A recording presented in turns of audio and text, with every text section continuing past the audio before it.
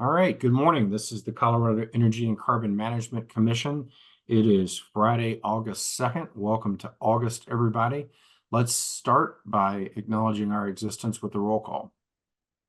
Commissioner Ackerman, Here. Commissioner Cross, Present. Commissioner Mesner, Here. Commissioner Oath, Commissioner Robbins. Here. Mr. Chair, you have 4 commissioners present. Great.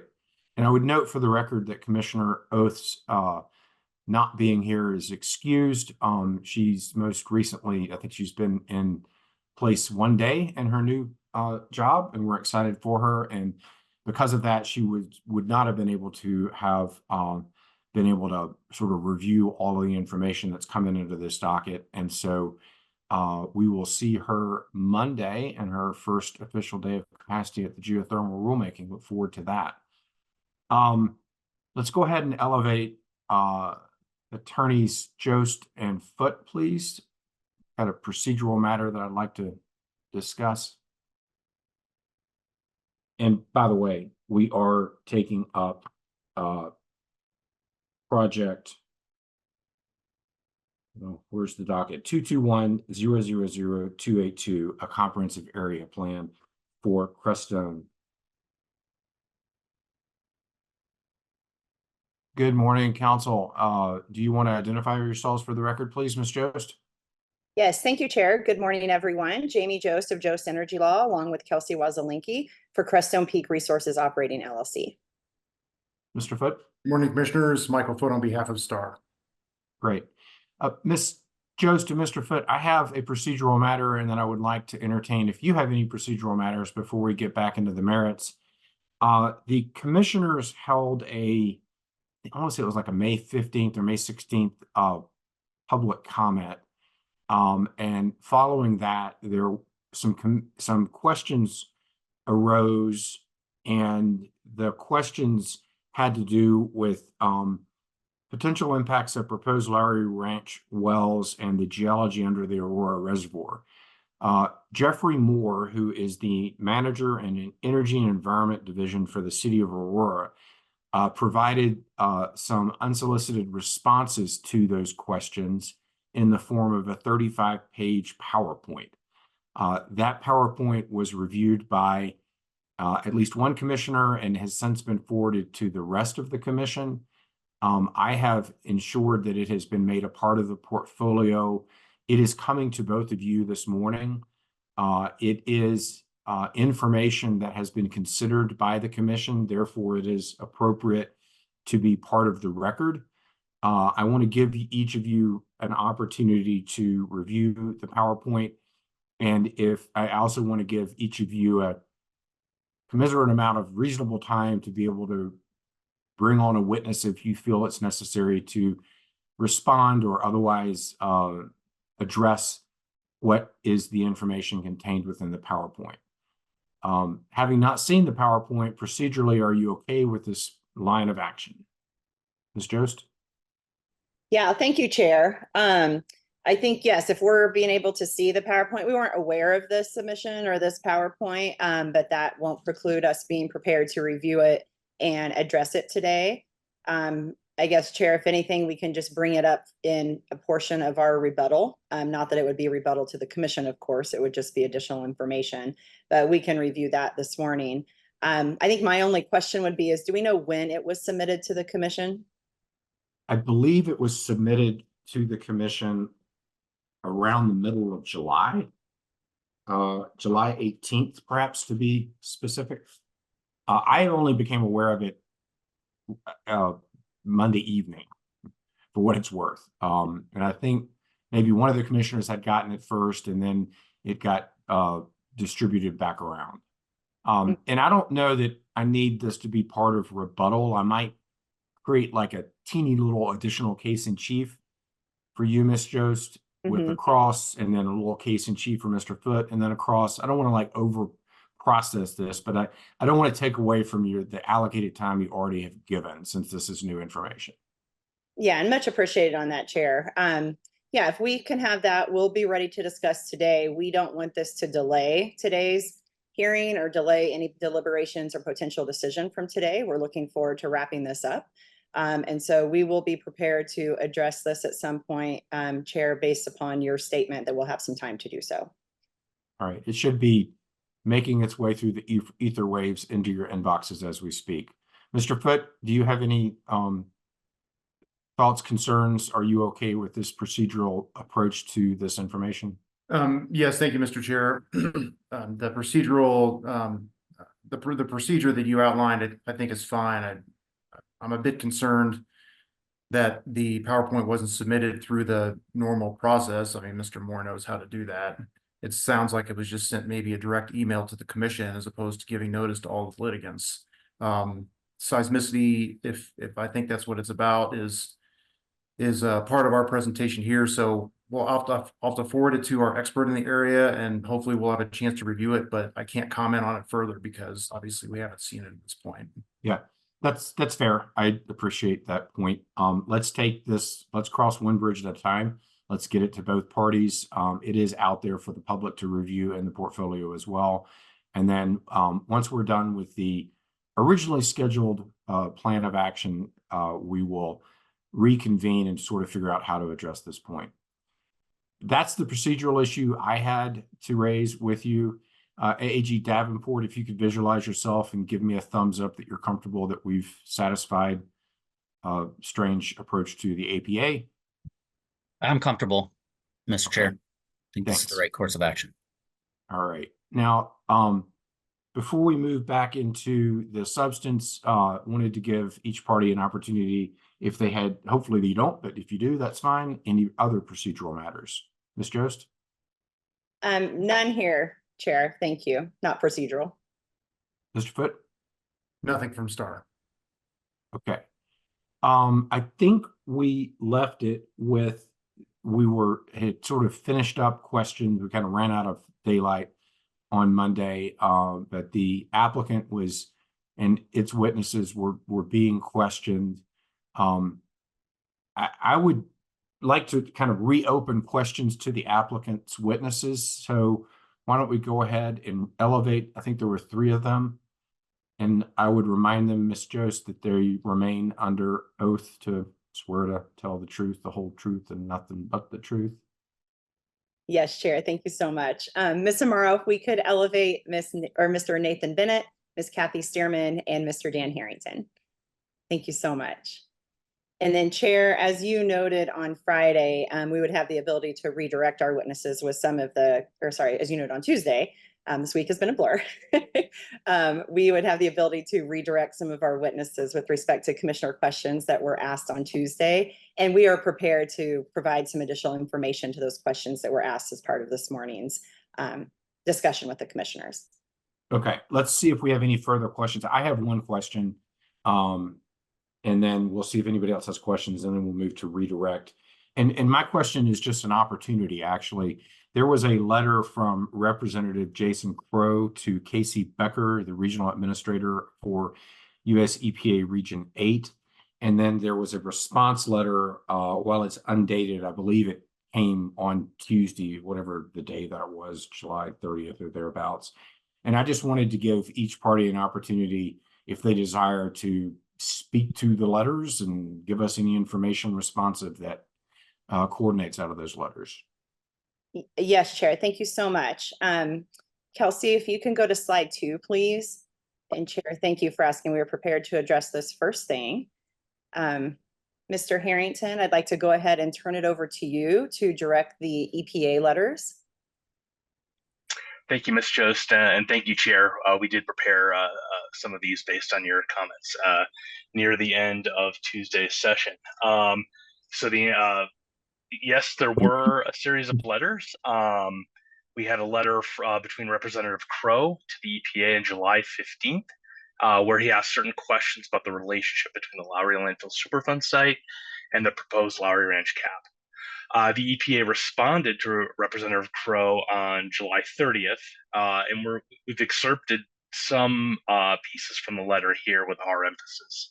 Of note, while the EPA has had a limited role with respect to oil and gas development at or around the site, we remain confident that contamination at the site is contained and that the remedy remains protective of human health and environment.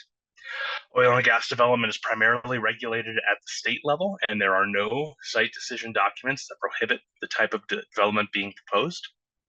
Recognizing ECMC's in-house expertise on fracking and petroleum engineering, EPA's written comments request that the ECMC establish a reasonable setback for drilling near the site. As part of that process, the ECMC has committed to notify and confer with the EPA as location-specific decisions regarding proposed drilling locations within 1/2 mile of the site boundary are evaluated.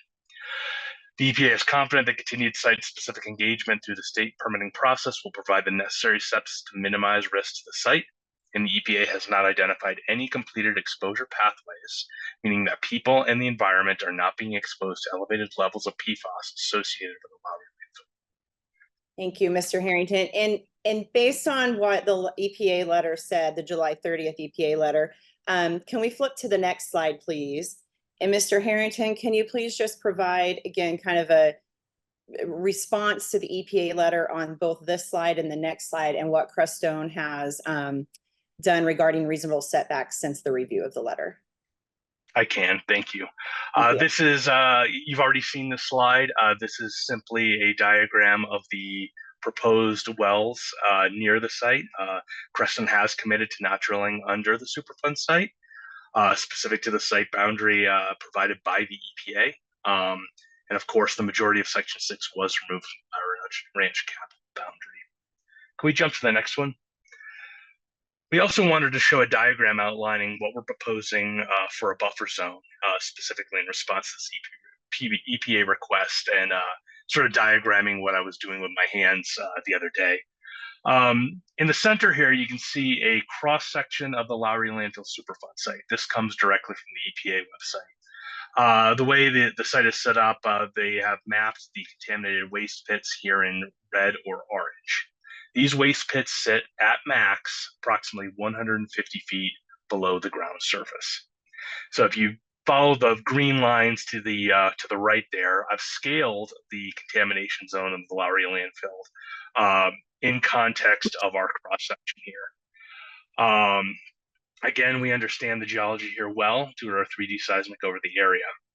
As you can see, a well drilled in the Niobrara Formation, which we will sit approximately 7,250 feet below the deepest contamination pits at Lowry Landfill Superfund site. So that's over 1.3 miles of solid rock, including over a mile of Pierre shale, which we discussed on Tuesday. Further, you can see the map at the top of the cross section here, the distance between the nearest pad site and the Lowry Landfill Superfund site here, 2.5 miles, well in excess of the EPA's guideline of a half a mile, excuse me. This body, the ECMC, is used to considering subsurface setbacks as relate to correlative rights in the Niobrara. If you recall, those setbacks are typically in a 300 to 600 foot range, and those are, again, for wells in the same formation near each other. We submit that a setback over 7,000 feet, over 10 times a typical DJ Basin setback, is more than reasonable. I think we talked briefly about the concept of adding additional horizontal setback, and I spoke about the Pythagorean theorem, showing my math here. You can see that given the very large amount of initial vertical setback, adding horizontal setback in the second column at the bottom here will result in a minimal increase to the total, we'll call it diagonal setback. In fact, 1,000 foot additional horizontal setback would increase the total setback by less than 1%. So it's really not material. And lastly, to be clear, we want to reiterate our commitment to a reasonable setback relative to the Lowry Landfill Superfund site by guaranteeing all wells drilled in the area will be below the base of the Pierre shale, so in the Niobrara Formation. Thank you. Thank you, Mr. Harrington. Chair, that's what we wanted to provide this commission for consideration with respect to the EPA letters. Just quick follow-up for Mr. Harrington. So I see that you sort of the approach to the request for reasonable setback is twofold. One, don't drill under the Superfund site. And then, or I'm sorry, the landfill. but that you're going to be 7,000 feet below it, so that is a vertical setback that's reasonable. Did you communicate that to EPA? Did you get a response from EPA? Thank you for that question, Chair. We did communicate that to EPA, and their response was similar to what you saw in the letter, in that they didn't want to evaluate. They wanted a reasonable setback, but they weren't committed to what that number looked like. It appears they're deferring that engineering analysis to staff of the ECMC. Does that appear to you? That's what it looks like to me, yes. All right. At some point, I may want to ask someone from our staff that question. So we'll give them time to let that percolate a bit, but that's not a question for this panel. Thank you for the answers to my questions associated with the letters. Commissioners, are there other questions that are that address this topic? And then we'll move to any other topics. Seeing none, are there other questions for the panel before we release Ms. Jost on redirect?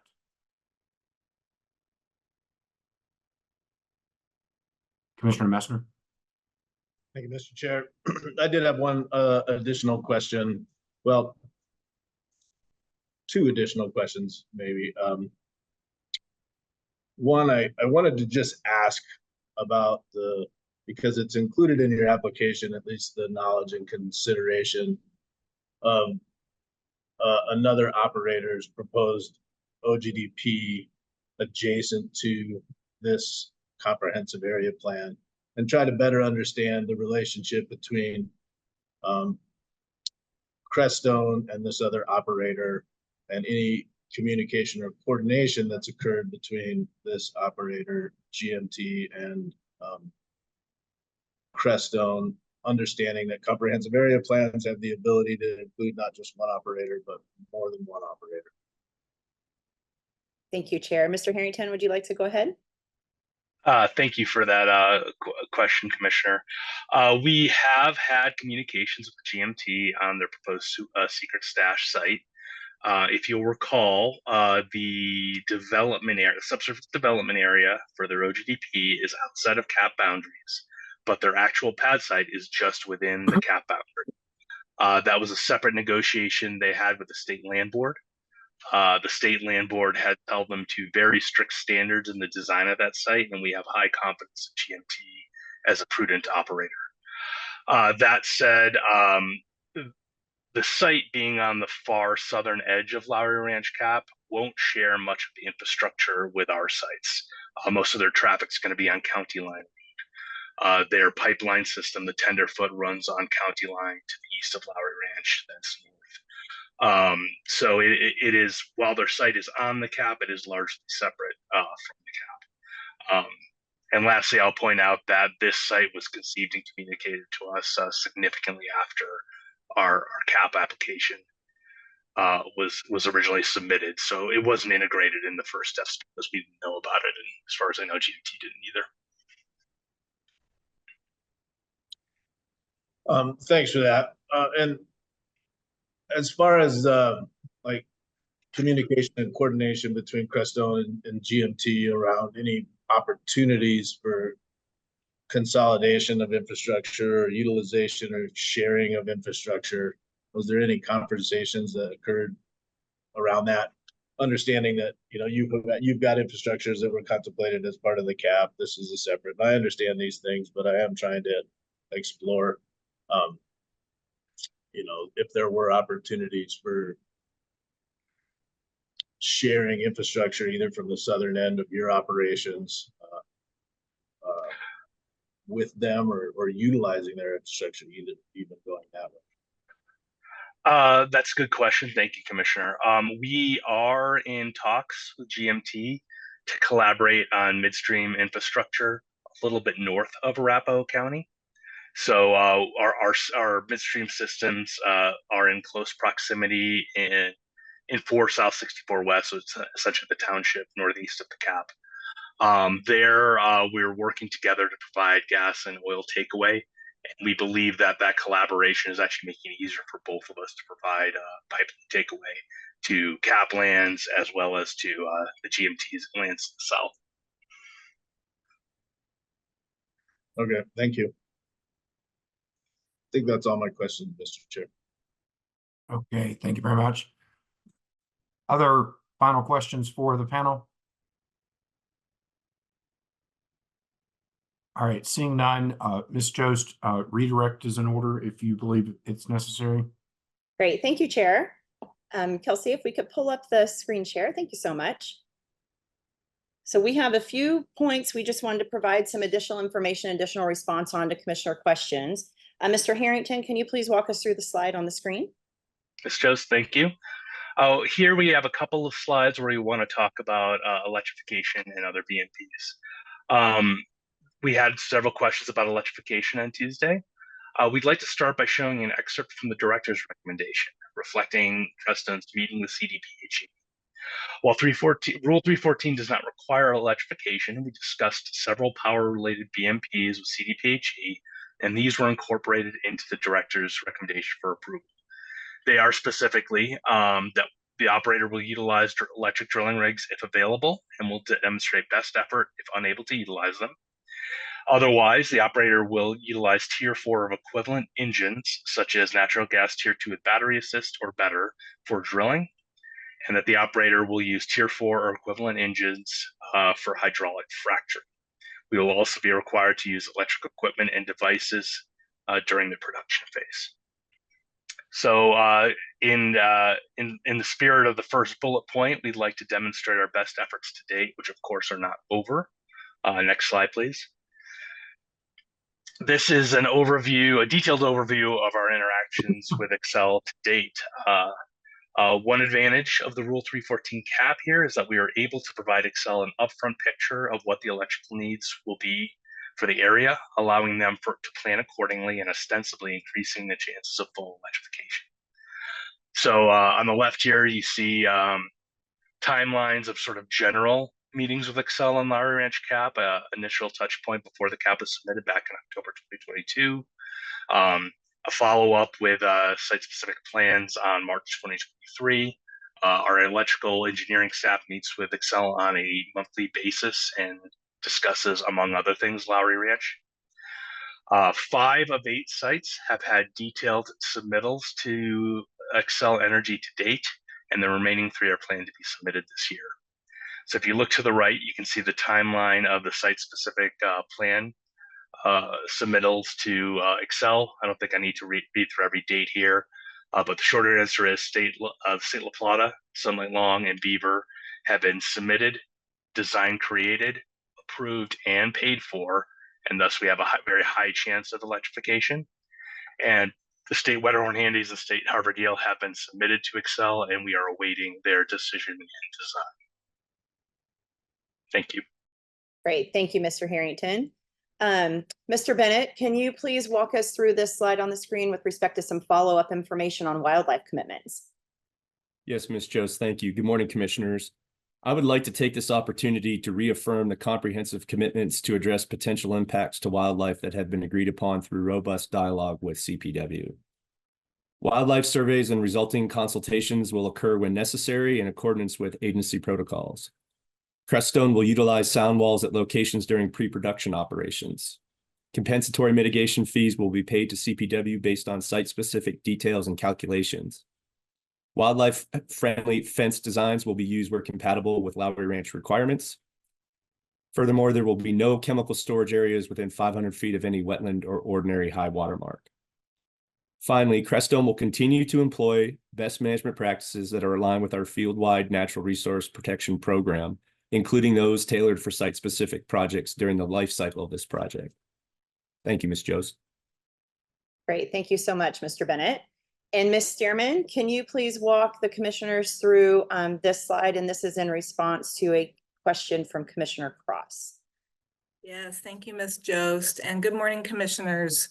We were asked a question about the truck emission evaluation that went into the cap and how our slide was derived. So we're hoping to add a little bit more thoughtful comments on that topic.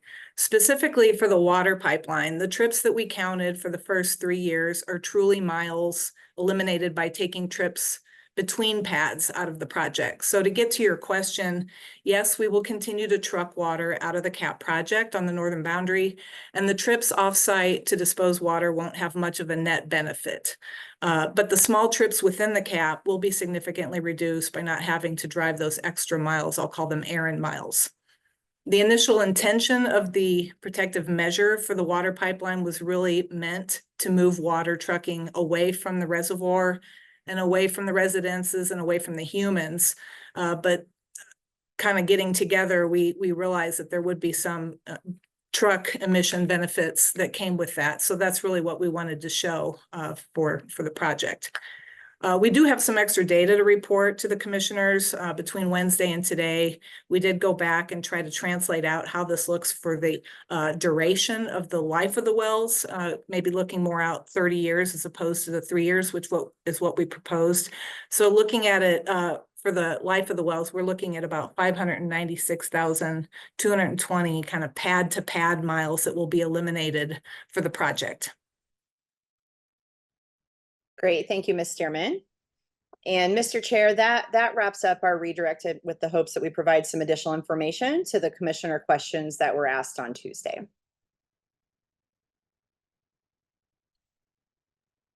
Let me find my unmute button. Commissioner Cross, I had some questions too, but go ahead, Commissioner Cross. I was just hoping to get a clarification. You said that was 596,000 over the 30 years, approximate 30 years? Yes, 596,220. So the water use and haulage does decline. So it's not completely relational, but that's what we translated out. Yes. Thank you. Mr. Harrington, back to the electrification points. Help me understand. So you've got 5 of 8 that you sort of are working with Excel. And I believe you've already paid Excel for the, I don't know, for the electricity or for the extenuation of lines to allow for electricity. What talk to me a little bit about the payment. The payment, thank you for that question. The payment is for the engineering design and for the ultimate work. So it's just kind of one payment up front. So we make that payment. They do the formal design. They have to get their own permits from municipalities to get that done. And then ultimately they do the work and then we connect to their service. And so normally when someone extends a payment for services, you get a right to the service. But I'm still hearing you hedge a bit that there may be situations in which even though you've paid for the service, you may not get it. Am I misconstruing your state testimony, or can you elaborate? Thank you for that question. I need to say this delicately. There are cases when we have ordered and paid for the service well in advance, and it still seems to be a challenge to get the service installed in time. And as I said the other day, if this were something that we had operational control over, I could be firmer in my commitments. Do you get your money back? No, because we still pursue the build out for the facility. Okay, it just doesn't, the electricity doesn't come in time for the initial drilling phase. Do I understand that correctly? That's correct, yeah. And that said, we got out of this well even more in advance of operations for Lowry Ranch Cap, again, being able to have them look at all the sites up front. So the confidence is higher even than some other sites. And does the concept that you're pursuing this oil and gas development through the comprehensive area plan, does that assist in the ability to allow the company to pursue electricity? I can't speak for Excel's internal review. No, I'm talking about Crestone. Maybe could you ask your question again, then I apologize. So the comprehensive area plan allows for 8 locations and 166 wells. as Mhm. opposed to one singular OGDP that might be one location and 20 wells. Does the concept of scale assist the company in terms of being able to pursue electricity globally because you've got the scale there compared to one OGDP? Does that make a difference? It does, because it allows us to, as I understand the way it's getting built out, incremental pads build on lines we have installed for the initial pad. So rather than asking Excel for designs for the individual pads willy-nilly, which might have electrical lines coming in from the west, from the south, from the north, what have you, they can plan ahead. And we pay quite a bit of money for one central line to be set up, and then we branch off that line. So yes, it does aid both the company and I would think Excel in its planning for electrification. The 5 pads for which you paid for services are, and this was in the record, but I don't know where, this is a large record. Are those pads ones that are going to be earlier on in terms of development? And are the 3 that have not been sort of brokered with Excel, are they later in stages of development? Thank you for that question. And just to correct you, you said we paid for 5. That's not true. We paid for 3, and we're waiting for the design to pay for the remaining 2. So we're not that far yet. Thanks for that. But the question stands. Our prioritization was a mix of operational timing and criticality. So you'll notice that the pads on the western boundary of the ranch, Sunlight, Long, and Beaver, were among the first 3. And then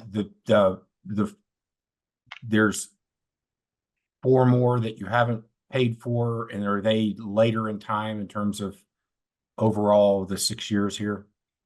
Yes. So we paid for La Plata. That's to be our first pad pursued. We've paid for Sunlight, Long, and Beaver. Those are, I would say, the most critical pads, being proximate to the west side of the ranch. Wetterhorn Handies and Harvard and Yale are likely to be earlier in the development plan. Those are the ones we've ordered studies for, but we're waiting for the studies to come back. And the remaining 3 will happen later. And when you say later, can you give me approximate timeframes? I mean, are we at 2028, 2029, or do you know? We plan to submit the designs to Excel this year. There is, as far as I can tell, a limit to the number they can work on at any one time, which is why they're sequenced out. And I appreciate that. That actually wasn't my question, but that's good information. When does Crestone, when in a timing perspective, is Crestone planning on drilling and completing Yale, or the last 3 that you talked about? So the last 3 would be on the back end of development, 2026, 2027, 2028. Okay, thanks. You're welcome. Further questions for the panel? Commissioner Ackerman? Thank you, Mr. Chair, and I appreciate the follow-up, Mr. Bennett, on the wildlife questions that I posed. I didn't see addressed one point that we had discussion about in the previous hearing, which was associated with being careful in the State Blanca, State Harvard, Yale, State Wetterhorn Handies pads that are, as I understand, the points for the offtake of produced water, creating a schedule so that timings of produced water does not create spikes during the mule deer or pronghorn wintering season. And I know that you had talked about going back and chatting with your team about that. Wanted to see if you, I didn't see that included on your slide. Wanted to see if you had an update on that. Thank you for the question, Commissioner Ackerman. Our development team is still working through those numbers to truly understand when peak water is hit, or when we arrive at peak water, which is consistent with your question. So I anticipate another working day or 2 to finalize those numbers. And once those are complete, we can certainly get those to you. Okay, thanks.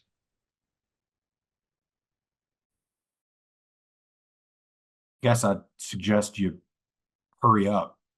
That sounds to be like it's important piece of information for at least one commissioner. Other questions?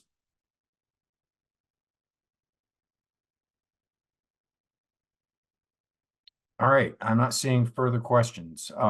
Ms. Jost, are you comfortable that you've finalized redirect and I can move on to the next case in chief? Yes, Chair. The only request I would have is that if we can submit these redirect slides to maybe Ms. Amaro to circulate to the commissioners and become part of the record, we'd like that approval if you may. Yes, that would be appropriate. Thank you. Thank you so much. All right, Mr. Foote, if you could visualize yourself. Are you ready to go with case in chief? I could give you a few minutes if you need to gather your witnesses or otherwise. We should be ready to go. I'll call the 4 witnesses and make sure they can visualize themselves and be sworn. And hopefully we can just have all 4 of them sworn in and start with our first one. Okay, that'd be great. Go ahead and call them out and Ms. Amaro will raise them up. Our 4 witnesses are Marcia Goldsmith-Kamen, William Thornton, Brian O'Mara, and Silverio Caggiano.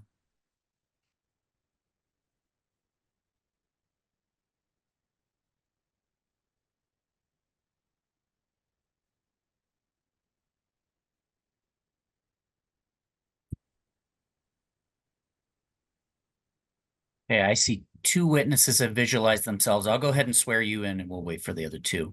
I'll start with Ms. Goldsmith-Kamen. Could you please raise your hand, state your name, and then say that you swear to tell the truth? Go ahead, please. My name is Marcia Goldsmith-Kamen, and I swear to tell the truth. Thank you, Mr. Thornton. My name is William Thornton. I swear to tell the truth. Okay. Did just see, I believe, another witness. Sir, Mr. Caggiano, would you please raise your hand, state your name, and say that you swear to tell the truth? My name is Silverio Caggiano. I swear to tell the truth. Thank you. And then I believe Mr. O'Mara is the last witness. Is that correct, Mr. Foote? Yes. Okay. Mr. O'Mara, same thing. Please raise your hand, state your name, and say that you swear to tell the truth. Brian O'Mara, and I swear to tell the truth. Thank you. All right, Mr. Foote, you are recognized for your witnesses for Starr's case in chief. Great, thank you.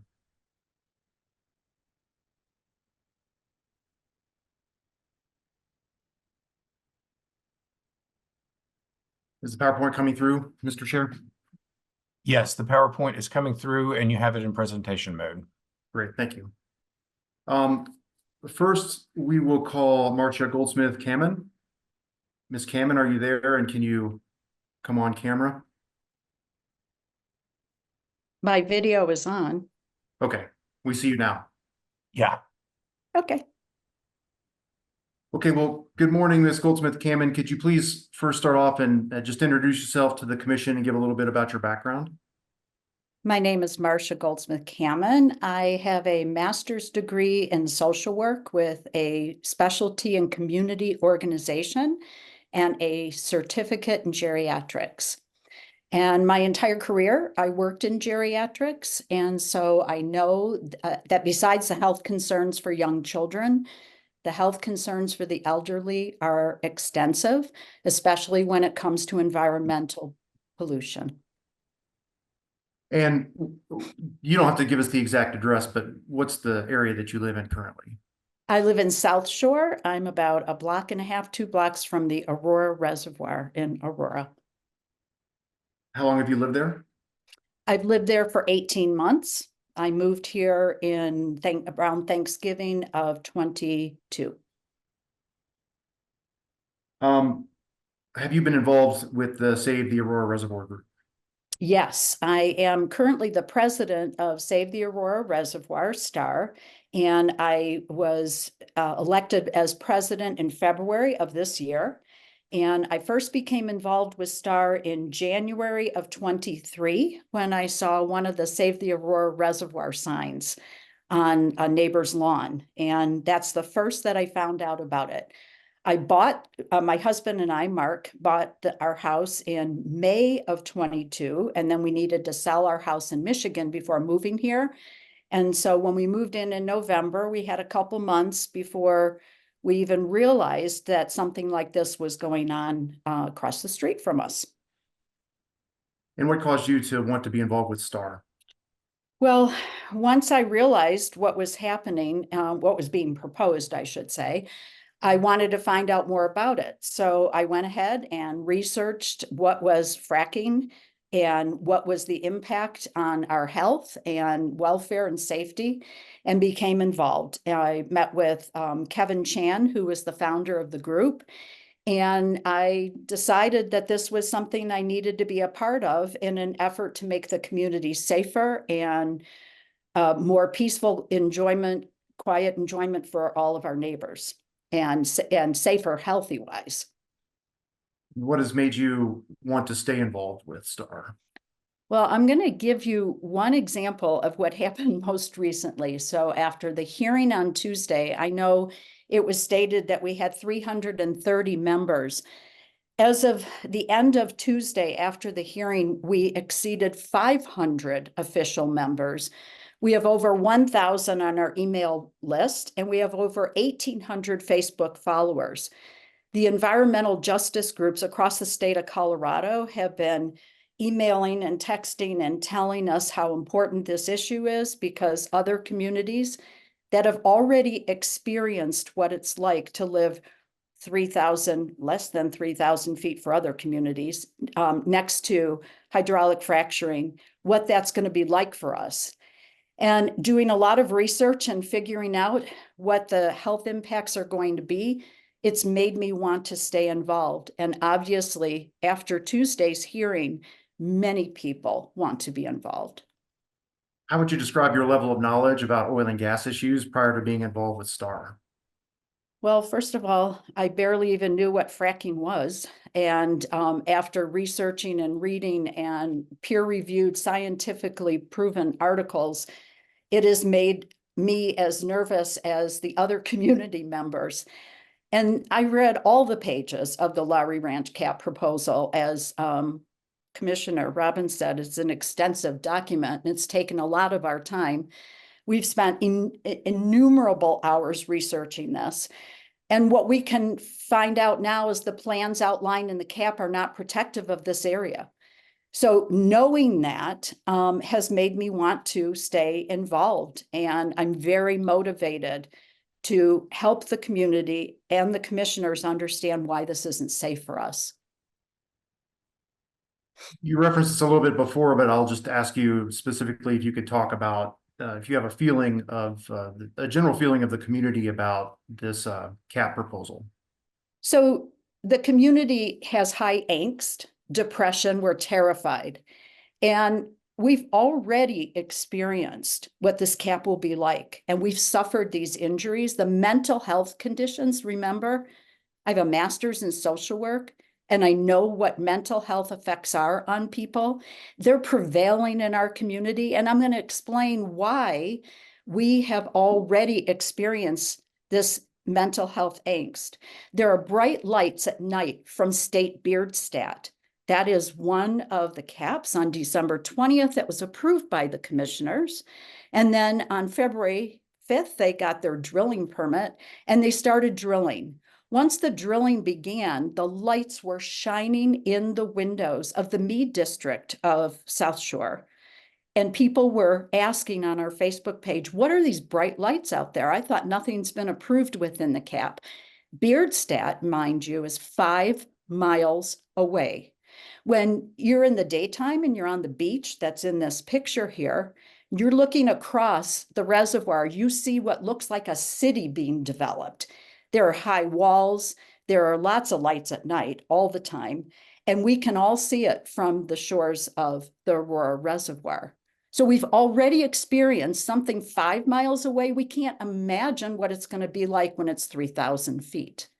We were misled by the realtors, builders, sellers. We all thought we were purchasing our forever homes, and no one told us that this was happening. You had to do extensive research. You still have to do extensive research to try to figure out what's going on. The plans change constantly. People are having trouble sleeping. They wonder if they're going to have to move because of the noise, air pollution, truck traffic, the health, safety, and well-being of their children. We have enormous health impacts shown, scientifically peer-reviewed studies to show that people living within 2 miles, living 2 miles away. So we know the air quality, emissions, ozone, we're in an ozone non-attainment area. Over half the days of our summer already have had ozone alerts. Add in those wildfires that we're all experiencing right now to the ozone. A lot of our children in our CAP area have asthma and respiratory illnesses.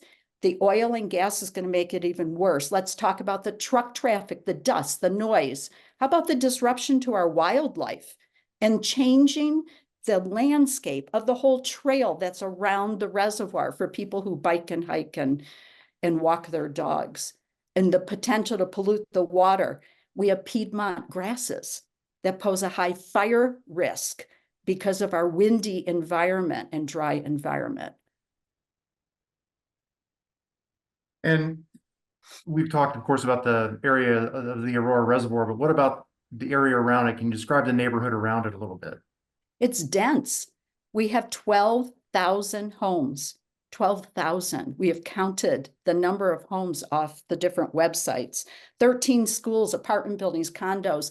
Our community is growing so fast that our elementary school is bursting at the seams, and they're taking some of the children from the elementary school and moving them over to Blackstone community to go to Woodland Elementary, which, by the way, Woodland and Altitude Elementary are going to be 1 mile or less from State Sunlight Long. And these children are going to be on those playgrounds, breathing that air.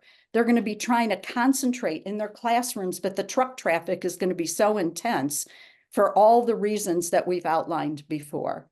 So the other thing is most of the people who are living along the reservoir look out and see a variety of wildlife species wandering through the CAP. And remember, the setbacks that for the wildlife are to the active nests. However, they graze and they roam the entire area all year long. So who's representing the voices of the high priority habitat? CPW, whom we've met with numerous times, has made recommendations, but they can't mandate. So it's the responsibility of the Coloradoans to protect the wildlife. And we keep hearing it's operationally unfeasible and the industry standard to cause harm to the wildlife breeding cycles and not adhere to the CPW recommended schedule. You've mentioned wildlife a few times. Is this a concern that comes from yourself or other members of STAR, particularly about wildlife? It's from myself and other members as well. We have people who are wildlife biologists. We have seen so many different wildlife, pronghorn antelope and the eagles, and just innumerable wildlife. I saw for the first time in my life a pair of kestrels, the different raptors, red-tailed hawks. The red-tailed hawks were across the street on the roof, and I got to see them feed their prey to their other partner. It's been a pretty amazing journey just walking across the street and going down there to the reservoir and seeing this wildlife. There's a nursery out there of the pronghorn antelope. Right now, we can witness those pronghorn antelope with their young ones today.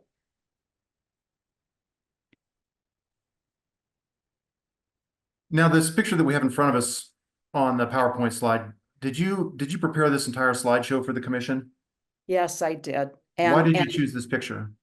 Well, and I want to thank the community for providing us with lots of different pictures. We get pictures all the time on our Facebook page.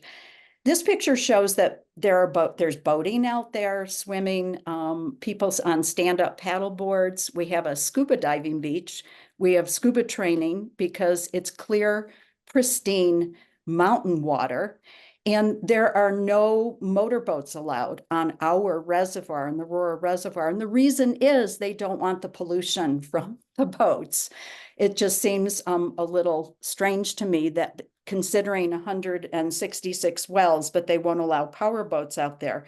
The fishermen, seeing even during the winter time, the ice fisher people, I should say, as is noted in our affected party status, we have an entire family that I met that are fish out there a couple times a week.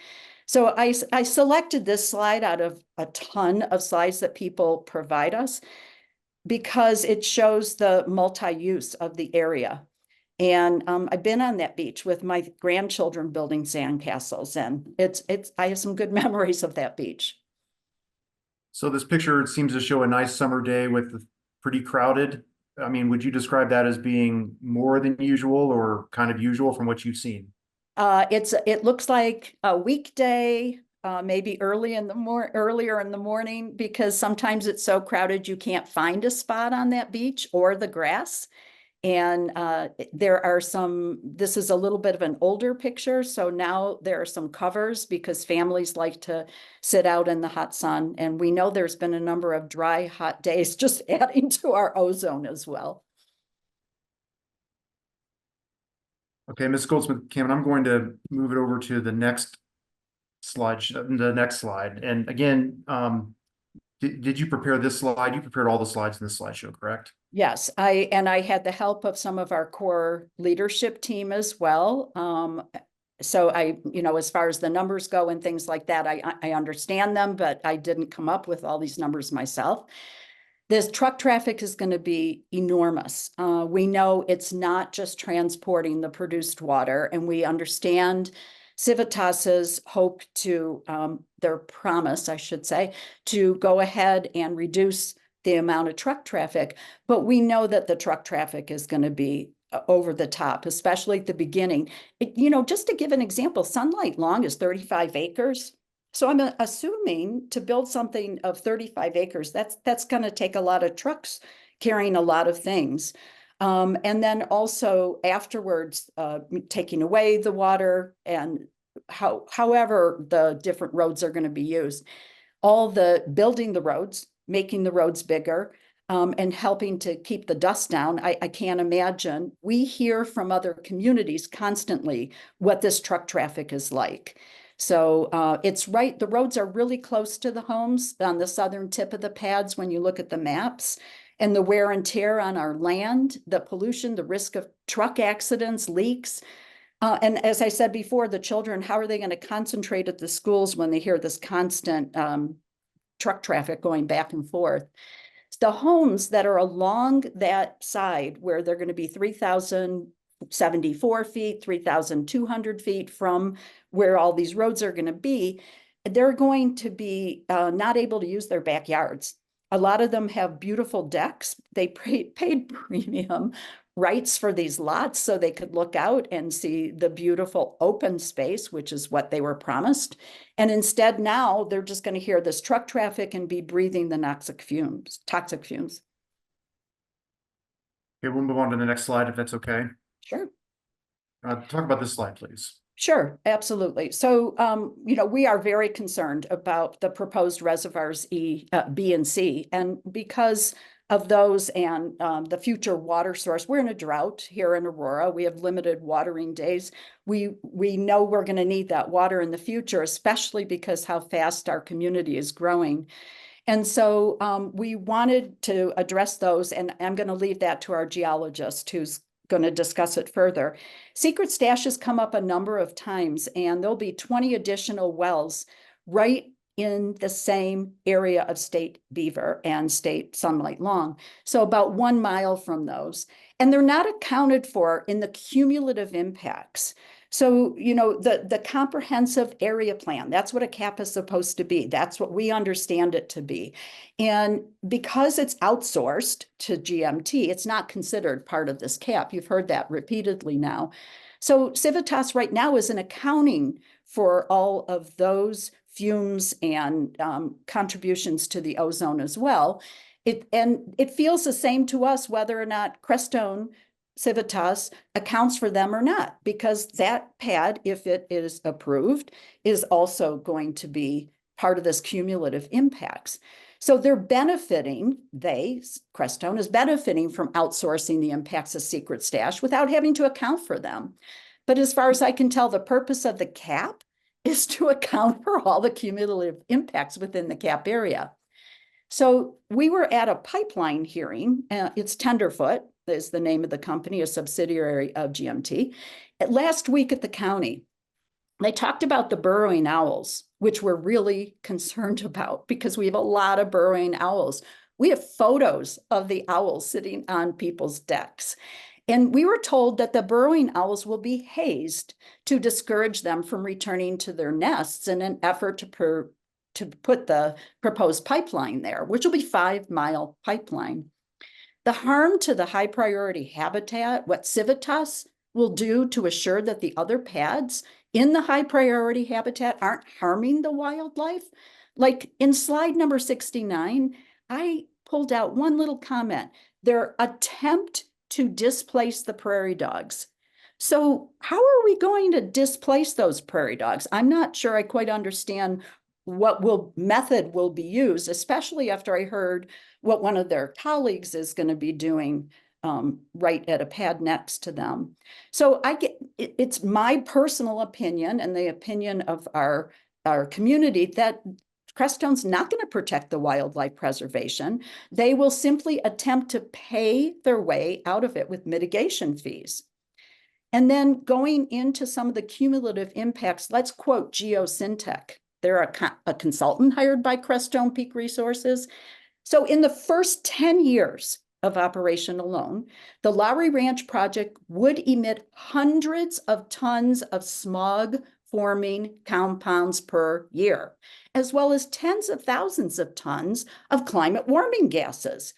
And the wells are going to be operational for 25 years. I want to just mention one last thing here. There's so much oil and gas already in the cap. So I'm going to read 79 existing wells within the cap. 41 are plugged and abandoned. 17 are producing. 10 are drilling. And 11 are shut in or temporarily abandoned. And I would say, to me, that kind of translates into density of sources, which I understand is a term that CDPHE uses all the time. And so just to clarify, when you talked about slide number 69 earlier, you're referring to slide number 69 of the Crestone case in chief presentation? You are absolutely correct. Thank you for clarifying. Just wanted to be clear. All right, thank you. Yes, you're right. We'll move on to the next slide here. This is entitled Cap Plan is in violation of state land boards sub-area plans. And if you could explain this slide and why you put it in here. Absolutely. So Ms. Caranda on Tuesday stated that in 2011, there was no public comment when they were going over this lease and talking about signing it. And that's because nobody lived out there yet. Very few people lived out there yet. So our community, as I mentioned before, is still growing. I think there's still 40 lots or so left to develop right along the reservoir area. And the environment's changed significantly.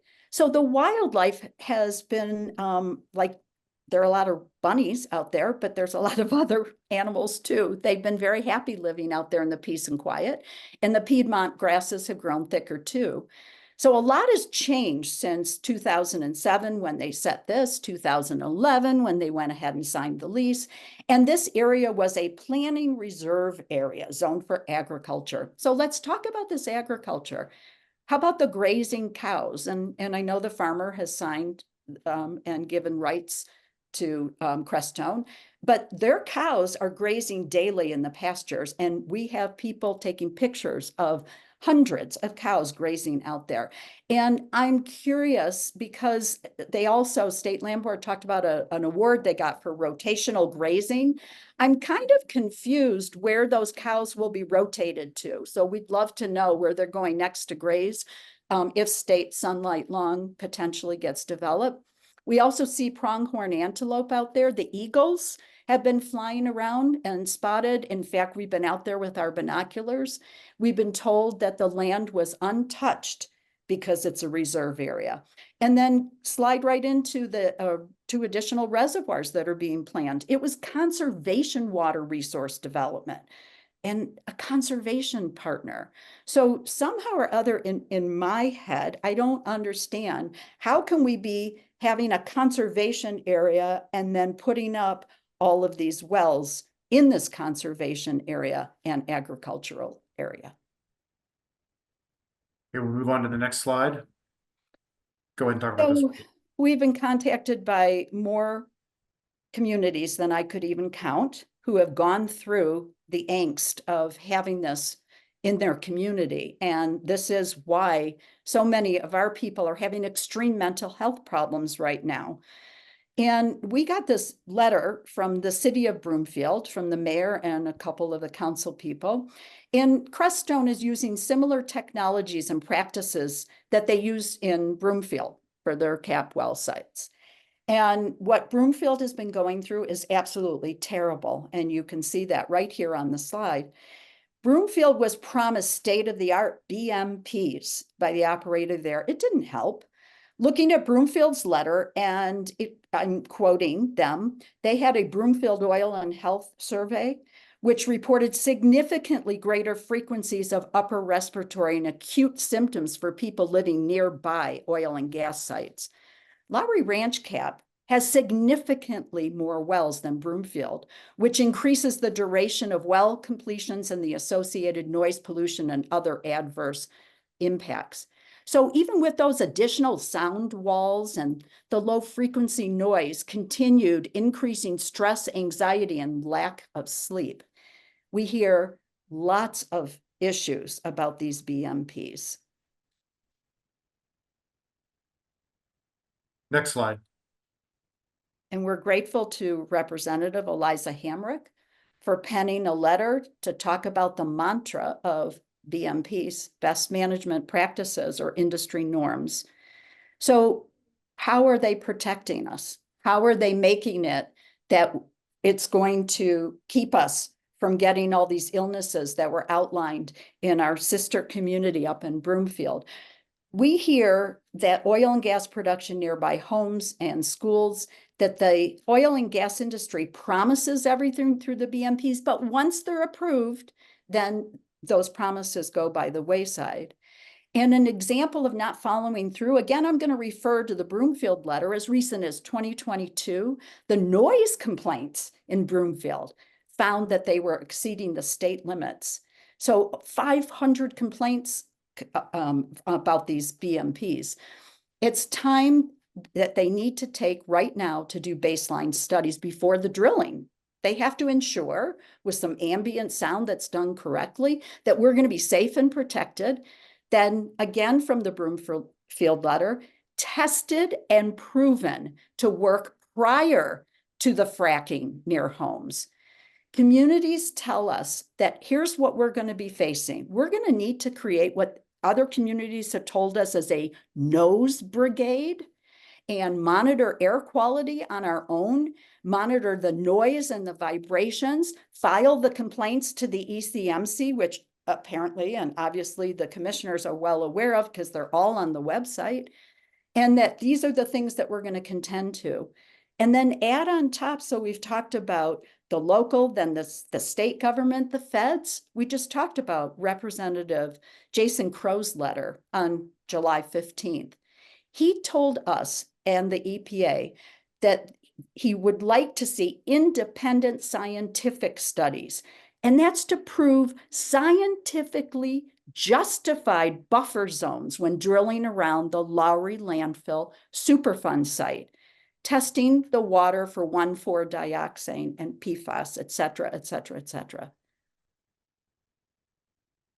Let's move on to the next slide.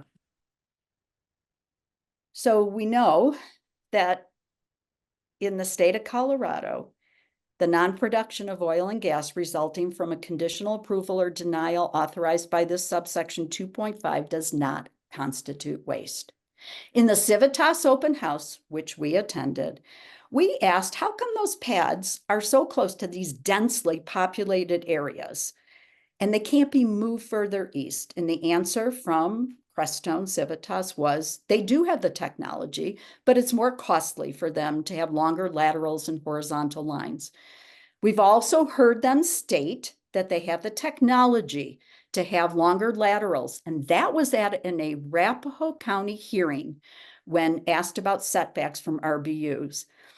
This is different than what Mr. Harrington told you on Tuesday, and we know they can use longer laterals because we see plans in other permit applications where they do just that. Remember, we explained we have a lot of other communities that are giving us information too. We've been told by the state commissioners in meetings that minerals can be left stranded in the state of Colorado. And as the commissioners know, the law is clear that operators don't have a right to develop minerals.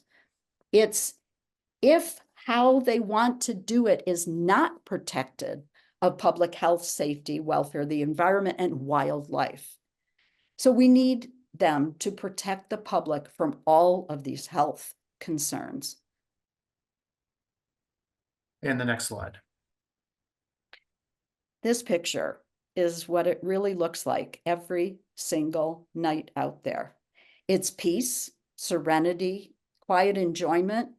That's why all of us chose to live out here, because it is the most beautiful area you can imagine, where it's an escape from the congestion and the noise to enjoy the natural wonders. And it's not just the 12,000 people living nearby the reservoir, it's everybody who goes there to recreate and enjoy it, and the athletes who use it to practice and run around the 8-mile path. So that's our drinking water. You can see right to the bottom. And we learned how to, those little crawdads, you can actually see them right through the water. It's absolutely amazing. We want that drinking water for 400,000 people kept safe from the airborne particulates that are going to be wind blown into the water from the oil and gas wells, or the ones that could potentially leak in the ground.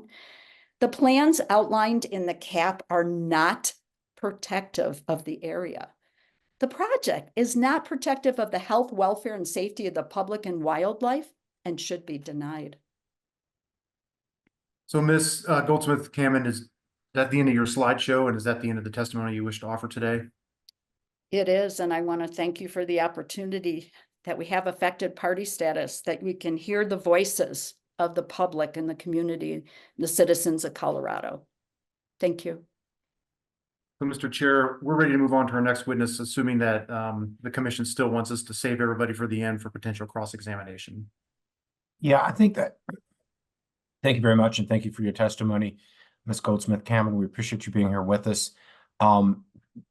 I think you're right, Mr. Foote. We want to kind of go through everybody, and then we'll do cross and then commissioner questions. Let's take about 10 minutes before we move to your next witness, kind of a mid-morning break. It's 10:15. Let's return at 10:25. All right, we are back on the record on the Lowry CAP. It is August 2nd, and it is 10:25. And we now will proceed with petitioner at Star's attorney, Mr. Foote, and its next witness in its case in chief. Thank you, Mr. Chair, and we'll call William Thornton as our next witness, and I will also attempt to share a screen for a PowerPoint here.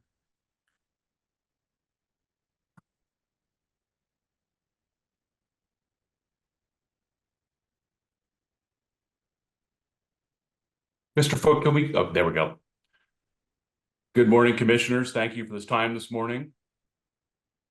Mr. Thornton, could you please introduce yourself to the commission and give us a summary of your background and experience, please? Certainly. I'm Will Thornton. I'm the principal of Thornton Acoustics and Vibrations, located in Pennsylvania, outside of Pittsburgh, Pennsylvania. I'm actually educated as a mechanical engineer. So I have a bachelor's in science and mechanical engineering from North Carolina State University with concentration in acoustics and vibrations, and then a master's in science and mechanical engineering from Purdue University with specific concentration in physical acoustics, mechanical vibrations, nonlinear dynamics, and noise and vibration control. Kind of a mouthful. So as a part of that graduate training, that actually includes not just the engineering side of physical acoustics, but also formal training in the audiology departments and psychoacoustics departments. It's not much used to engineer and measure and affect noise without really understanding the human impact, the human perception of noise and vibration.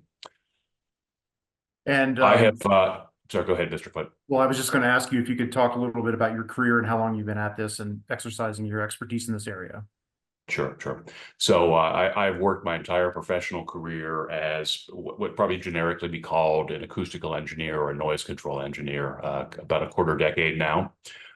Throughout that, our firm was actually founded out of the breakup of Gulf Oil Corporation. So we were founded by their director of acoustics and vibrations. So our firm, and then me personally throughout my professional career, have continued to work with the oil and gas industries, petrochemical industries. So at this point, I've completed well over 100 oil and gas site projects, some of those sites, multiple projects, and involves everything from compliance testing and measuring and monitoring. But really 2/3 of the work is directly working for oil and gas and petrochemical companies, actually doing fundamental mechanical engineering to reduce noise and vibration, to reduce and control noise and vibration impacts. And have you previously disclosed a current copy of your resume in this matter? Yes, I did. Yes, I did. I submitted my CV in this matter. And would you recognize it as being Exhibit H? I believe that's correct. And Mr. Chair, we just asked to be able to admit Exhibit H into the record formally. Ms. Jost, do you have any concerns about that? No, Chair, thank you. All right, Exhibit H is submitted. Thank you. And we also would ask the chair to allow Mr. Thornton to testify as an expert in noise and noise mitigation. Ms. Jost? Thank you, Chair. We do not object to him being admitted as an expert. However, we retain the right to, of course, question the credibility, reliability, and relevancy under the Colorado Rules of Civil Procedure during our cross-examination. Thank you. Okay, he's admitted as an expert and you've retained the rights. Mr. Foote, go ahead. Thank you. Mr. Thornton, we'll get into this in a little more detail later, but I was just wondering if at the top here you could give a summary of the materials that you reviewed over the course of your work into this matter. Certainly. So I've reviewed the CAP materials provided by Crestone, including the second amended versions. I have reviewed submissions from Crestone to Arapahoe County. I've reviewed the pre-hearing and response statements from both Crestone and Starr in this matter. I have reviewed the director's recommendation and have also reviewed Colorado State and Arapahoe County local rules and regulations, including the ECMC rules. And did you also prepare and submit any kind of a report based on your review of the materials that you just indicated? Yes, I did submit a written report. And would you recognize it as having been submitted as Exhibit A? Yes, that's my understanding. And Mr. Chair, I just move Exhibit A into evidence, please. Ms. Jost, any objection? No objection. And Chair, I'll just have a continuing reservation of rights to question Mr. Thornton on each of these exhibits that are put up with respect to the timing during our cross. Yep, that's what cross is for. But that exhibit is admitted. Go ahead. All right, thank you. And Mr. Thornton, did you prepare this slideshow, the first slide of which is in front of us here today? Yes, I did. I think I submitted that on July 19th, if memory serves.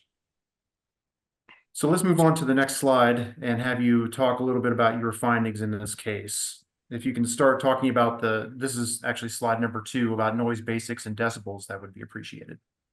Sure. So I'm going to start off with some basic foundational material just to frame what we'll be talking about, some of the larger noise issues. Noise, decibels, sound, even for very technically competent people, tend to have a lot of misperceptions and misunderstandings, a lot of room for confusion. One of the things that hearing, noise and human impact in hearing is a very strong function of frequency.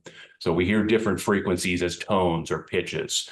Deep bass sounds, a low frequency noise we hear as bass sounds, high frequency noise like birds chirping and whistles we hear as treble sounds. But this is reflected that there's a host of metrics used in acoustics and noise, literally dozens of them, that are all called decibels, and they vary in time averaging, frequency averaging, and have different frequency filters on them. So one of the things when we talk about decibels, all decibels are not the same. The Colorado ECMC Series 400 rules very effectively incorporate multiple metrics to measure noise. Something we'll talk about. They include something called the C-weighted decibel, or DBC. Noise from oil and gas and petrochemical operations is inherently endemically contains a lot of low frequency bass sounds. It's very important because low frequency bass sounds propagate large distances. They propagate over barriers, noise walls, noise barriers, noise berms, rendering them with very little effectiveness. And probably most importantly, low frequency noise penetrates and propagates through even high quality commercial and residential construction. Heavy masonry, low frequency sounds will still propagate through them. So low frequency noise endemic to oil and gas will travel long distances and travel right into people's homes. If you've ever lived in an apartment or stayed in a hotel or remember your dormitory days, you probably remember you have experienced being able to hear bass sounds from adjoining rooms or from outside of your home or your apartment, and that's sort of an issue here. Something else. It's important to realize when we talk about these decibel scales, it's a logarithmic rather than a linear scale. And what's important about that is relatively small changes in noise levels or relatively small differences in noise levels are actually very large differences in energy, and more importantly, very large differences in the perceived loudness of noise or sound. A couple simple rules. A 3 dB change in the sound level is generally considered to be the smallest change a human can perceive. So if I were to turn your stereo up by 3 decibels, I'd have to hit that 3 decibel threshold before most people really noticed that it had gotten any louder. But that 3 decibel increase is actually a doubling of the amount of acoustical energy, the sound power. So if I have, let's say, 2 identical wells emitting identical noise, a single well emitting some sound level. If I add a second well, it's going to increase the sound level at some receptor by 3 decibels roughly. If I increase that to 4, it's going to increase another 3 decibels to 6 decibels. So the acoustical energy is additive. Noise sources throughout the proposed cap are additive. They're not experienced singularly. Every 10 decibel increase, every 10 decibel increase in noise is perceived as roughly a doubling of the loudness. It's like turning your stereo from 5 to 10. A 20 decibel increase in noise is perceived as 4 times as loud. These are well established in acoustics and noise literature, audiology literature. So these relatively small changes are actually very large increases in the energy and large increases in the perceived loudness. This becomes very important. We're going to talk about ambient noise studies, noise modeling, and these simple rules need to be kept in mind when we're talking about the results of these and some of the deficiencies of these. Like I said, I can't drive this point home enough. Because of the low frequency content, noise and other reasons, noise walls are going to be relatively ineffective. Noise barriers are going to come up a lot. For a noise barrier, a noise berm, a noise wall, we use these terms all interchangeably. Something I've worked with throughout my professional career, unfortunately. And I say unfortunately because we know the science is quite clear that for a noise barrier to be effective, it has to be tall compared to the distance between the noise source and the noise receiver. So if we have a gas well and we have residents living several thousand feet away, a noise barrier that's 40 feet tall or 50 feet tall is essentially irrelevant. It doesn't introduce any meaningful noise reduction. That it can be very deceiving. Oftentimes when modeling, and again, I'll talk about this in more detail later, when the noise emissions from industrial facilities, be they oil and gas or other things, are analyzed, we look at the insertion loss. How much reduction does that noise wall provide? And if you were to go just off of the well pad and measure with and without the noise wall, that noise wall may reduce the sound by 20 decibels. That does not translate into a 20 decibel reduction out at greater distances. As you get further and further from the well pad, the effect of that noise wall diminishes rapidly, eventually to 0 decibels. So these noise walls, although they can be measured in ways that make them appear very effective, when we're at the distances we're talking throughout this cap, noise walls and noise barriers are relatively insignificant, essentially invisible. I'm going to belabor this a little bit, but it's important. When we're talking about sound, when we're talking about sound emitted from these facilities, sound does not behave like a beam of light. It's not a line of sight phenomenon. Simply breaking the path, if we were to aim a spotlight from the gas well to a resident, putting up a wall and breaking that path is going to block the light largely. Not so for sound. Sound's a pressure phenomenon. It's a pressure field. It's literally air molecules vibrating and banging into each other. And because of that, it diffuses and bends, and it goes up and over and around obstacles and diffuses to fill in the backside. So bass sound is going to propagate large distances. It's going to penetrate into residences and commercial buildings, schools, churches, hospitals, facilities. And noise walls are relatively ineffective, highly ineffective at these distances. Mr. Foote, if you go to the next slide, please. I will, but I wanted to ask you a follow-up question on this slide, if I could, Mr. Thornton. So I want to take you to the last 3 bullet points you have about the extra decibels, creating an extra perception of sound. And to the layperson like myself in this area, I guess, I look at something like, look, if it's a 55 dBA or 55 dBc, and you turn it up to 60 dBA or 60 dBc, that's not that big of a difference. But am I taking your testimony correct in saying that really it can be a big difference, even if you take it up just a couple of dBA or dBc? Not can, it is a big difference. So again, 3 decibels is the smallest you'd perceive. A 5 or 6 decibel increase. So if we increase the noise by 5 or 6 decibels, most people would describe that as clearly audible. It roughly 50 or 60% louder. But when we go up to the threshold of a 10 dB increase, we turn it up from 50 decibels to 60 decibels, general population would report that it's twice as loud. And again, 20 decibels is 4 times as loud. So these relatively small increases that appear, numerically, they're small percentage increases, are very large, 100, 200, 400% increases in the loudness. How loud does it sound to a person? And then the other thing I'd like to follow up with is, since you've reviewed over the ECMC regulations, you're probably pretty familiar that many of the regulations talk about a 2,000-foot distance between the oil and pad location and, say, a residential business unit. And 2,000 feet is a pretty common amount of feet between the two. And I'm hearing your testimony to say it's not really about the 2,000 feet. There could be more of a sound increase or perceived sound increase at 3,000 or 4,000 feet or beyond, even if there's sound walls. Is that a fair representation of your testimony? Let me clarify a bit. There's 2 things going on. As we increase distance from a noise source, the sound drops off in a predictable manner.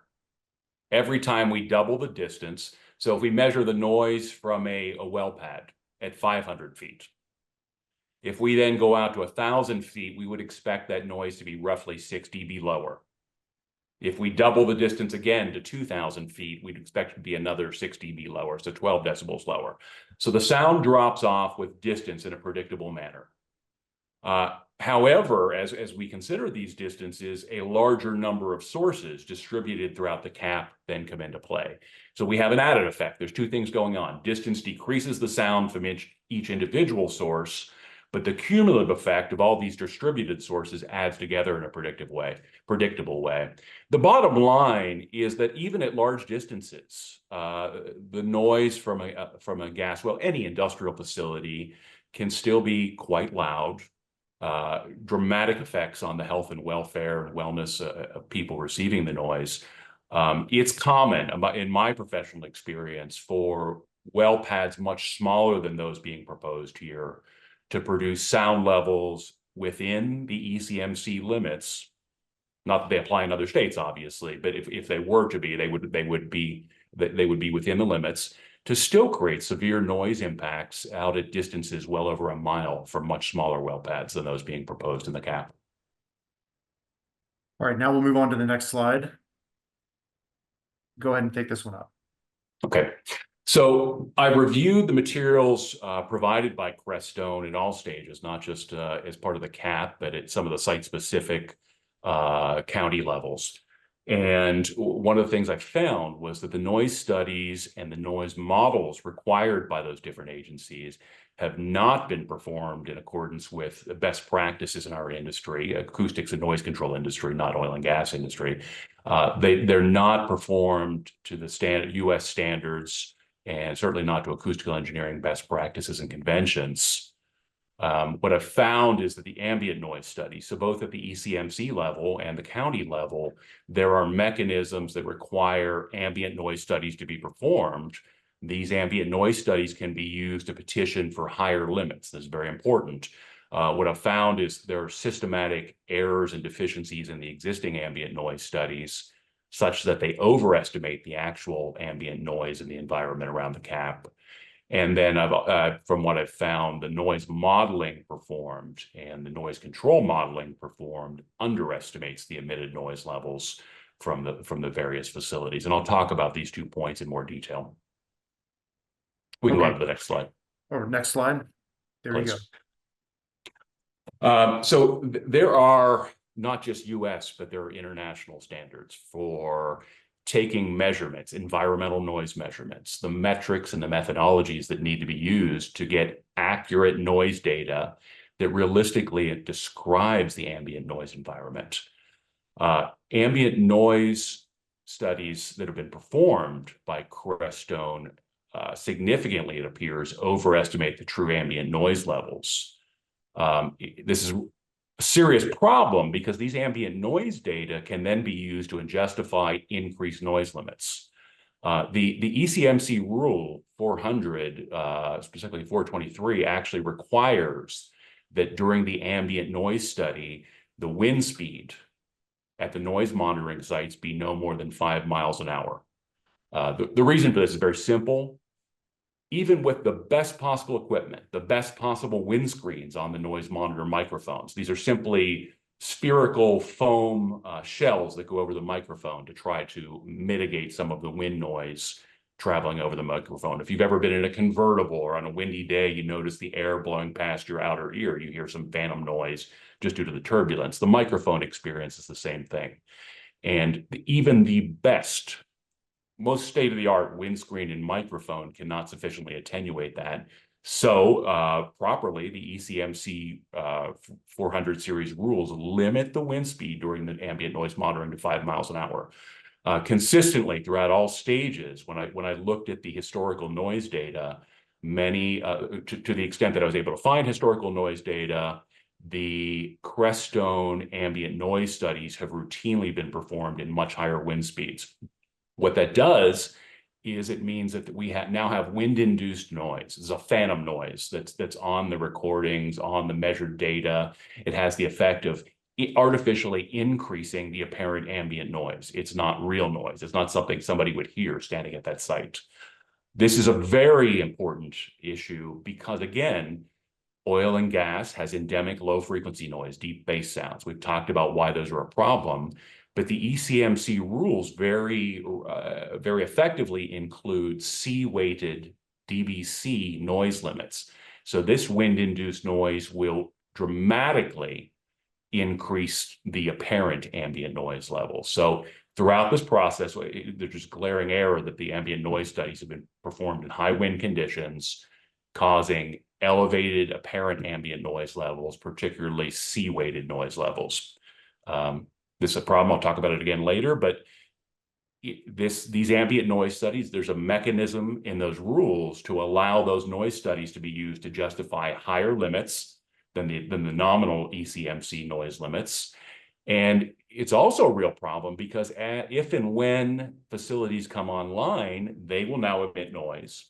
Any future ambient noise studies will now include that industrial noise, and we end up with an upward spiral of noise.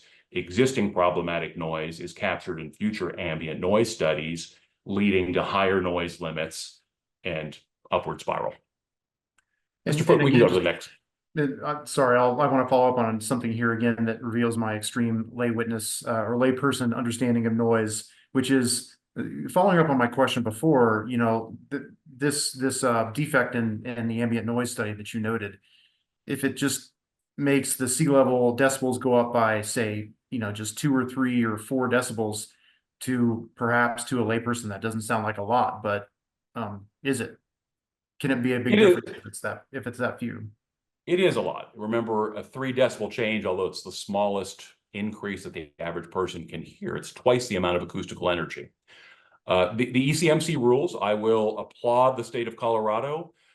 These are some of the most objective and well thought out oil and gas noise limits. Some of the very few oil and gas noise limits in our country. However, they're arguably bare minimums. The levels permitted are bare minimums to help to protect the public welfare. I have been involved in many cases, projects, not just oil and gas, where the noise levels were well below those permitted under the ECMC rules and still had severe noise impacts, severely affected the health, safety, and welfare of residents living near these noise sources. So the ECMC rules, if we allow, they're bare minimums, I would argue, and if we allow even small increases above those nominal limits, it just exponentially increases the risk of impact to the health and welfare of surrounding residents. Now I'll move on to the next slide. Go ahead. Sure. So noise modeling is a very common issue.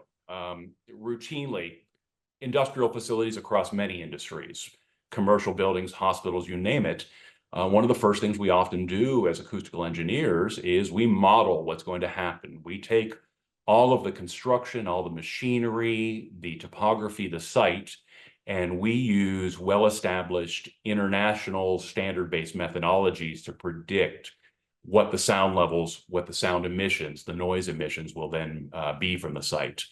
I reviewed the noise model submitted by Crestone in this process. First of all, very little documentation or information. An effective noise model, a well-done noise model according to the standards, we would typically expect to see a comprehensive list of all the noise sources, all the potential noise sources, a breakdown of how much sound power from each of those noise sources. Sound power is literally just like we rate light bulbs in watts. We can objectively measure how much acoustical energy is emitted from a noise source in terms of sound power. And then there'll be documentation of how these were plugged into the model, the assumptions that were used. There's an old saying in engineering, most of us learned when we were learning to use computer modeling tools, not just in acoustics, but anything.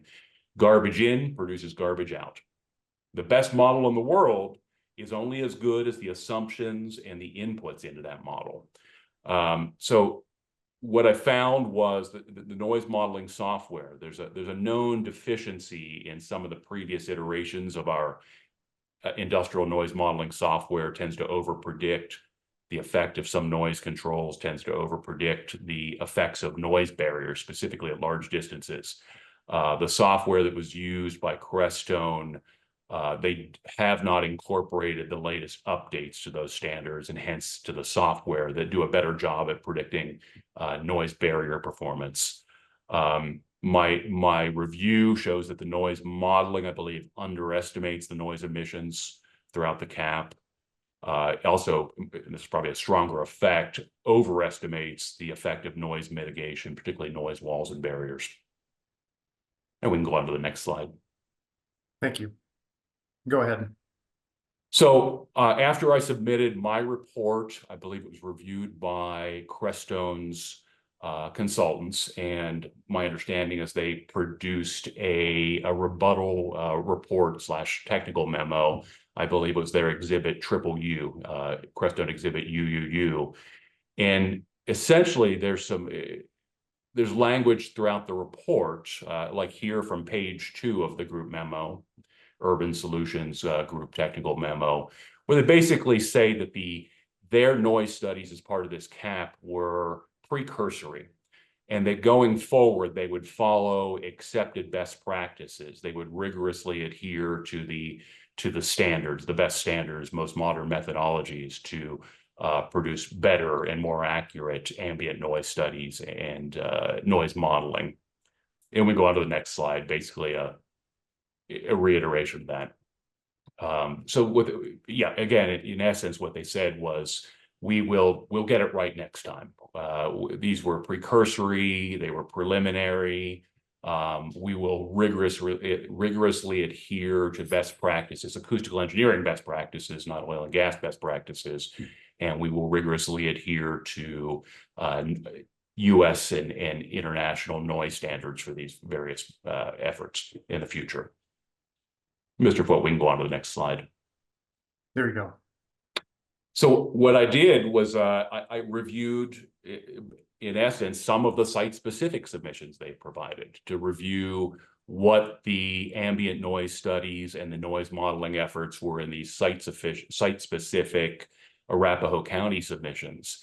And basically, the ambient noise studies and the noise modeling at these site-specific county level submissions contain the same errors and deficiencies as those in the CAP. So it does not support the claim that they will get it right on the more specific filings. I reviewed specifically the State Harvard Yale, the Sunlight Long noise mitigation plans and the underlying ambient noise studies and noise modeled. And like I said, these studies, their ambient noise studies, contain some technical errors that I'll talk about in some of the next slides that cause them to overestimate the ambient noise.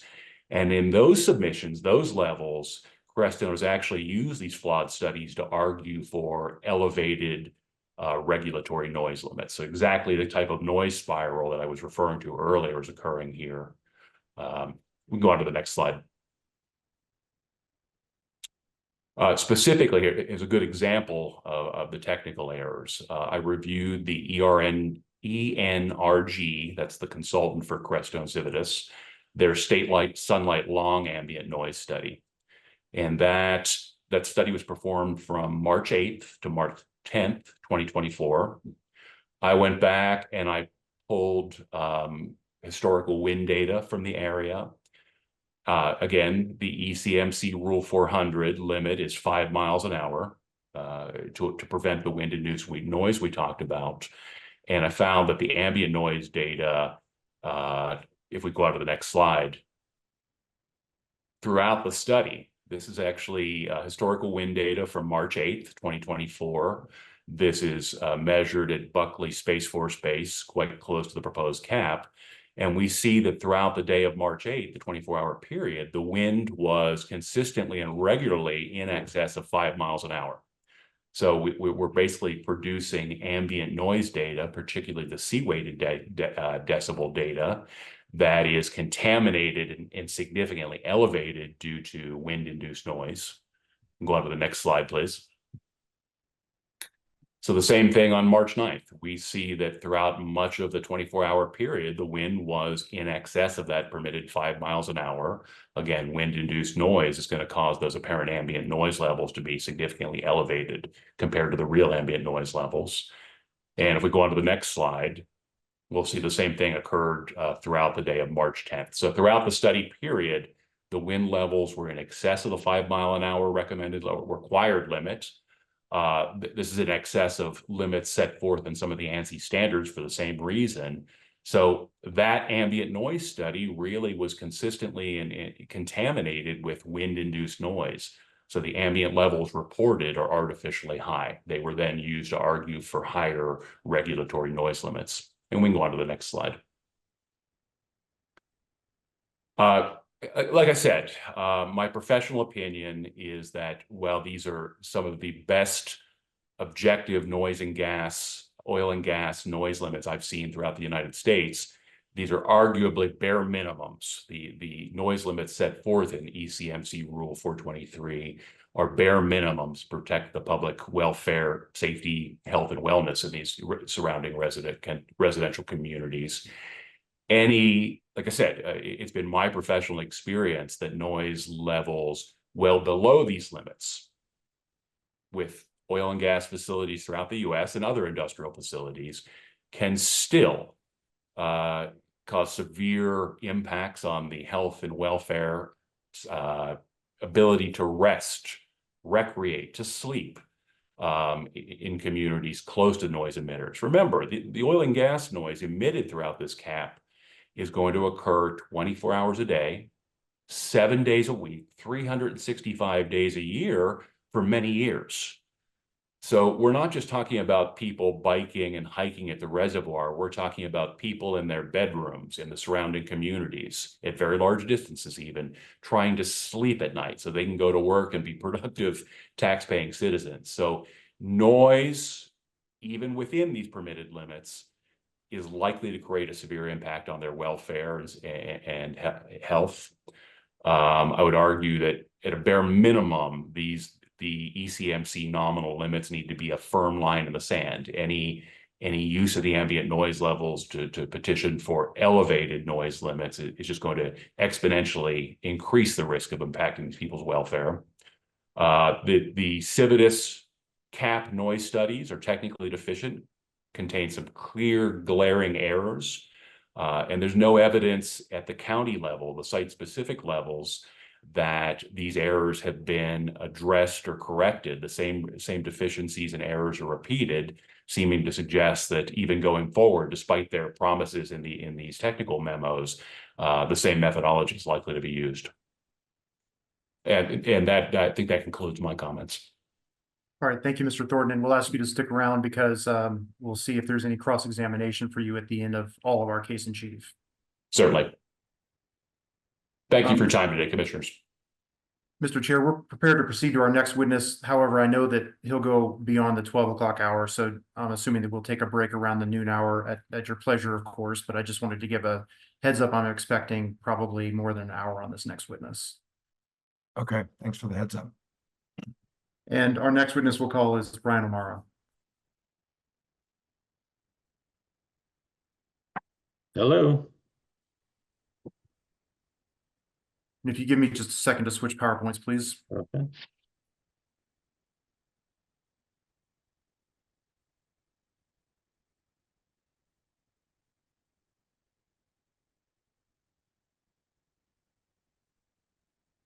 Okay, Mr. O'Mara, thanks for joining us.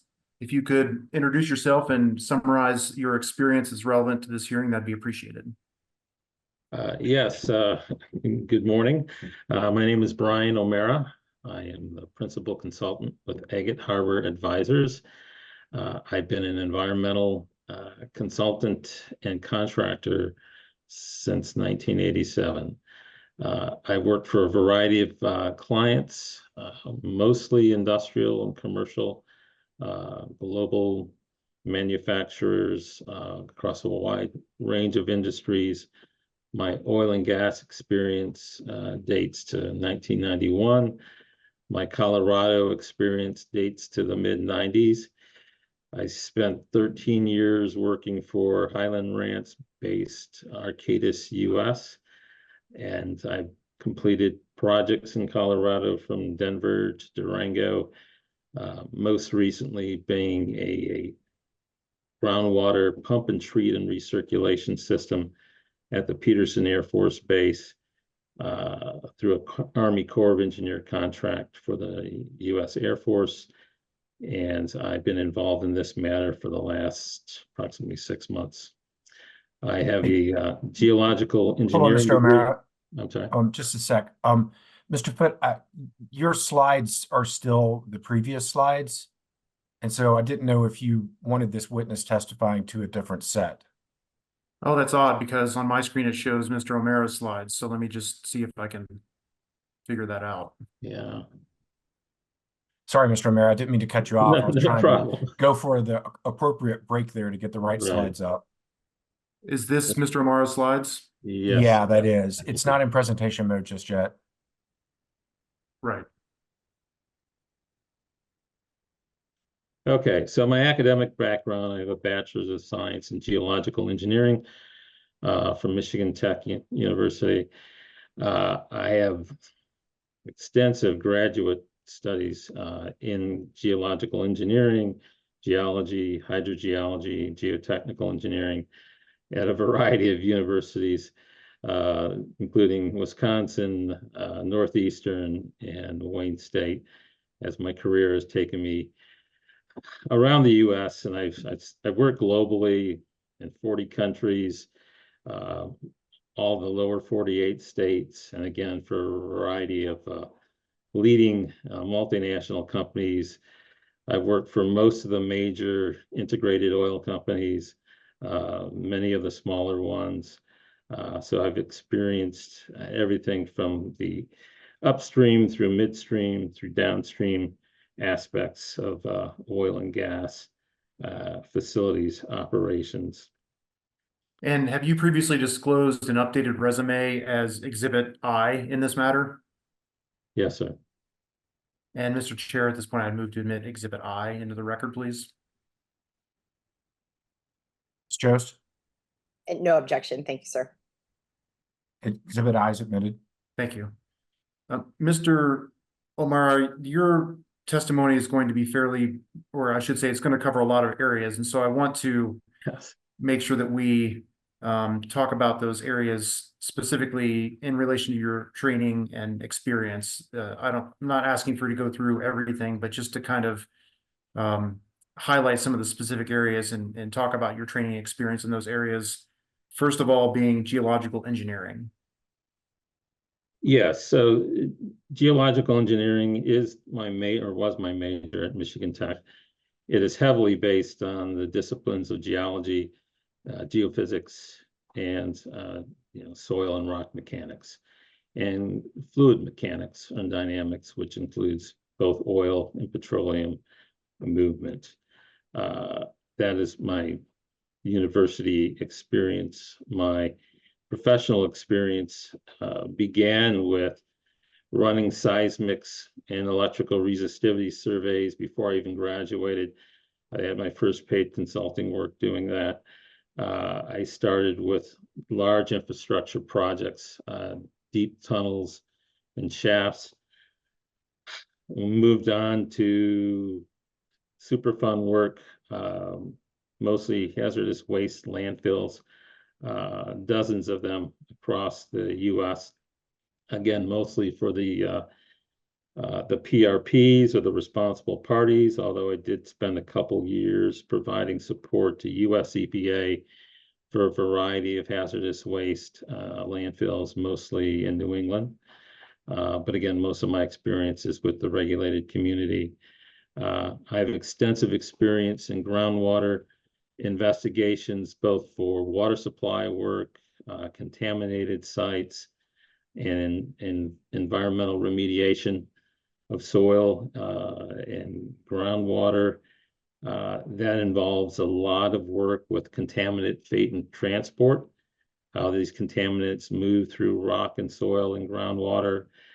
And I have expertise in assessing and mitigating the occurrence of methane. It started in my tunneling experience, where 3 workers were killed in a methane explosion in one of the tunnels that I was working with. I got advanced training in that from the MSHA. I've experienced a lot of methane migration and mitigation with my work in the various landfill closures that I've been involved with, and it's relevant, I think, to this CAP as well. And I spent a good part of my career advising not only companies like Crestone, but also investors that are interested in acquiring oil and gas assets. So I've done a lot of environmental due diligence, advising institutional investors, investment banks, private equity.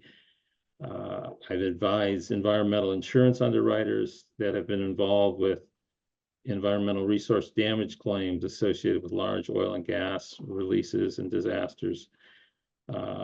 And I've also done a variety of expert work, including acting as an arbitrator in a case that involved contamination of oil and gas constituents for the state of Michigan Circuit Court. I've testified for the Michigan Public Service Commission on oil and gas, pipeline transmission issues related to the risks of releases, explosions, and fires from these facilities. And yeah, I think that pretty much sums it up, but I've been doing this for nearly 40 years. And Mr. Marr, I just want to clarify one thing you said in that answer, that you've consulted for companies like Crestone. You're Yes. not talking about that you've consulted for Crestone, right? No, I've actually worked for mostly major integrated oil and gas companies, global companies. And you went over a lot in that last answer, but did that include any information about hydrogeology and geology? Yes, hydrogeology and geology is intimately involved with my experience. I've got a unique background as a geological engineer. There's only a few universities that even offer that major. So depending on who I'm talking to and the issue at hand, sometimes I'm acting as an engineer and sometimes I'm acting as a geologist. But much of the work that I've completed involves hydrogeology, which is how groundwater moves through sediments, rock, and that's very pertinent here, although I know the focus is on getting the petroleum out of the Niobrara Formation. Most of the environmental impacts related to these facilities actually occurs near the surface and in the upper groundwater aquifers. And Mr. Chair, at this time, I'd like to ask you and the commission to allow Mr. O'Mara to testify as an expert in the following areas: geological engineering, geology, hydrogeology, containment, fate, and transport, environmental remediation, and risk assessment associated with large-scale industrial power, energy, and chemical facilities. Ms. Jost? Thank you, Chair. Crestone does not object to the admissibility of this expert, but again retains a continuing objection to cross him and question his qualifications, reliability, and relevance as we progress. Thank you, Chair. Very good. He's admitted, and Crestone's reservations are noted for the record. Thank you. Mr. O'Mara, before we get into some of your conclusions here, could you just talk to the commissioners about some of the materials that you have reviewed while you've been forming your opinions? Sure. Yes, I reviewed the CAP materials provided by Crestone for this application. I've also reviewed their submissions to the Arapahoe County for 4 different facilities that were within the CAP. I've reviewed the pre-hearing and response statements from Crestone and STAR. I've reviewed the director's recommendation. I listened to the first day of testimony by Crestone. I've reviewed the ECMC in Arapahoe County oil and gas rules. I've reviewed the secret stash pad application to Arapahoe County. Although most of the work will be done out of the county, the pad is in Arapahoe County. I've reviewed other relevant published literature related to induced seismicity, fault-assisted contaminant migration, the vertical migration of contaminants along deep wells, and the impacts of hydraulic fracturing to groundwater and the water cycle. And have you prepared and submitted any expert reports based on your review of the materials that you just mentioned? Yes, I prepared 2 that I believe are exhibits F and E regarding the CAP and induced seismicity that was submitted to ECMC as part of the cumulative impacts rulemaking. And are you familiar with any other exhibits that were submitted by STAR in this proceeding? Yes, Exhibit D, which was a technical review of geologic faulting around the Lowry landfill Superfund site, and Exhibit G related to the Sunlight Long application to Arapahoe County. Are you also familiar with Exhibits B and Exhibit C that were submitted by STAR? Yes, those were the letters that EPA had submitted, and I am familiar with those as well. And Mr. Chair, at this point, we move the admission of exhibits B, C, D, E, F, and G. Ms. Jost? Thank you, Chair. No objection, just same continuing objection across the boards. Thank you. Admitted. And finally, for this foundational part, Mr. Mara, did you prepare a slideshow that we're about to go through during your testimony? Yes, I have. And is that represented by the first slide of this slideshow that's in front of us here today? Yes, it is. Okay. Would it be possible, Mr. Mara, for you to give us just a brief overview of your testimony here before we get into some of the details in the slideshow and some of the things that you found about the Crestone application here? Sure. Yes, I have several concerns related to the cap and how I believe it is not protective of public health and the environment. These are somewhat complex concepts. We just heard from the last engineer about the acoustics and vibration. So I'm going to cover a bit more broader group of concerns. They include seismicity. We heard a lot from Crestone about induced seismicity and how it is limited to deep well injection disposal wells. That's where a lot of it is found, but that's not the only place you can find induced seismicity. So I'm going to tell you more about that. And it's not just coming from me, it's coming from the USGS and other sources. We're going to talk about upward migration of contaminants. We heard a lot about the healing powers and the impermeability of the Pierre Shale and what a world-class formation this is. But like any natural formation, it is not perfectly impermeable. And there are several studies that show that deep thermogenic methane, which is the type you find in the Niobrara and the deeper formations here beneath the Pierre Shale, have been detected in the various aquifers of the Denver Basin aquifer. The only way that material can get up through the Pierre Shale is either through a fault or along one of the deep wells that penetrates down into the oil and gas bearing formations. So there is evidence out there that shows that the Pierre Shale is not a perfect barrier from the oil and gas that could come from below. So we're going to talk about that. Another major concern I have is the water quality monitoring that is proposed. That the intent of that is to show if there's any existing problems at the well pad locations and detect if there are any releases related to superficial spills or releases, or you can have leaking well seals and you can have oil and gas coming up along the borehole. And if you have poor well integrity, those materials can make their way into the aquifers beneath the well pad. So we're going to talk about the risk related to that and how the proposed water quality monitoring plans are deficient and not protective of the public and the environment.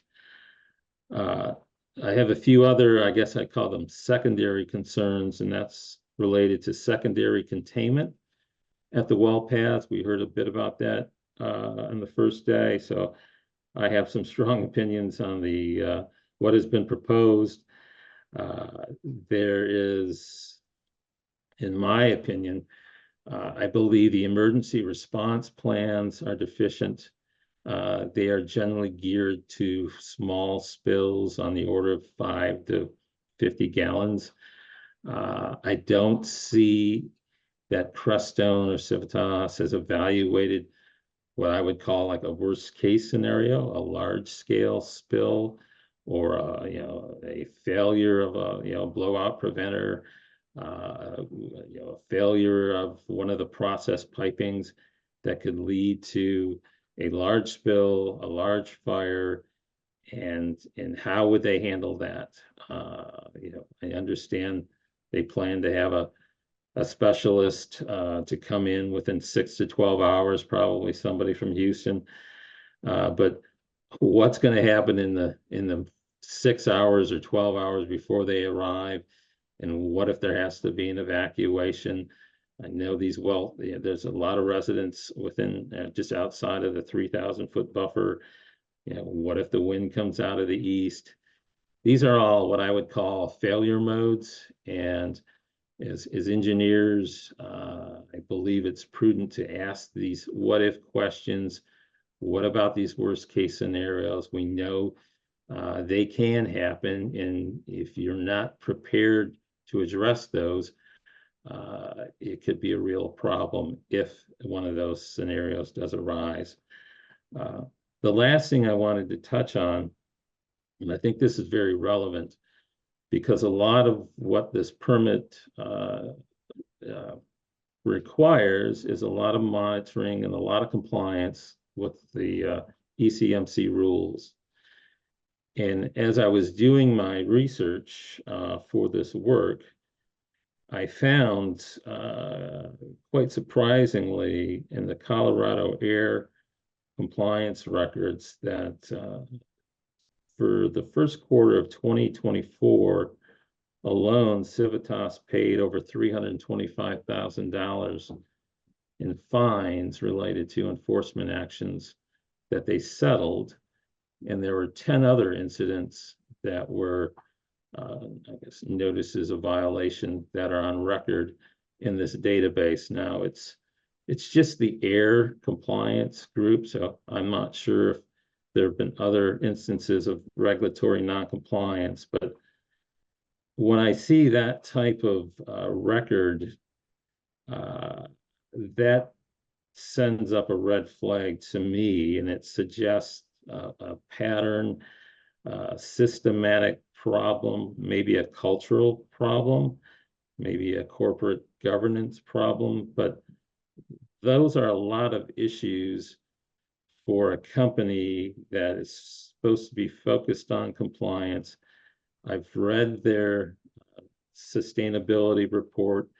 They're saying the right things in these public meetings, but I'm concerned that if you look at the record, they're not doing the monitoring, they're exceeding the emissions, and it's inconsistent with some of what has been presented to date. So I think that has to be taken into account by the commissioners when you're considering this application, because they've got to walk the walk and not just talk the talk. So I will touch on that, and that will I'll have a summary slide that wraps up my conclusions, and I'll provide some recommendations. But at a high level, those are the issues that I plan to discuss in my testimony.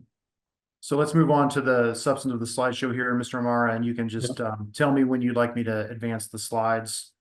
And we'll just move on to the next slide right now. And if you want to pick it up from there and explain this slide to the commissioners. Yeah, I really think this cap is unique. Marcia did a great job of explaining the concerns of the Aurora residents and the Star community. A lot of these oil and gas developments are essentially out in sparsely populated areas, a lot of rangeland, not a lot of residents. But this is different.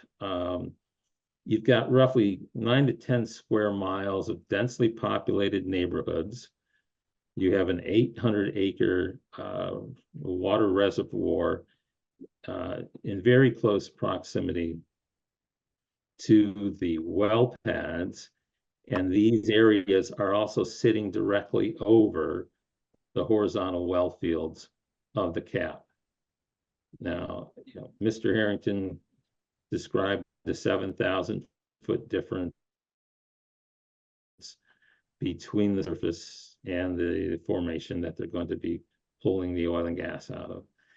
And what I've seen is that there's a lot of focus on the well pads and the setbacks from the pads, But the reality is you can have an area of impact anywhere within the entire cap, which is roughly 50 square miles. And you could also have impacts beyond the limits of the cap if you consider impacts related to induced seismicity, and that is in most cases a displacement of the ground related to an earthquake. That could be related to the hydraulic fracturing or the stimulation, as Mr. Harrington describes it. So I'm not talking about injecting the waste from the hydraulic fracking. That's going to go to Weld County, I believe, is going to be somewhere outside of the cap. But there will be hydraulic fracturing underneath the entire 50 square miles, and its hydraulic fracturing can also induce an earthquake into a fault that happens to be in the cap. And one of the biggest concerns I have is most of the induced seismicity problems that have been identified in the United States were not in known faults. They became known after the fracking began and the induced seismicity arose out of these faults that were previously not identified. So that is my biggest concern, is that there could be some induced seismicity that could cause some damage or injury to a densely populated neighborhood or to this Aurora reservoir. That's my number one concern. The other concern is communication from abandoned wells or existing vertical wells that go deep through the aquifers in the Denver Basin down into the Niobrara or even deeper. Those can serve as a preferential pathway or a communication of oil and gas up along those well casings. And if the casings aren't properly sealed, and sometimes those, even the abandoned wells, the seals can degrade over time, they could be facilitating upward migration of the contamination. There is high priority habitat. We've discussed that a bit. There's UXO out there, these unexploded ordinances. And again, the track record of Civitas, I think, has to be taken into account, because that gives you an idea of how they've actually performed. And one of those enforcement actions was actually at the La Plata South existing pad. So they have a track record of non-conformance already in the cap area. So I'm not against oil and gas development. We need it. But when I look at this area compared to other areas available, I have concerns because of the proximity and the density of the population and these sensitive receptors in the cap. Mr. Marr, I'm going to go ahead and move us to the next slide here. Okay. So the Lowry Landfill Superfund site, there's been a fair amount of talk about this. We've got the exhibits from United States EPA. That's been a Superfund site for more than 40 years. I think they've spent a couple $100 million on this facility. They've done extensive studies on this. Mr. Harrington said they've done their 3D seismic review and they know the geology quite well. I'm just paraphrasing his words. I would question if he knows it as well as the US EPA. And the US EPA has issued a strong letter warning of their concerns. And we can read these are excerpts from their letter. The hydraulic fracturing could cause microfractures in the bedrock beneath the landfill that could lead to a catastrophic release of hazardous substances into nearby groundwater. EPA is deeply concerned about this. I don't know another way that those impacts could occur without it coming from induced seismicity. So EPA knows something, they have a concern, and Crestone essentially conceded they're not going to drill underneath the landfill boundary. EPA came back and requested they acknowledged that Crestone was going to exclude this area from the cap, but they asked both Civitas and the state for setbacks from the landfill boundary and the contamination plume that extends from the cap. That hasn't been discussed either. So I haven't seen that. There was a slide put up earlier today. I'd like to look at that in more detail. But based on my understanding of the response was there's no need for extending a setback beyond the limits of the landfill. So that tells me we know we can't drill underneath the footprint of the landfill, but we can go right up to it and there won't be any risk if you just step outside the landfill boundary. And I strongly disagree. I think if Civitas Crestone do not want to make a recommendation for setbacks, I think it's something that the state should seriously consider. I'm not buying the Pythagorean theorem defense, if you will. I think there should be a setback, and we can debate that further. But I share that concern from EPA as well. So, Mr. O'Mara, if I could stop you there, and there's a couple of pictures on the right side of your slide. It's a little hard to see the text, at least for me. Could you explain what these pictures are showing? Yeah, the top picture came out of the EPA study that was commissioned by EPA regarding the faulting in the area. So I highlighted in yellow basically a line where they suspected there was a fault that intersects directly underneath the Lowry landfill Superfund site.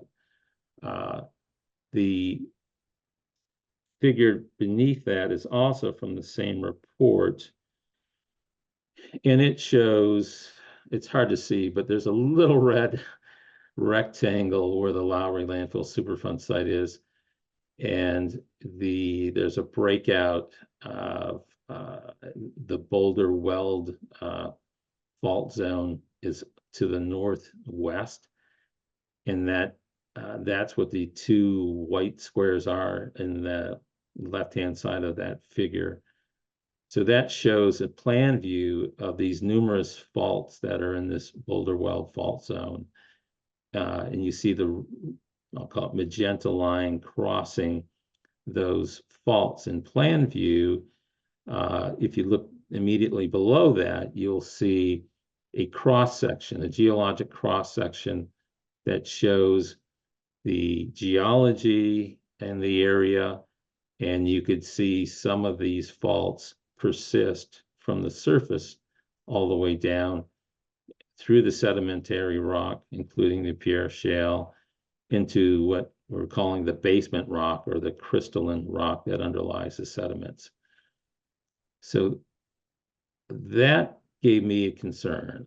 I am worried that there is a similar deep faults, and they may not have to go all the way to the basement, but if you have faults that go from near the surface into the Pierre Shale, they could serve as a mechanism for groundwater and oil and gas contaminant migration upward, either through a well or through a fault into one of the overlying aquifers. So this figure also shows numerous thrust faults, normal faults.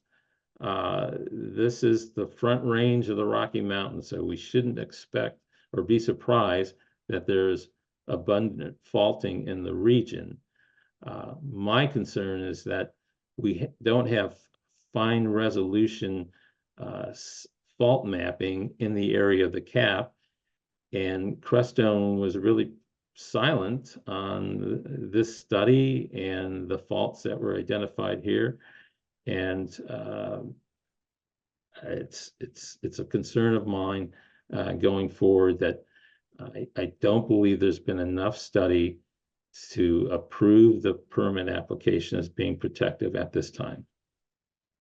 But you probably recall during direct testimony of Crestone that they talk about having 3D seismic information available to them. Well, what's your response to that? Yeah, so in their words, they called it general information, and that's what it is. We haven't seen the actual data. It appears to be licensed from a proprietary source, but we don't know how the data were put together and how they were interpreted. And as the previous witness mentioned, if you have garbage in, you can get garbage out. And what I'm concerned about is the resolution of, they're trying to picture a profile, a seismic profile across the entire width and breadth of the cap. So it's roughly 7 miles north-south and 10 miles east-west. And they have an image that's only a few inches. And even when I look at that, I see some areas where there's certainly disturbances at the basement interface, and I can see some breaks that suggest there may be faults in there. And the only way to resolve that is to do additional study to confirm whether or not there indeed are faults that are along in the cap area. So to do a profile, essentially one going north-south and one going east-west over this wide area, and draw conclusions that based on those two profiles, which I don't really know where they begin or end, I don't really understand the source of the data, I would be very reluctant to make a conclusion that based on those, that there is no faulting to worry about in the cap area. So, Mr. Moore, I think I'm going to advance to the next slide, which also includes information about induced seismicity. You've been covering this a little bit, but is there anything on this slide in addition to what you've talked about? Well, I'd like to point out to the commissioners that in May of 2024, the USGS issued their strategic vision on induced seismicity. It's not that long. It's very interesting, and there's a whole chapter devoted to oil and gas. And in that, they note that most of the faults that host induced seismicity in earthquakes were not identified before the earthquakes were observed. So we've got a long history, and if you go back to the Rocky Mountain Arsenal here in Colorado, they've been injecting waste, and there's been, it's basically ground zero for the history of induced seismicity in the US and probably the world. That is a different phenomena. Those deep wells that, they cause their own types of earthquakes, but hydraulic fracturing, the type of stimulation that Crestone is proposing, has been documented to cause their own earthquakes because of wells and well bores, and the fracture zones have intercepted more shallow faults, if you will, that happen to go through the production zones. So I want to make that quite clear. This is not, it's not related. It's very different than the deep well injection, and it's a possibility here. I'm not saying it's going to happen here, but we don't know, and you usually don't know until after you've done the work. This has been studied more extensively in Canada, up in the western basin of Alberta. There have been studies in China, and I've cited all these sources. One of the studies in China found 3 damaging earthquakes of magnitudes 4.7, 4.8, and 5.2. And then the strongest earthquake, 17 people are injured, 9 houses collapsed, 390 houses were damaged. There were mudslides. So induced seismicity is real. It can cause damage not only to the homes, but it can cause damage to infrastructure. I suspect most of these homes have gas lines, and I'm not sure what other utilities may be buried out there, possibly electrical lines. So you could have impacts. They could be serious, and it's really difficult to predict where induced seismicity is going to occur and when it's going to occur. So You can't just say we've drilled all these holes up in Well County or even in the next cap over and assume you're not going to have a problem in this area. It's not the way geology works. It's very anisotropic. It's heterogeneous, which means that the properties of the rock very different in 3 dimensions. And you can't assume because you did something safely somewhere. And I would go back and say a lot of those areas that were drilled and have been exploited are a sparsely populated area. So how would you know if you had a seep of methane in these remote areas? It's more of a there's an expression that's often used in this field, and that's the absence of evidence is not evidence of absence. And I've been seeing a lot of absence of evidence. Okay, there's no data. It's just anecdotal. Well, we've never had a problem in the past, and why would we have a problem here?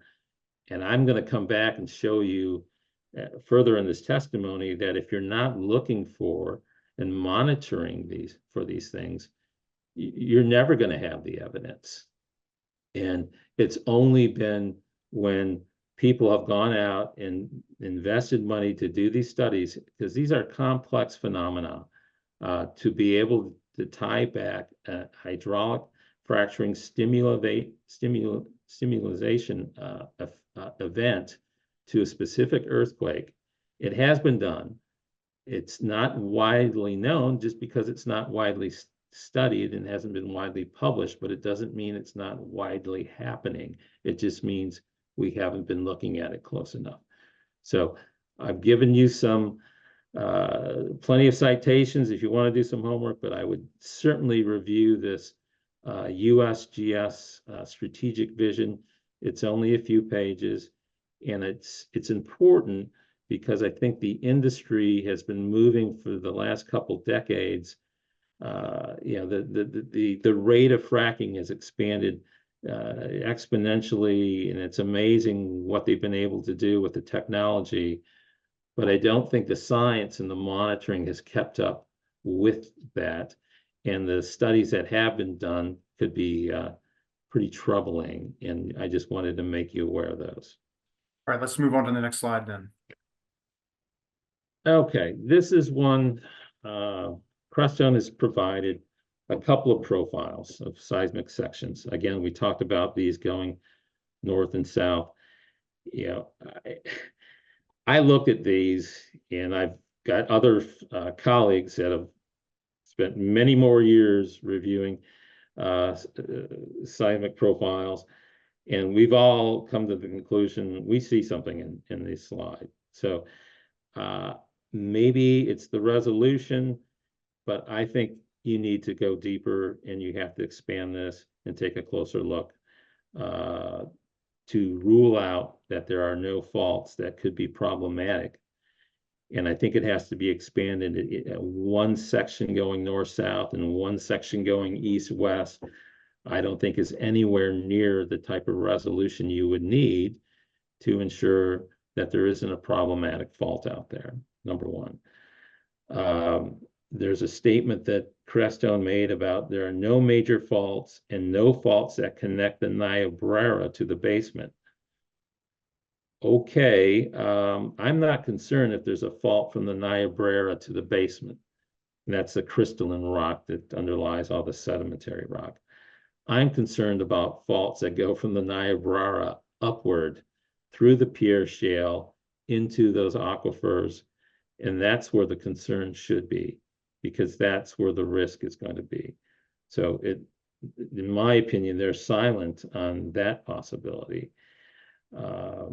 We talked a bit about, the nature of the data, and we haven't seen it. And I just can't draw any more conclusions until I look at what was done, similar to the acoustic studies. If we actually see the data, we maybe identify problems, or maybe it's accurate. But at this point, from what I see concerns that this alone shows there could be a problem. So I would expect on an area that is spanning 10 miles, we wouldn't be looking at an image that is only a few inches across. I'd roll it out on my desk and it'd be 7-10 feet long. Okay, that's the kind of resolution I think you need in order to properly identify or rule out if there are faults in this region. And until that is done, I don't think it's prudent to go forward with the cap in this area. Okay, are we prepared to move on to the next slide? Yes, sir. Yeah. All right, go ahead. So I talked a little bit about this early on. It's this sort of the summary of the regulatory non-compliance I identified. And this was not meant to be exhaustive. It's really, this is just what was on the record from the state database for the first quarter of 2024. Okay. They were not the worst. There was another operator that paid a multi-million-dollar fee.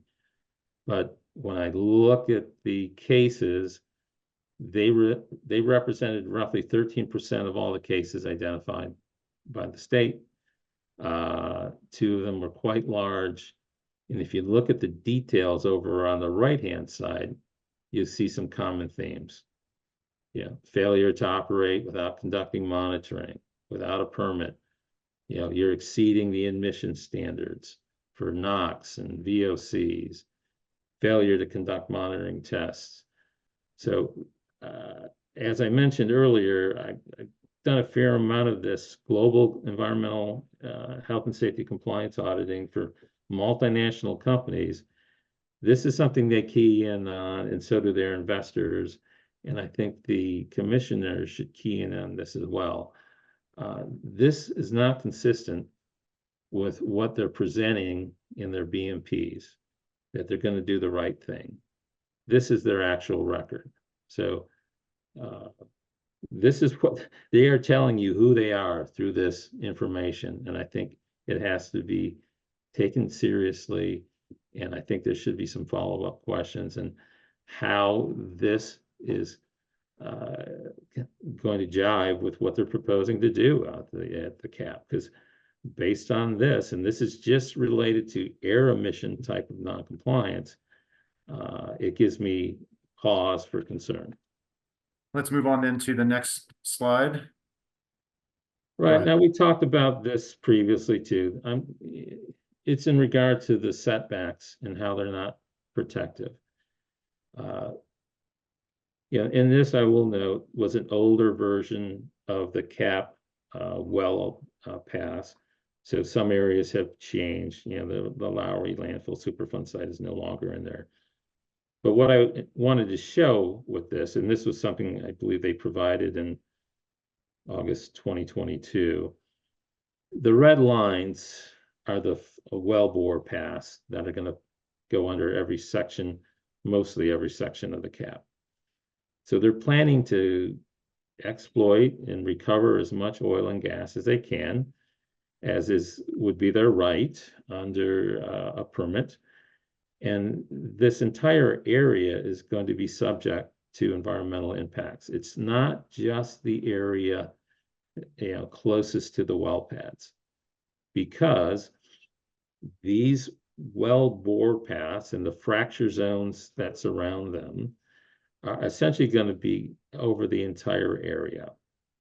So if these well bores and fractures encounter a fault, or if they encounter an existing well, and I understand there are some 79 existing wells in the cap, and Crestone is going to put another 160 plus or minus wells out there, you have a high probability of intersecting the fracking zones with a vertical well casing, either old or new, that extends through the Pierre Shale down into the gas producing formations. I don't think this is appropriate. There's some precedent that has been set, and that was EPA recommending that you don't drill under the Lowry landfill Superfund site. Okay. They expressed their concerns. Those same concerns would apply anywhere under this cap, in my opinion, because they are subject to the possibility of induced seismicity or communication through a existing well bore. So what I've been trying to reconcile, and I really want the commissioners to think about this, is there's been a precedent to protect a EPA Superfund site. It's a hazardous waste site. There's nobody living there, but there was enough concern that there could be a catastrophic release related to fracking. And it wasn't just the deep fracking. They also talk about surface impacts and near surface impacts. And the only way you can impact the surface of the Lowry landfill Superfund site isn't, they're not, you're drilling 7,000 feet. Mr. Harrington hammered that. That is an adequate barrier. But how and why would EPA be concerned about the Superfund site if that 7,000-foot zone was protective? Okay. It's not going to protect you if there's an earthquake. Okay. The earthquake can certainly damage that landfill and that facility. And that's the only thing that EPA has any say or jurisdiction over. So that was carved out of the plan. That hazardous waste facility is protected. I'm saying there is a possibility of having a similar outcome and adverse effect and impact anywhere in the cap. And I'm most concerned about the 9 square miles of Aurora densely populated neighborhood and the Aurora Reservoir. I think those areas are worthy of the same protection as a hazardous waste Superfund site. And that's what I'm trying to convince the commission that there is some real risk here. All right, are we ready to move slide. on to the next slide? Yes, sir. So Go we ahead. picked out one example. I looked at the 4 submittals that Crestone has submitted to the Arapahoe County. We're picking on Sunlight Long. It happens to be the closest to the area that I'm more concerned about, and that's at the densely populated areas in Aurora and the reservoir. So in looking at the BMPs and the submittal, I see consistent themes through all 4 of them. Okay, they haven't really addressed this risk of induced seismicity, and they're relying on these general 3D seismic maps, and they're saying there's no problem. And I'm saying, let's see some site-specific data, do your own seismic profiles, and show us the data. So that hasn't been done. I'm concerned about the wells. We talked about those. There are several known oil and gas wells within the Aurora neighborhood. The concern I have about those is that, there's a lot of wells that could be existing out there that may not even be mapped or documented. There's an estimate by the Interstate Oil and Gas Commission that there could be more than 1 million of these undocumented wells across mostly the Western US. And I'm concerned there could be an undocumented well or more within this 50 square miles. We see deep wells going back to the 70s. So it's certainly possible that there could be something out there that we don't even know about. We talked about secondary containment. The only secondary containment they're proposing to do under this application and under the cap as well is immediately around the tank battery. So those are the big tanks where the oil and the produced water are going to go.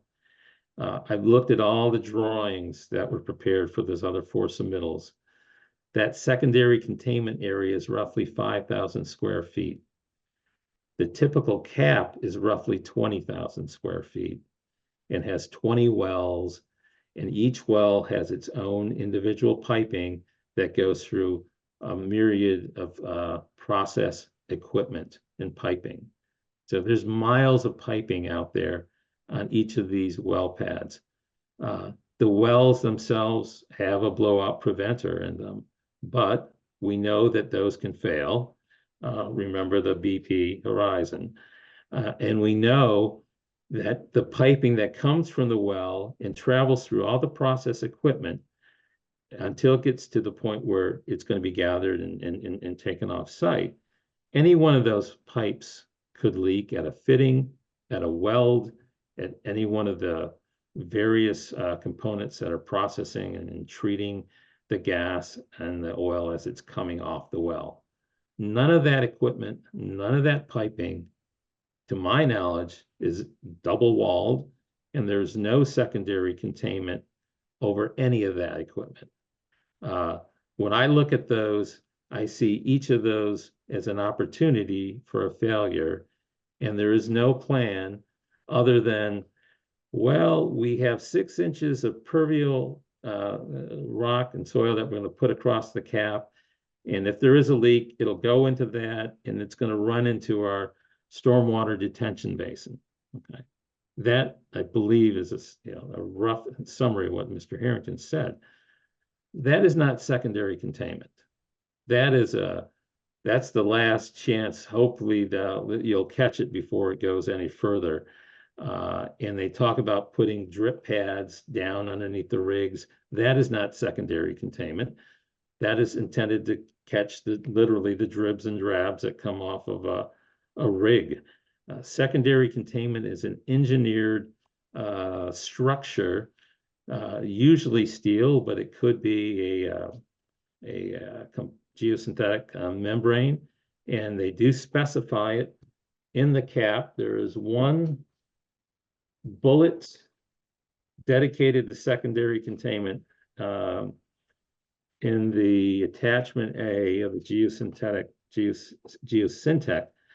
list of BMPs, and I don't see how this is anywhere near adequate for any type of facility that handles this much high pressure oil and gas fluids.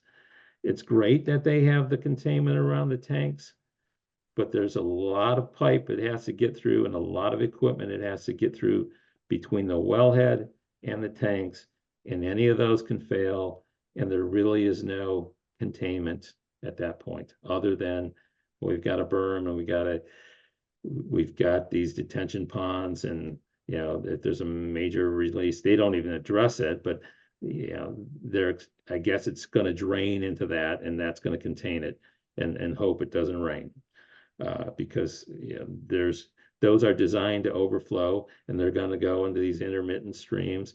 And in the one case, there's Coal Creek. So that is quite troubling to me when I saw that. So the secondary containment. The other major concern I had was the emergency response plan. We talked about how it's geared for relatively small, I would call them almost nuisance spills. There really isn't a plan for a worst case scenario. Okay, what if there is a major fire, a major release? How long will it take them to control it and isolate it? Is it going to be minutes? Is it going to be hours? What kind of volume are we looking at? Whether it be crude oil or vapors that could be coming out of this. You could have H2S, which is denser than air, and it's going to tend to go along the ground surface. And what are we going to do if the winds are coming out of the east instead of the west? And you've got this major population, these 9 square miles of densely populated homes. None of that is addressed in these plans. And if God forbid something like that does happen, it'll be even worse because they're not prepared for it. So I think it's not unreasonable to ask them to require that these plans do address worst case scenarios. And they should look at these quite seriously and have a contingency plan in place, so we will know that they can do this in a way that is protective of both the public and the environment, And based on what I've seen, these plans do not meet that standard. Mr. Marr, let's go ahead and move on to the next slide. Yeah, so again, this is a slide that references a study done in 2020. It shows in the graph on the left, detections of thermogenic or mixed methane dissolved in water samples. And you can look, they go from the surface to the deepest, the surface being alluvium wells, and then you see the various aquifers in the Denver Basin aquifer system.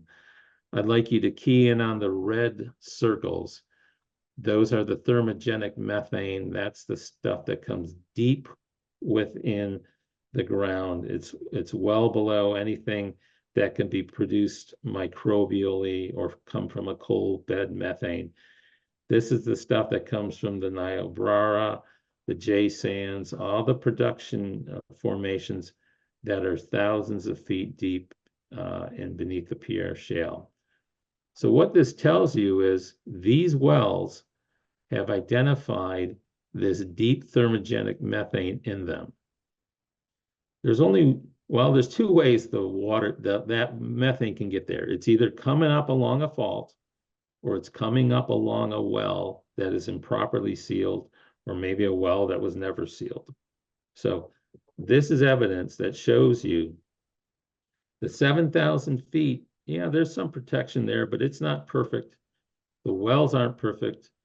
And I'm telling you, the Pierre Shale may not be a perfect sealing and healing type of formation, because somehow that deep methane is getting up into the aquifers.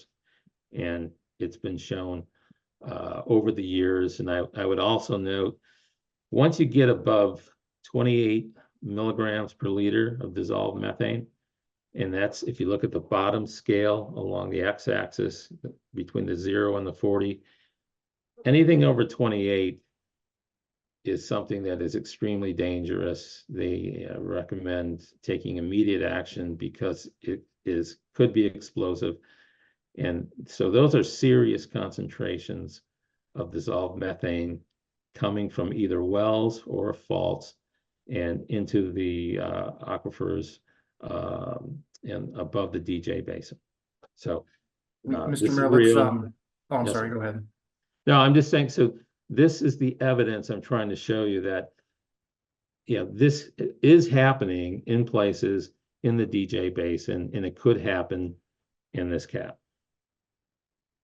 So regarding the next slide, I think you've gone over some of this before, but if you want to briefly recap or talk about anything you haven't talked about. Yeah, just Mr. Foote, quickly. before we move forward, Yes. can I just get kind of a check on this witness's remaining testimony? We're at the noon hour and just kind of want to get a check on where things are. I would expect we're more than 5 to 10 minutes away from concluding. If you're wondering about the lunch break, this might be a good time to take the lunch break, but I'm hoping that we could conclude within about a half an hour or so with this witness. So 5 to 10 minutes more on this witness, or a half an hour on this witness? I'm hoping a half an hour for this witness. Okay. If that's the case, I think maybe it does make sense to take a break. And then we could come back and finish up with this witness. So before we do that, let me bring up Hearings Manager Thomas for a time check. And also if we could bring to the panel whomever it is from staff that was going to answer the question that I lodged about vertical setback. We can go ahead and get that in the record, and then you guys can be aware of staff's perspective on that. So we'll start with the time check, Mr. Thomas. Yes, currently Crestone has 3 hours and 13 minutes left. And as of right now, Star has 16 minutes left of their presentation time. And I have elevated Diane McCoy from staff to read the requested statement. All right, before we get into the statement, let's deal with the time allotments. Mr. Foote, can you give me your best perspective on the remaining time? You just mentioned 30 minutes for this witness. I know you've got at least one more. What's your thought on that? That's correct. What I'm hoping for 30 minutes for this witness, and then we have one more witness that I would expect to be less than a half an hour. And then we would be done with our case in chief. Okay. I think I'm in, and I'm just, I wanted everybody to have a chance to present, their case. You were allocated 3 hours at the outset, and Crestone is allocated 6 hours. You made the note that we no longer have Maverick. So I think what I'm inclined to do is allocate another hour to Star to be able to finish its case and have some time for any rebuttal. Would that be, does that accommodate your case, Mr. Foote? We would appreciate that. Yes, thank you. Ms. Jost, you obviously have a chance to respond. Yeah, thank you, Chair. We don't have any issue with giving another hour. I think we would just request the same consideration if we get to the end and need an additional few minutes. I would hope not, but absolutely we'll give you the same consideration. Thank you so Okay. much. I see Diana McCoy, or Diane McCoy has been elevated.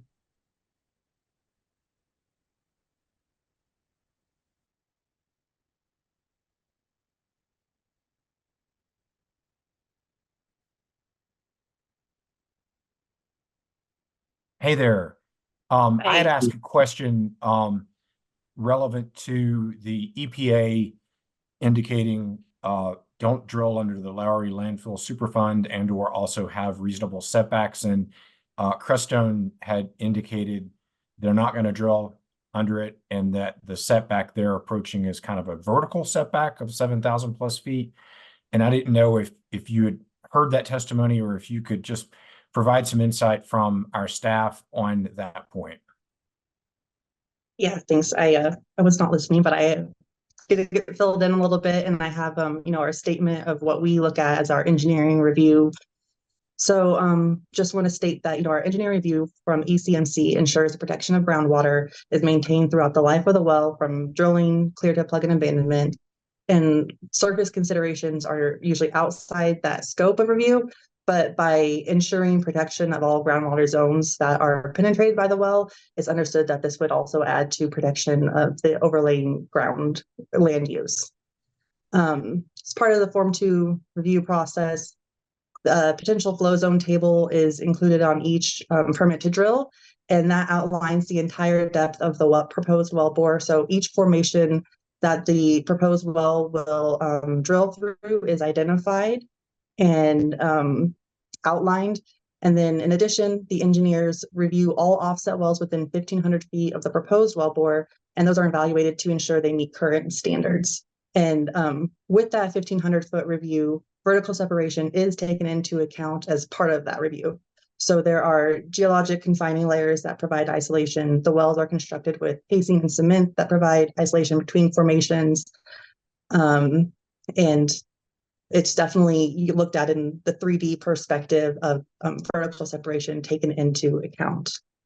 Just want to kind of reiterate that, as we've updated the rules and regulations, we're extremely protective. We look at all groundwater zones to ensure they are isolated and protected. We provide isolation between various formations, whether they be different hydrocarbon zones that the well penetrates or groundwater. Everything must stay in the horizon it originates from throughout the life of the well. And that's why we have the cement, casing, geologic considerations for drilling that well.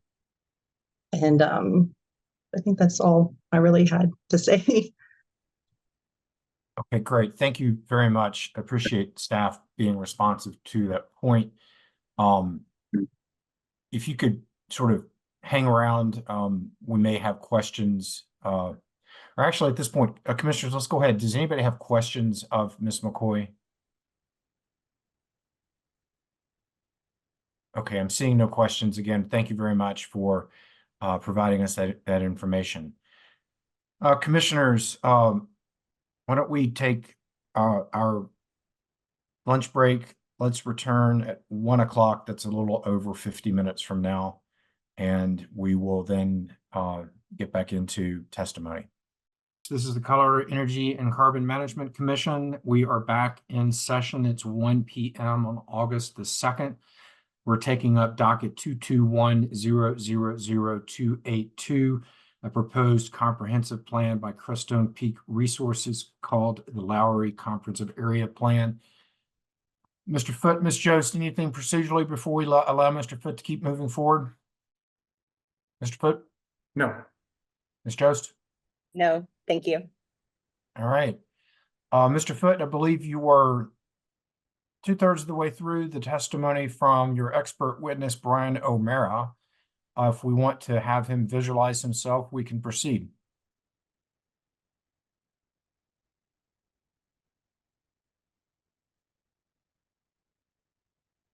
Yes, and while he's doing that, let me just go ahead and share the screen again. Okay.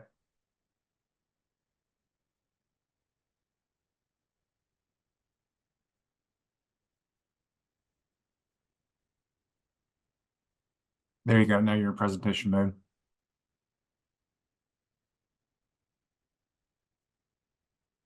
Okay, do we have Mr. O'Mara? I see him on the panel.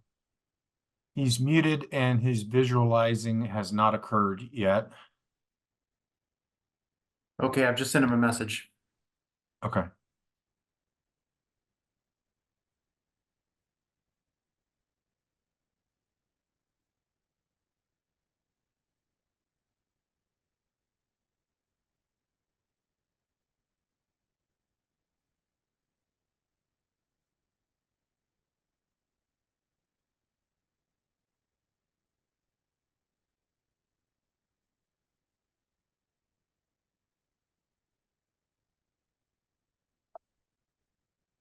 Apologies, I know that he's been working this during over the lunch period, so he knows that 1 o'clock is the time, so I apologize.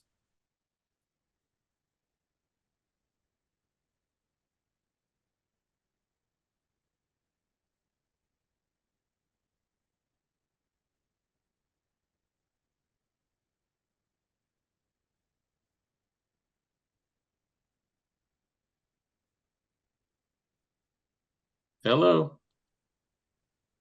Great, There you are. Welcome back. Yeah, I'm sorry. I was looking at the PowerPoint from Mr. Moore. Lost track of time. No problem. I just would remind you, Mr. O'Mara, that you remain under oath and we'll continue with your case in chief. Yes, sir. Okay, thank you. Mr. O'Mara, let's see, I think in recalling your testimony from before lunch, I think you've gone over a number of things that are in the next couple of slides. So if we could maybe kind of skim through the next couple of slides until we get to slide number 15, I think that would be helpful. Sure. Yes, I apologize. I went into more detail on some of those earlier slides and I covered most of the remaining. So I do want to note on this slide that, and this came from the USGS Strategic Vision on Induced Seismicity. They cited an example of an abandoned well in Pennsylvania produced a 30-foot geyser of brine and gas for more than a week after hydraulic fracturing at a nearby gas well. So I'm just saying it's possible. I'm not saying it's going to happen, but it certainly can. And I noted the reference here about there being more than 1 million wells that were drilled prior to we started keeping records. Okay, next slide. Go ahead. This one I touched on. I just want to note that these are the wells that are identified in the CAP. As I mentioned in the last slide, there may be more undocumented wells, and the only way you discover those is when they start bubbling gas and crude oil starts coming up, which was shown in the last slide's photo. Okay, next slide. This slide refers to the EPA landmark study on hydraulic fracturing and the water cycle. It is 1,200 pages. There's a 50-page executive summary. I would encourage the commissioners to take a look at that. They find a lot of impacts from hydraulic fracturing, from everything from, like in this project, they're proposing to take 4 billion gallons of water and put it down to frack. So it touches on the water availability, spills resulting at the pad operations, the poor integrity of wells, allowing communication upward into aquifers, impacts found near hydraulic fracturing wells and other drinking water wells, and impacts could actually render water quality of some wells to permanently unusable. So this came out in 2016. I don't think it's that well known, and the biggest caveats that EPA made was there's simply a lack of studies and a lack of data. They think they could have drawn much more powerful conclusions if there were more studies done. And as time goes on, we're finding that out. Okay, next slide. Talks about secondary containment, which I think you went over in some detail. Yes, I think I hit everything on this, and the fact of the emergency response contractors. So again, I'm relying on their plans and what they put forward to the county and what they're stating they're going to do. And secondary containment is there, but it's very limited and it's very isolated. And all the other tanks and process equipment and piping is not covered, contained by secondary containment. Next slide. There's more details from the Sherwood report. They actually cite an example of the old COGCC complaint where they had a failed well bore. That's the figure to the left. There's a small box to the right of that where they show the isotope signature of the gas well that was leaking and the water well where the sample was collected, and the signatures are identical. So there's no doubt that that drinking water well was contaminated by that gas well. The middle photo just shows some of the mechanisms as how a well seal can fail. There's multiple ways, and they eventually happen. None of these things are perfect, and there is failures. The third figure to the left shows the red dots again are the thermogenic methane, the deep gas, and it shows that the deep gas concentrations in wells increased over time as the regulations evolved and required more sampling. So to the left of that graph, they were finding very little. And as you move to the right, and as the regulations and the rules have become more stringent, there's more sampling, and it shows there's a lot of stray methane out in some of these wells. And again, these are all wells situated in the aquifers above the Pierre Shale, which we're told is impermeable.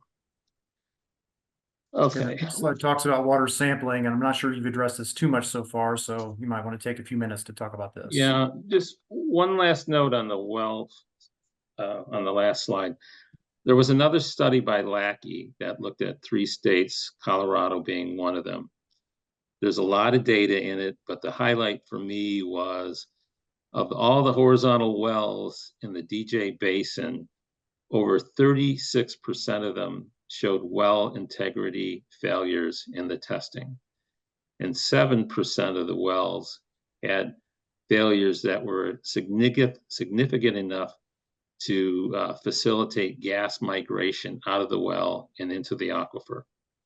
So this is not a unique situation. It's relatively common.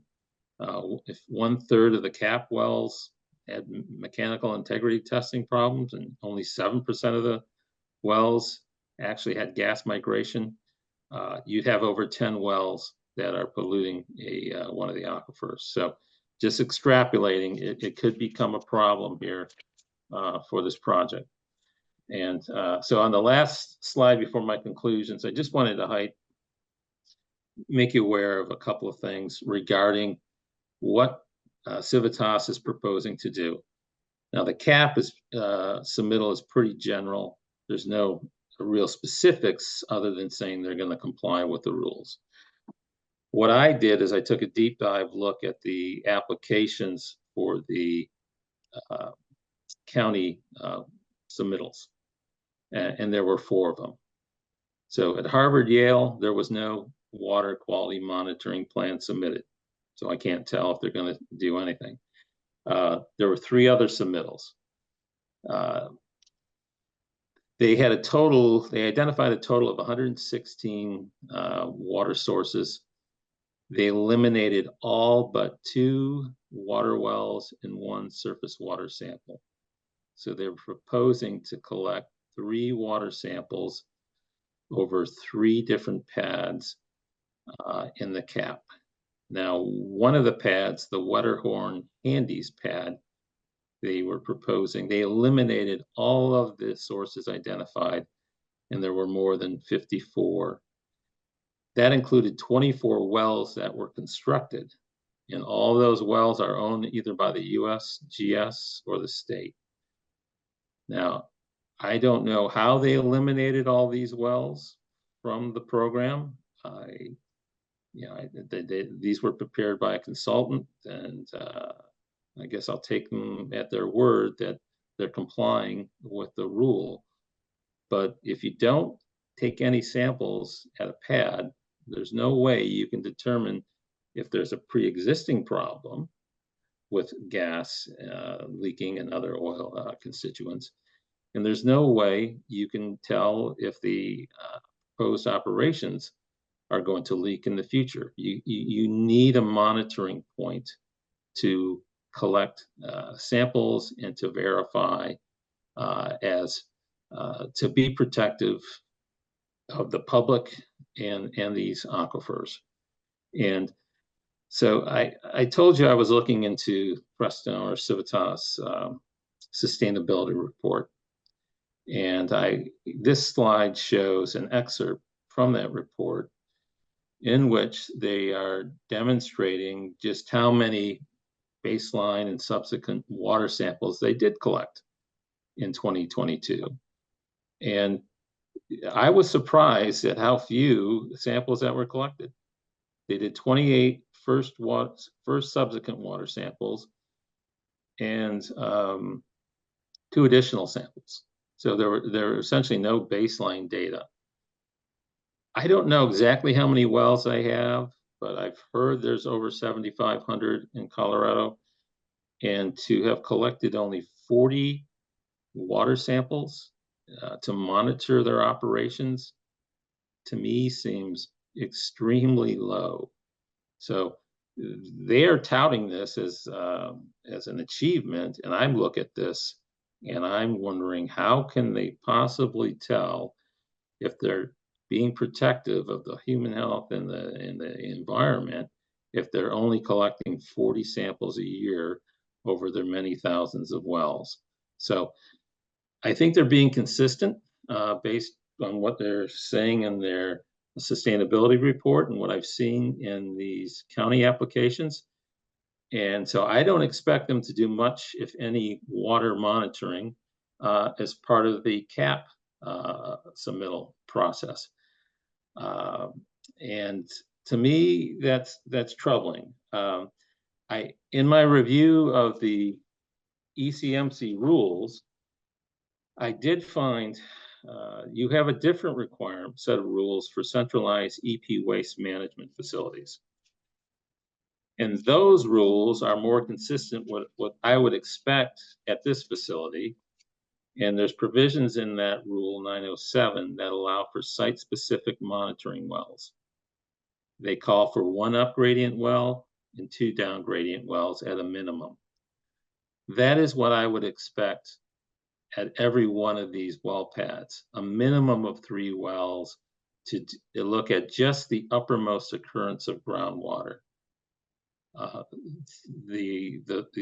Before the break, somebody came on and discussed the state's position about setbacks and how they want to be protective of these aquifers. I'm not seeing any proposed sampling in the deep aquifers, and there could be 5 aquifers underneath the cap area. And in order to monitor those, you actually have to have a well installed at depth in each of those formations. So I just don't see how, if this cap is approved as it is proposed, that either Civitas or the state can ensure and verify that there aren't releases to any one of the aquifers, from the alluvium aquifer, that's the shallow water table aquifer, down into the deeper aquifers that are above the Pierre Shale. And as I've shown you in some of the other slides, the state has evidence. The deep thermogenic methane is getting up into those aquifers, and there's only two pathways. It's either coming up a well or it's coming up a fault. And without adequate monitoring for this cap, they're essentially flying blind. They don't do baseline sampling. There's no subsequent sampling. And that's the only way you can detect if there is actually adverse impacts to these aquifers. So that will close that slide, Mr. Foote, and I'll go on to my conclusions. And before you do that, Mr. Mora, we have the conclusion slide up, but you mentioned that you took a few minutes to, over the noon hour, to review the latest, well, at least the latest disclosed information from Aurora. And I wonder if you might be able to give your, I guess, initial impressions, because it really, no one's had a lot of time to review it. Right. So I did a very cursory review. I don't know Mr. Moore, he's a PG, so I'll respect that. And based on what I found, I guess I was a little surprised. His opening bullet is, Aurora has no authority over these wells. Now, I'm not quite sure what his role is, but I believe he works for the city. And as a PG, I'm not sure where he's licensed or registered, but professional geologists have an obligation to protect public health and the environment. So I trust that he's looking at that, at this with that in mind. But the first bullet is, we have no authority. It's a little disappointing. So I went down into the data, and I see a lot of old information that goes back 40 years to when the dam was built for the Aurora Reservoir. I don't think the geology has changed out there. So I have pretty high confidence in the geologic work that was done then. What troubles me is when you're looking back and you're trying to predict what is going to happen in the future based on the past results. That is usually okay when the conditions don't change. Okay, you assume what the past is representative of what will happen in the future. What has changed out here and will change is, if all these wells are put in, there's going to be a lot more fracking out here. There's going to be a lot more injections, a lot more water going into the formation. He has a slide number 17 that shows a deep-seated basement fault. And if you look at the trend, you can draw an arrow right down, and it just about hits the Aurora Reservoir. So that caused me some concern. He has another slide where he goes in and he calculates how much water will be injected in each of these fracking wells. And he has predicted the maximum induced seismicity or earthquake that would result from these wells would be magnitude 3.8. Okay, now that's not magnitude 5 or it's not magnitude 10, but that is something. And it may be enough to cause some damage. So I don't know if he's an expert in this. I think it warrants more study. I want to look at the presentation closer. But I thought I'd be less concerned when I read it, and now I'm actually more concerned. So he concludes by saying, we haven't had any felt earthquakes, and it's really anecdotal. I want to see data. Show me if you've got seismometer data. I'd love to see it. But just this anecdotal, we've never felt it before. I'm a firm believer. Show me the data, and then we can talk. But if you don't have it, It's just talk. And I will remind the commissioners that go back to the USGS bulletin on induced seismicity. They note almost all of these earthquakes as a result of induced seismicity are in faults that were not identified before the fracking began. So I know it may sound impossible or implausible, but I know there's been a lot of study all over Colorado, but it doesn't mean they've mapped everything. And the problem with these well fields is, regardless of not whether you map it, you're going to, if it's there, you will intersect it. And it may or may not result in induced seismicity. You may get an earthquake, you may not. We don't know. It's impossible to predict. But if you know there are faults there, I think it warrants more study. And at this point, we don't know what we don't know. And that's why I'm concerned. So thanks for that, Mr. Marr. We appreciate the quick review on that information. And we have just a couple more minutes for you to talk about a conclusion or two. This slide's been up for a few minutes, so people have had a chance to read it. But, yes. So I'll let you all read it, but this just summarizes the points I've been trying to make. I don't believe the cap's protective of human public health or the environment. We talked about how you could have impacts up into the residential areas, into the schools. You could have damage to the infrastructure. You could have impacts into groundwater.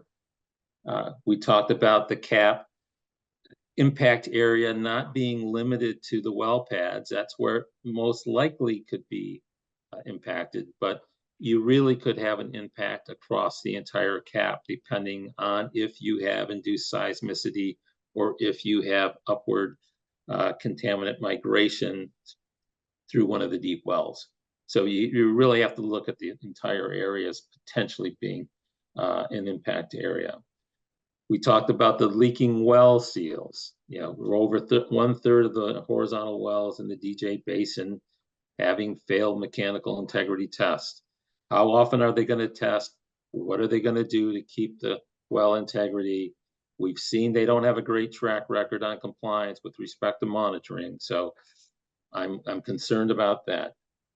We talked about the water sampling, the almost lack of baseline sampling. You know, roughly less than 5% of the identified water sources were proposed to be sampled, and all the rest were eliminated. And I go back to you. How are you going to confirm there's not a problem if you don't have wells that you can monitor? I think you should, in this case, if you're going to approve this permit, you should require the same sampling that is required for a centralized E&P waste management facility. That should be the baseline. That should be required at every one of these well pads. We talked about the record of noncompliance. And one thing I want to make you aware of, I understand there's pressure to approve these developments. I understand they generate a lot of tax revenue. Okay, that's very attractive. It's very appealing. And these days, everyone's looking for that type of funding. But I want to caution you that if you have one of these worst case scenarios, the litigation, the liability could come back to the state. It's not just going to stop at Civitas, because someone's going to say, well, O'Mara told you this was a problem.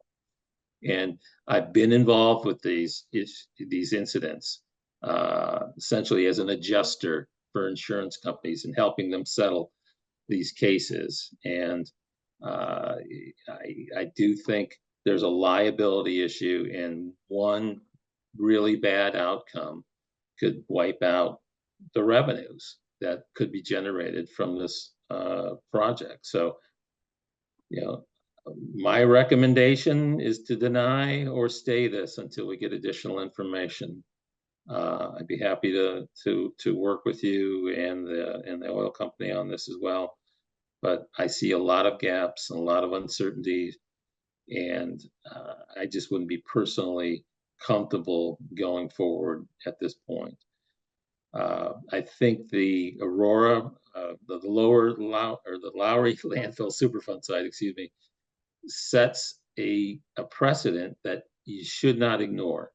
There's a reason why EPA didn't want them fracking under this. They know that site better than anybody. And I, based on my knowledge of the situation, I can understand their concern. I've worked on dozens of these Superfund sites, and it's not worth the risk of losing the containment. They've spent hundreds of millions of our taxpayer dollars trying to keep this contained. Why take the risk and expose it to damage? Now, I do think we should go beyond the footprint of the landfill.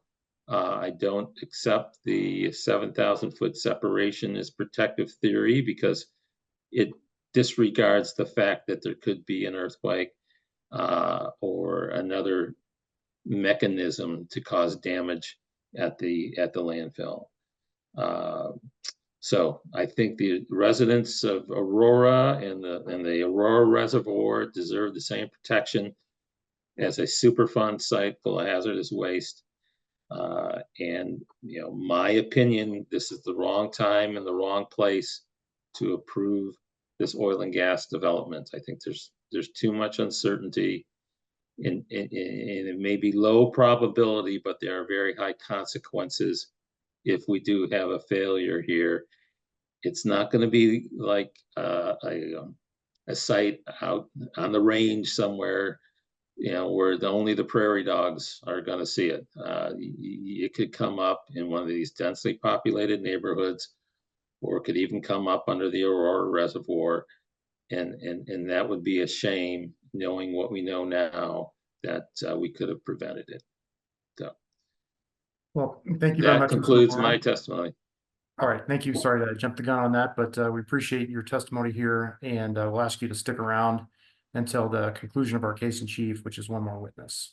Yes, sir. And Mr. Chair, I'd like to call up our last witness, which is Mr. Caggiano. And Okay. He actually did not do a PowerPoint presentation, so we'll just leave him on screen. Okay, and you might ask Mr. O'Mara to go ahead and unvisualize. Oh, right. That way we'll be able to focus on the witness. Yeah, I'm sorry. I minimized the screen. I'm trying to get to that. Or if somebody else can do it. Hold on.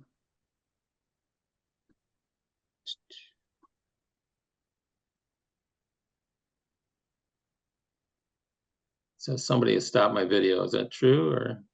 Yeah, your video is stopped. You might want to hit mute. Yeah, I'm sorry. I can't see these either controls. So I'll just mute my computer here. Okay, I believe we're good to go, Mr. Foote. Yes, thank you. Thanks for your patience, Mr. Chair and Commissioners. And so our last witness we'll call is Mr. Caggiano, and it looks like he's visualized and ready to go. And I think, yes, he's already been sworn in, so I think we're ready to proceed. Mr. Caggiano, could you please just introduce yourself to the commission and talk about your current employment and also some of your employment history? My name is Severio Caggiano. I'm a retired battalion chief from the Youngstown Fire Department for 39 years. I served as the deputy chief of the hazmat team for 29 years. I sat on the state hazardous materials and weapons of mass destruction technical advisory committee for 14 years. I was also regional coordinator for a 13 county area for about 14 years as well.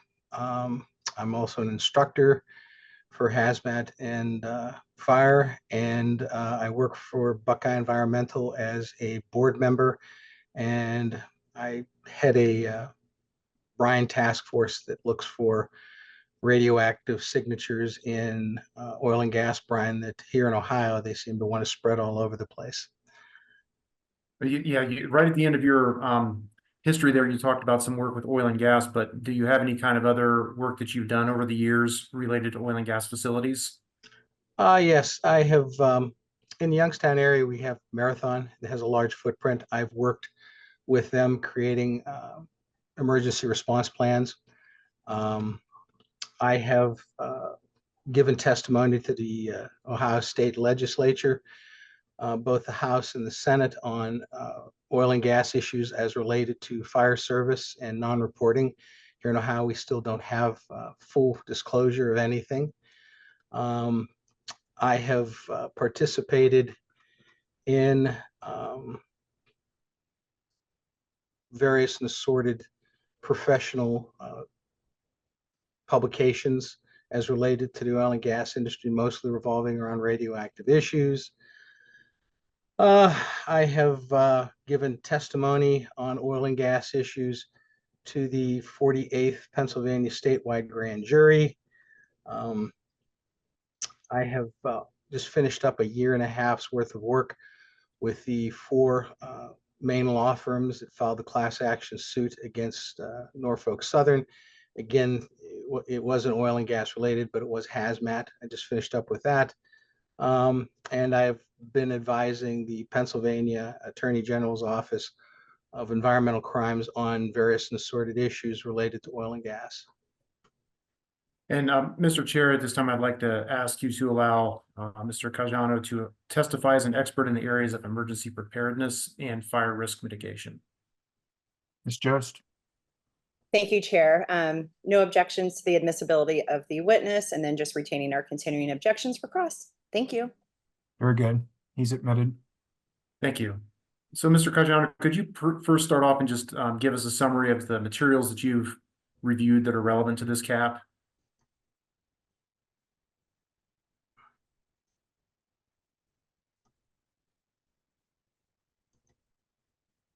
Are you there?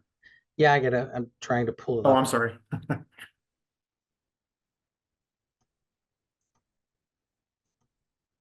All right, for this, the source data, I reviewed second amended Crestone Peak resources for the Laura Ranch Comprehensive Plan and its attachments, the Crestone pre-hearing statements and attached exhibits, JJ, Triple J, and Triple F, public comments related to the fire and emergency response, and Colorado statutes related to oil and gas disclosure requirements, as well as reading over Bennett and Williams, I guess their information that they submitted as well. And as part of this proceeding, did you submit a report that came in as Exhibit J? Yes, sir, I did. And Mr. Chair will move the admission of Exhibit J. Any objection? No objection, Chair. Thank you. Admitted.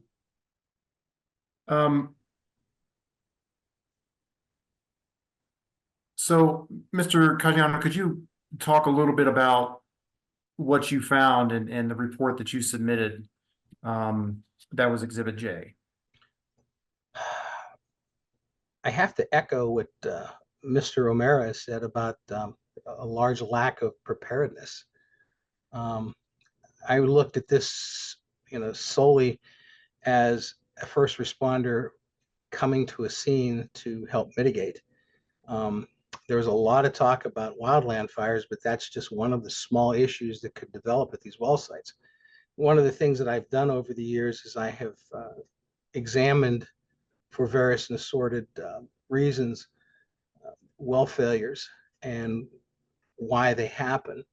And a lot of what I have seen is that these reports that they put together to get these permits don't quantify and qualify anything. To me, and this is just my opinion, things are just like a check box. We'll fill in this line. Yes, this is what we're going to do. This is what we're going to do.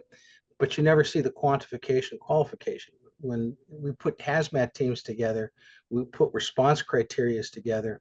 One of the things we do is quantify and qualify the equipment that we're going to have for each separate incident. Same thing when we put, emergency response plans together. One of the things that we first do is we quantify and qualify what assets are going to be brought to the table and by whom. Now, they may say this is a bit premature in the process, but when you're trying to sell a process, you want to sell the fact that, yeah, we know what the heck we're doing and we're prepared for anything that may happen if we decide to do what's in your community. At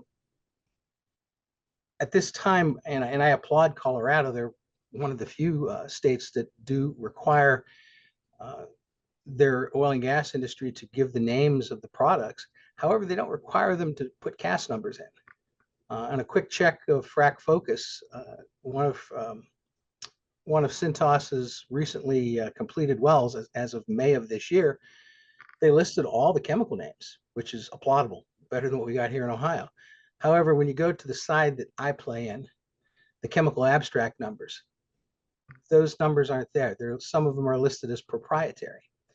And to me, that's not giving me the information I need. And try to give you an analogy here. Everybody knows about fentanyl. Well, there's a ton of analogs to fentanyl. One's a little bit less than others, ones are worse. They're all called fentanyl. So when you list a chemical and you don't give the chemical abstract service number, or what we call CAS, I can't specifically drill down on a chemical and figure out what I'm dealing with. You might as well call it Kool-Aid, because I have no way of looking at the chemical information and saying, well, yes, this is this chemical. And mind you, if I use the CAS number, I can look up all the untoward effects that this thing is going to have that I need to know before I start mitigations. One of the things that, kind of really set apart was I don't see if there's been any sharing with the stakeholders of any tier 2 information. I don't see Bennett and Watkins Fire Rescue having any buy-in on this other than the letter that they say, yeah, we're going to put fires out. What's the response criteria? What are we expecting of the fire and rescue companies? I mean, they're the ones that get there first. Some of the things I've read, they're talking about response agencies coming 3, 4, 5 hours later. Game's over in 3 or 4 or 5 hours. What this is going to do, it's going to do. And what happens in the first hour of a hazmat situation probably dictates what's going to happen. In the fire service, we say, as goes the first line, as goes the fire. On hazmat, what you do within the first hour dictates your outcome. I just don't see a lot of it there. In Exhibit F, Bennett Watkins Fire talk about working with Civitas, but again, we don't quantify and qualify. And if we just carve out that they're supposed to take care of fire solely, which I don't think that's going to be their whole issue, what's their response criteria? I've looked at their makeup, and it kind of looks like a part paid, part volunteer department. I got to remember, fire doubles in its size every 35 to 45 seconds. What's the correct response criteria?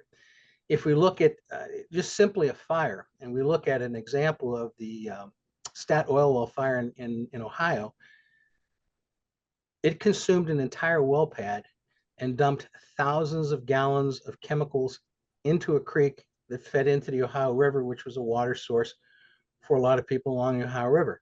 This whole debacle started off as a fire in one of the engines, one of the compression or pressure pump engines. Started off small. So these things tend to, they tend to get really big really quick. And again, you put an emergency response plan together to address this. Okay, if this happens, we're going to do this. If this happens, we're going to do that. These are my agreed upon response times. This is what we're going to do when we get there. And I just don't see that in anything that I've read. If you go into the training issue, I noticed that they say Cintas is their employees are trained to incident command 100 and 700. Those are entry-level incident command. This is what I teach first-year firefighters. And basically, incident command 100 and 700 are just to tell people this is what you're going to be a part of. That's the bigger picture. And a lot of times these are just done rotely over a computer. There is no interaction with people like myself. When I teach it, I prefer to have interaction because questions come up. Hey, chief, what's this? Hey, what's all this about? And if you're just doing it on a computer like you can, you're not getting that. What I highly suggest is that, like most fire, and again, I'm not sure that Watkins has all of their people trained to this, but our guys, our incident commanders, all had 400 and 500. We're all trained through incident command 100 through 800. And the reason why incident command 400 and 500 specifically deal with these kind of situations, and anybody who's working at a wellhead that has an issue is going to find themselves in one of these situations. They're going to be part of a unified command. They're going to be part of a larger response. And, you know, to make an analogy that's not oil and gas related, this was one of the major pitfalls that caused the incidents that happened in East Palestine with the train derailment, a failure of command. And this is something that when I read these after action reports, or AARs, from oil and gas companies, it comes up over and over and over again. We checked the box. Yes, we have fire service. Well, it was a volunteer fire department. It took them 15 minutes to get there. By the time that time, you had a bigger problem. Yes, we have booms and pads. Didn't have enough to contain anything.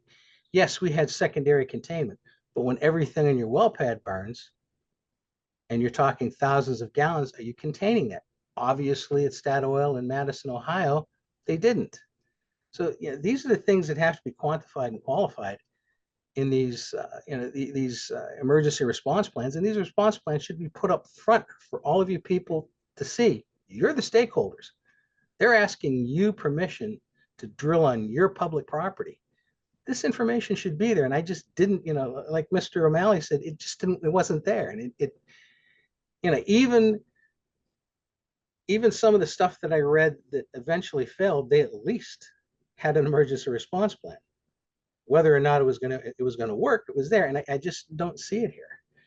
And Mr. Kajian, I'm sorry to interrupt. I wanted to just ask a question related to what you just said, which is that, you know, obviously you got a lot of questions about information that does not exist, or at least has not been put forward by Crestone in this cap. Are you aware of any efforts to try to get that information from the Fire Protection Agency? Now, you reach out to these fire protection agencies, and for some God unknown reason, they don't want to answer you back. Or if they do answer you back, they don't want to go on record. Because when I talk to them, I tell them, hey, look, this is what I'm doing. This is what I'm asking you. This is why I'm asking you. I'm upfront with them. And a lot of times they don't want to get involved because they fear that this is going to be a political problem for them. So either they don't tell you anything, or they say, hey, look, you know, don't quote me on this. Well, if they're telling me that, then I can't say anything to you.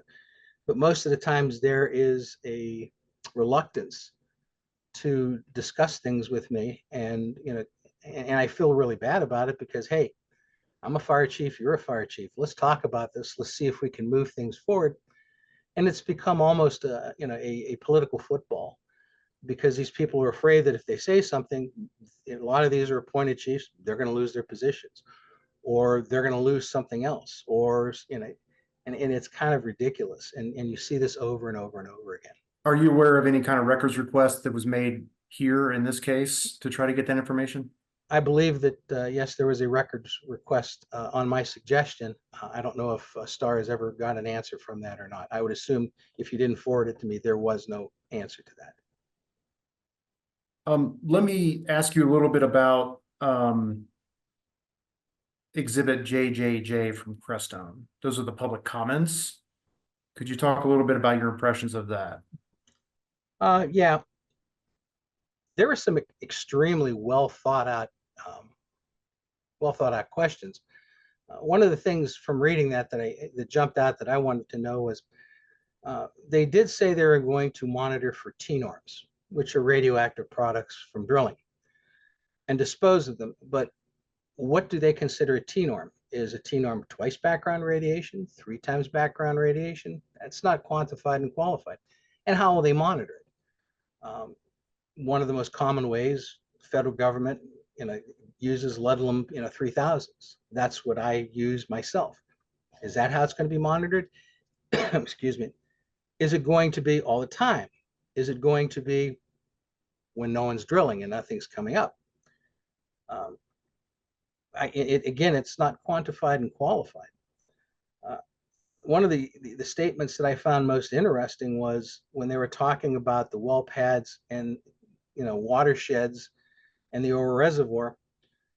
They admit that water could be flowing into a creek.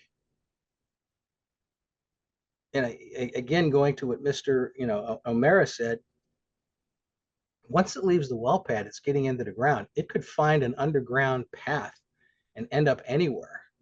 The creek could be feeding somebody else's drinking water. You know, they admit pretty much that any large size leak will be a danger to the water.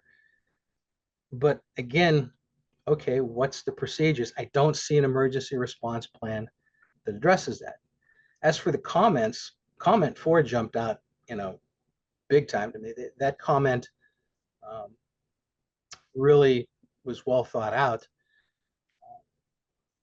When you're dealing with these chemicals, let's just take one chemical that commonly comes up from all the BETX or the benzene, ethylbenzene, toluenes, and xylenes. Benzene itself, extremely cancerous causing chemical. Very minute amounts of that getting into a drinking water source will totally poison that water source. The Camp Lejeune lawsuit, benzene was one of the chemicals that are part and parcel of all of that. When I read through some of the questions, most of what I got back from the replies were like out of abundance of caution. We're totally, looking at it. These are all legalese, and they don't really answer the question. They kind of want to step around the question and get rid of the answer. Comment 62, again, hit upon what I was saying, rote monitoring response. It doesn't commit to monitoring all possible byproducts on a 24/7 basis. A lot of these well sites, they do 4-gas monitoring. 4-gas monitoring, most of the time, is oxygen. You have carbon monoxides, you have hydrogen cyanides, and you have the lower and upper explosive limits, or LELs and UELs. Are we monitoring for radon? We're drilling down into shale fields. We're bringing back up radium. One of the byproducts of radium is radon. Are we monitoring for that? Are we monitoring for it on a 24-hour basis? Again, there is no quantification and qualifications. Snapshots in time, you can miss quite a bit. And I think Mr. O'Mara discussed that as well. There's nothing in any of the answers or anything that I have read that changes, my belief that that there is any kind of comprehensive emergency response plan that's going to make people safe. I pray that I'm wrong, but you would think that when you're asking the government for permission to frack on their lands, you're putting your best foot forward. What I'm not seeing is my best foot forward. I know when I put a plan together, this is my best foot forward. This is what my response plan is going to be. When the chief would ask me, give me a response plan for this incident, because we've never had it before, we've got to prepare for it. Again, we've never had it, but we're preparing for it because we're emergency responders and we have to be prepared for everything. In the fire service, we also say if your constitutional and legal rights are violated, you call the police. For everything else, and I do mean everything else, you call the fire department. So we kind of have to be prepared for a lot of things. I don't see it here. And it's putting a lot of people in danger. You've got people that have spent a lot of money to live where they're living, and a bad day at one of these sites could cost these people their drinking water, could cost these people, their property. Again, going back to the East Palestine thing, a bad day in East Palestine probably going to end up costing everybody their homes because of what was spilled, or what was spilled and is now there. And again, as Mr. O'Mara said, he stole a lot of my thunder. The litigations are very expensive. $600 million in East Palestine. So you've mentioned that you've taken a look at what has been provided through this cap. You don't really see really much of anything, or at least certainly not what you would expect. Could you just give us a quick summary of what kinds of things you would expect to be disclosed to make sure that it's protective of public health and safety and welfare in an operation of this size? I didn't see I did not see anything in there, at least with what I was provided. Who's responding, who's responsible for what. There was no quantification and qualification of what on-site stuff they have. Their on-site capabilities to mitigate something until another response agency comes in. They mentioned, another agency coming in 6 hours later. That's a long time. And having trained with Williams Fire that does wellhead problems, sometimes those can be longer. They're telling, Williams Fire says, any kind of well problems or oil and gas problems could be anywhere from, 8 to 10 to 24 to 48 hours before they get someone on scene. If they have a well blowout, it could be days before that gets settled. Some of the evacuation zones in there are, a mile and a half to 2 miles, depending on the way the wind's blowing. I don't see any of that in there. I don't see anything about, okay, again, pre-planning. If this happens, we have this. If this happens, we have that. None of it. I don't see aerial monitoring at all considered as far as any releases. I don't see any data on that. There's no plume plotting and pluming that I've seen. Again, you just can't check the boxes and hope everything is going to go okay. You got to anticipate everything going wrong. And I mean, that's the way we do it in the fire service. What's the worst possible scenario that we could think of from this incident? We look at that and we plan for it and hope to God something way less and more manageable happens. I don't see that. And it's putting the people at risk. Again, I applaud Colorado for being way ahead of, places like my home here in Ohio, as far as reporting. But here I'm pointing out to you, it's not all getting there. It's not getting, you can put a name down, but it's not telling me what the CAS number is, the chemical abstract number is. So I can't look this up. I can't work with what I don't know. And we don't have plans around this. I'm not sure what the relationship is with all these emergency response people. And I'm not sure they actually have a working emergency response plan, or at least I haven't seen it. I pray to God I'm wrong. Okay, well, thank you very much, Mr. Caggiano. I don't know if there was any final thing you wanted to go over or not, but feel free. Otherwise, we probably should wrap up in the interest of time. No, I'd just like to thank the commissioners for the time. I hope they listen to what I'm saying and take it to heart. I don't want to be reading about any problems in the future from these kind of issues. We all have to talk about things. We all have to get along. We all have to work cohesively and try to identify the problems to move forward safely. As was said by Mr. O'Mara, fracking is getting closer and closer to people's homes. And we have to start, this is no longer, as we say here in Ohio, it's no longer Uncle Jim's farm out in the middle of nowhere. When these accidents happen, they're getting closer and closer to people's homes. People are starting to get concerned. We have to pay attention to that. If we don't pay attention to that, these people are going to get upset. They're going to lose things. And it's a sad commentary, but I think if we all work together and we listen to each other and we discuss these issues, I think we can come out with something that's better than what we're getting right now. Okay, thanks again. We appreciate it. And Mr. Chair, that wraps up our testimony. I would like to just ask for the record to make sure that we have the slideshows that were presented by Ms. Goldsmith-Kamen, Mr. O'Mara, and Mr. Thornton admitted into evidence. Those are admitted as like demonstrative, not for their own content, right? Like a summary of their testimony. That's correct. I'm fine with them being admitted in that way. Just want to make sure that they're actually part of the record. That's all. Okay. Ms. Jost, any concern there? No objections, Chair. Okay, so admitted. All right. Well, at this time, I believe we move to cross-examination by Ms. Jost of the witnesses from STAR. I will let you do this however you want, but maybe one at a time might make some sense.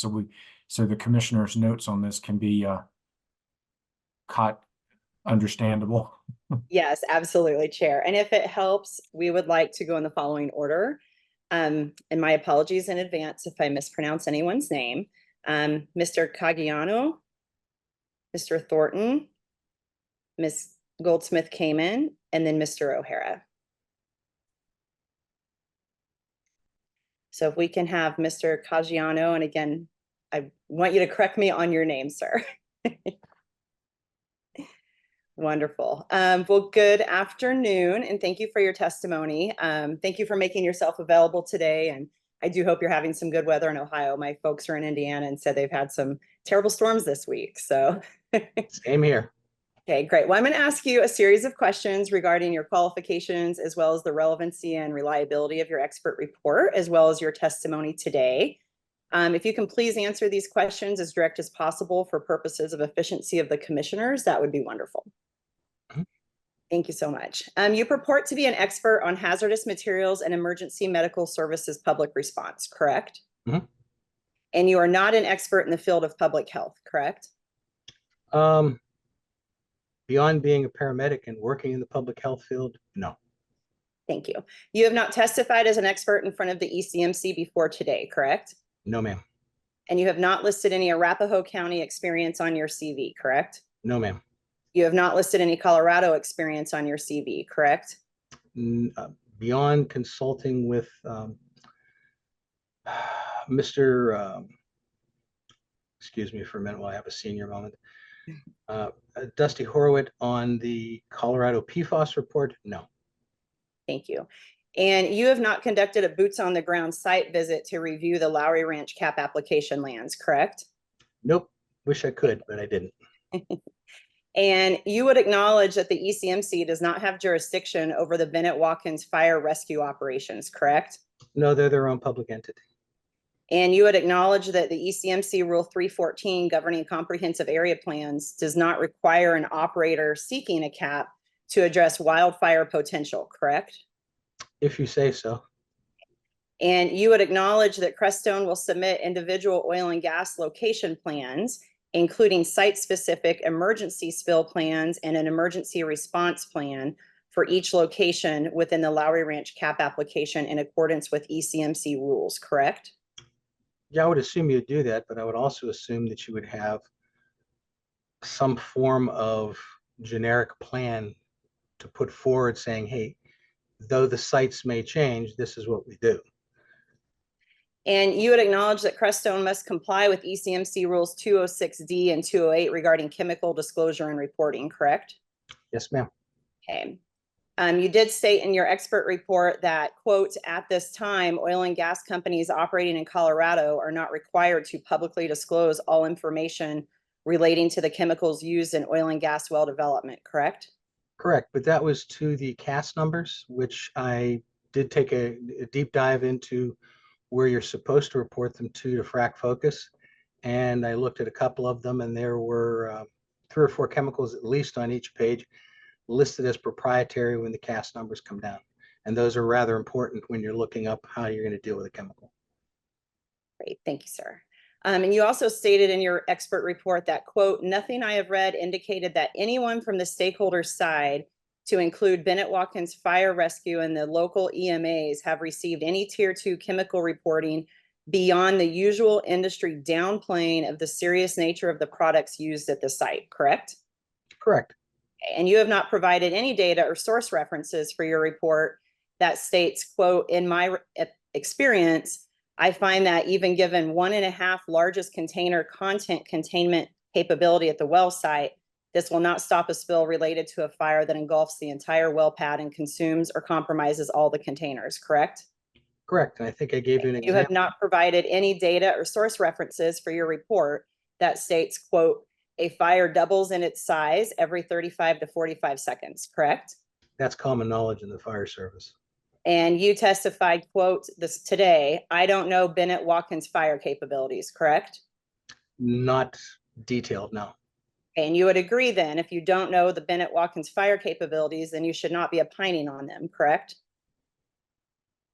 I didn't really opine on their capabilities. I just opined on the lack of anything that gives me an idea of what their role in all of this is going to be beyond putting out wildfires.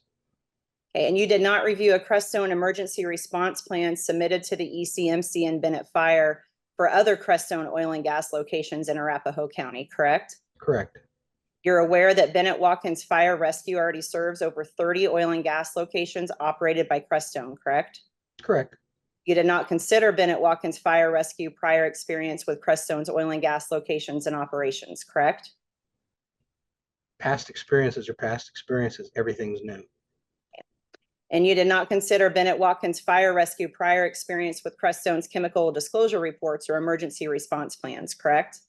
No, but again, how are you going to look up a chemical when you don't have a chemical abstract service number?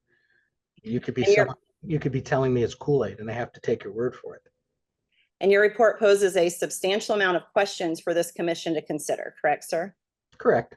And your report does not pose any suggestions to this commission as to what Crestone should consider in its emergency response plans for the Lowry Cap, correct? Correct.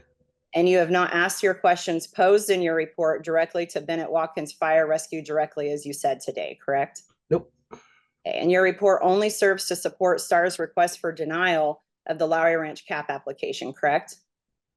Correct, but And you're aware that STAR is an activist organization whose stated mission is to stop the Lowry Ranch Cap development, correct? fundamentally, yes. And have you been retained by Mr. Foote prior to this ECMC docket? No, ma'am. Okay. Have you worked with Mr. O'Mara prior to this ECMC docket? No, ma'am. Great. Thank you so much, sir. I appreciate your time. Thank you. That's all our questions for this witness, Chair.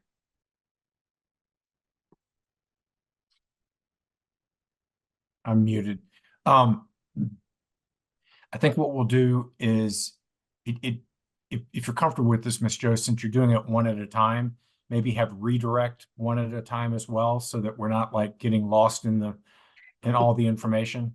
That makes sense, Chair. Thank you. All right, Mr. Foote, the witness is yours for redirect. Thank you. Mr. Caggiano, just briefly, I was covered on cross-examination about whether or not you had spoken with Bennett Watkins about their emergency plans or lack thereof. Do you remember that? Yes. And did you attempt to speak with Bennett Watkins?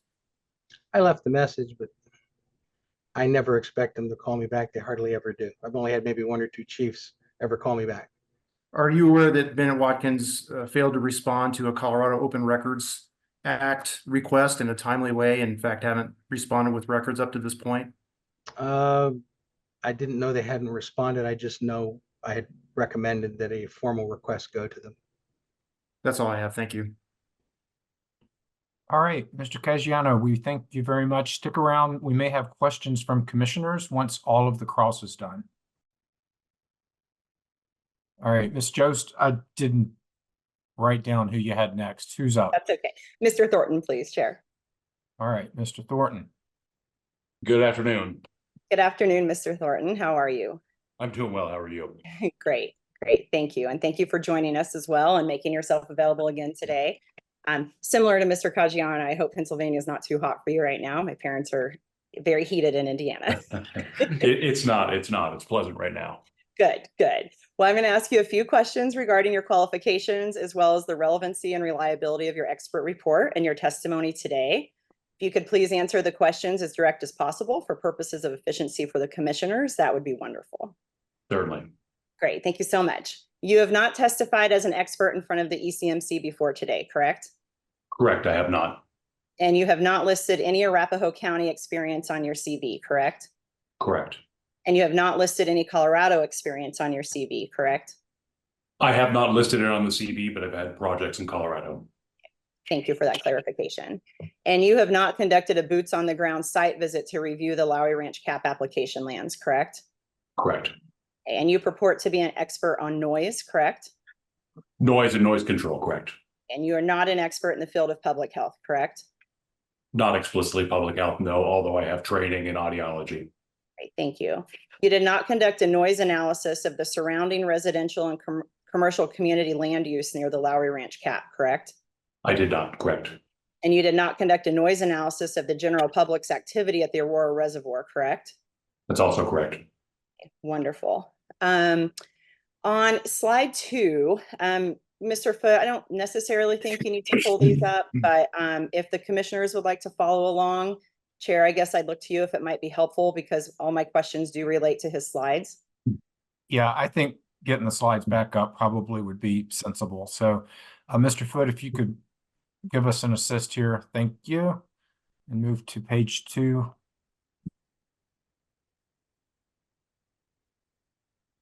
Mr. Foote, thank you so much. I really appreciate that. Mr. Thornton, on slide 2, you state that small nominal changes are large changes in energy power, but in reality, the large changes in energy power are not what is relevant. So would you agree that what is relevant is the human experience of these changes, meaning perceived loudness, correct? They're not separate, but generally, yes, ultimately what matters is the perceived loudness.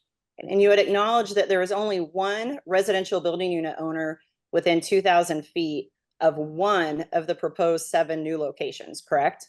To my knowledge, that's correct. And you would acknowledge that this one residential building unit owner has provided informed consent for that oil and gas location to be sited near his property, correct? That's my understanding, correct.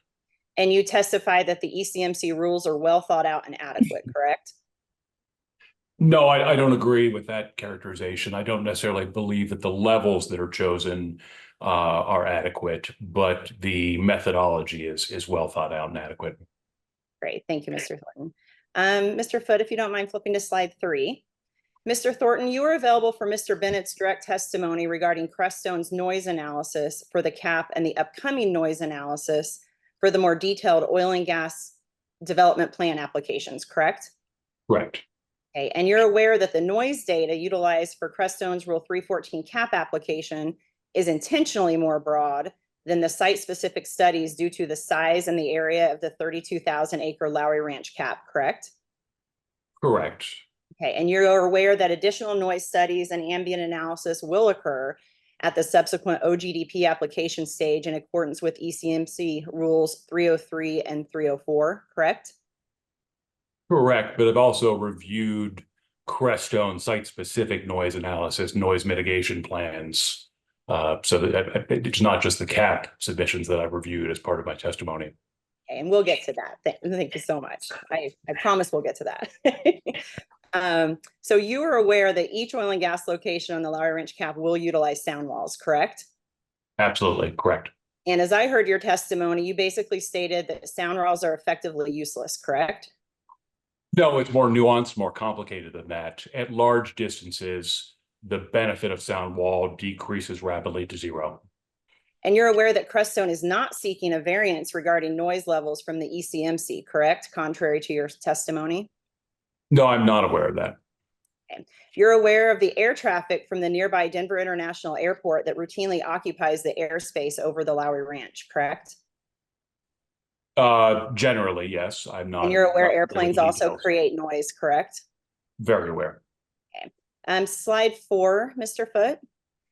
Mr. Thornton, based on Mr. Bennett's testimony regarding Crestone's noise analysis that will occur as part of the individual site-specific OGDP process, would you agree that Crestone will conduct a site-specific and more detailed noise analysis in compliance with ECMC Rules 303 and 304, correct? No, I don't know that to be the case.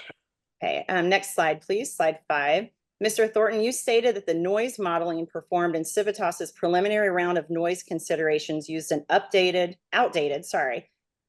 software package named Predictor, correct? Correct.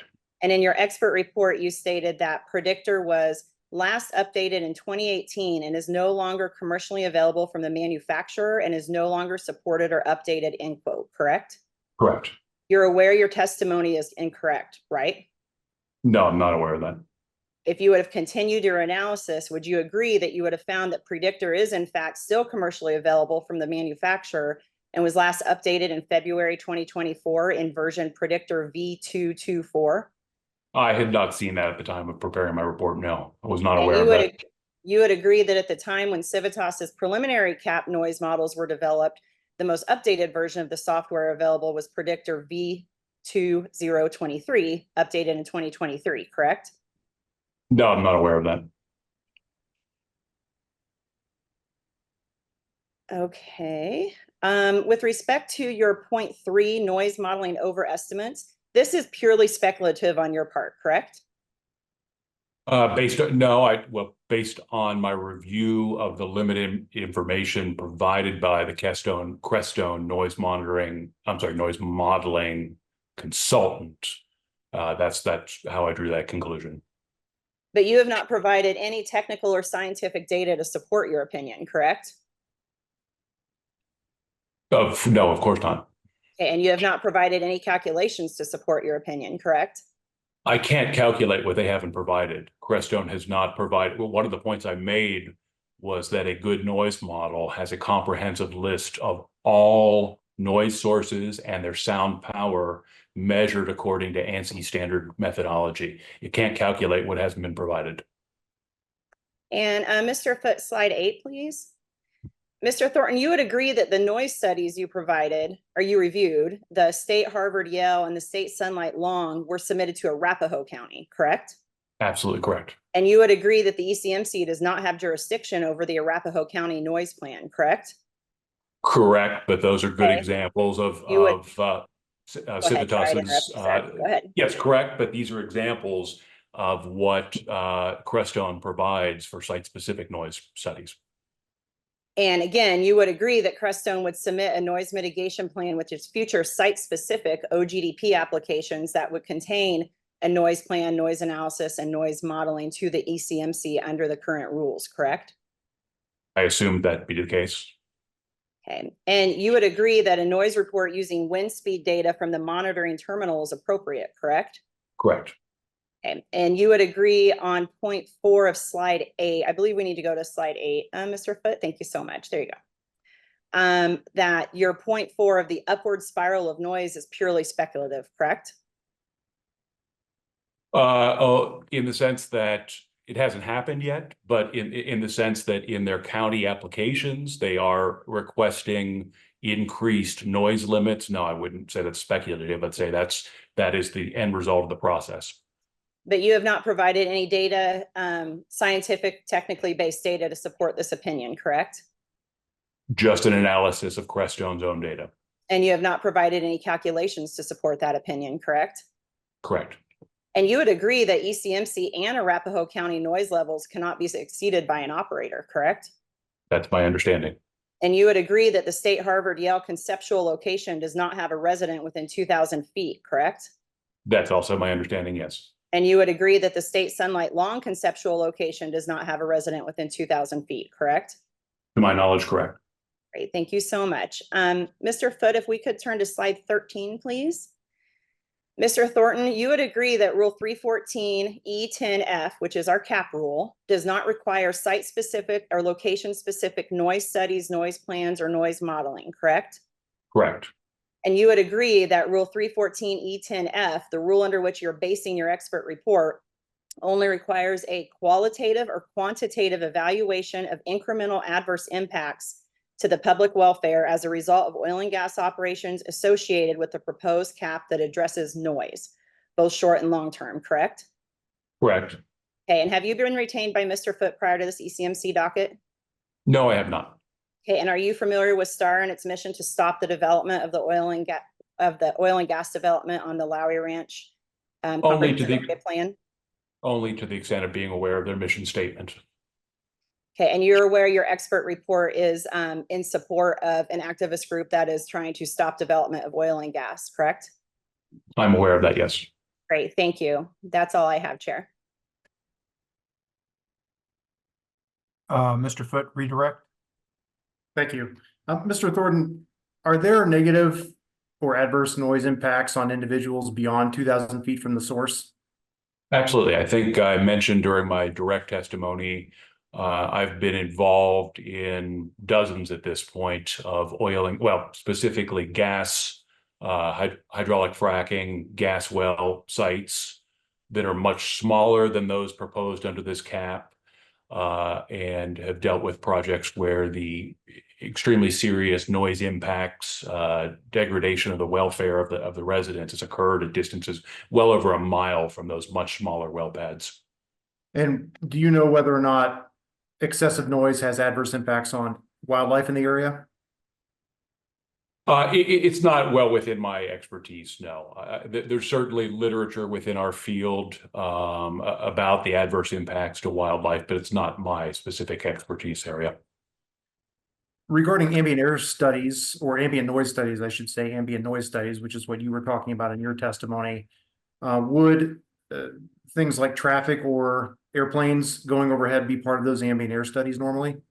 Absolutely, that would be captured. By a well-designed ambient noise study, it should characterize those events. And there was some discussion about the type of noise information that was submitted as part of this cap versus site-specific noise information. Do you recall that? Yes, I do.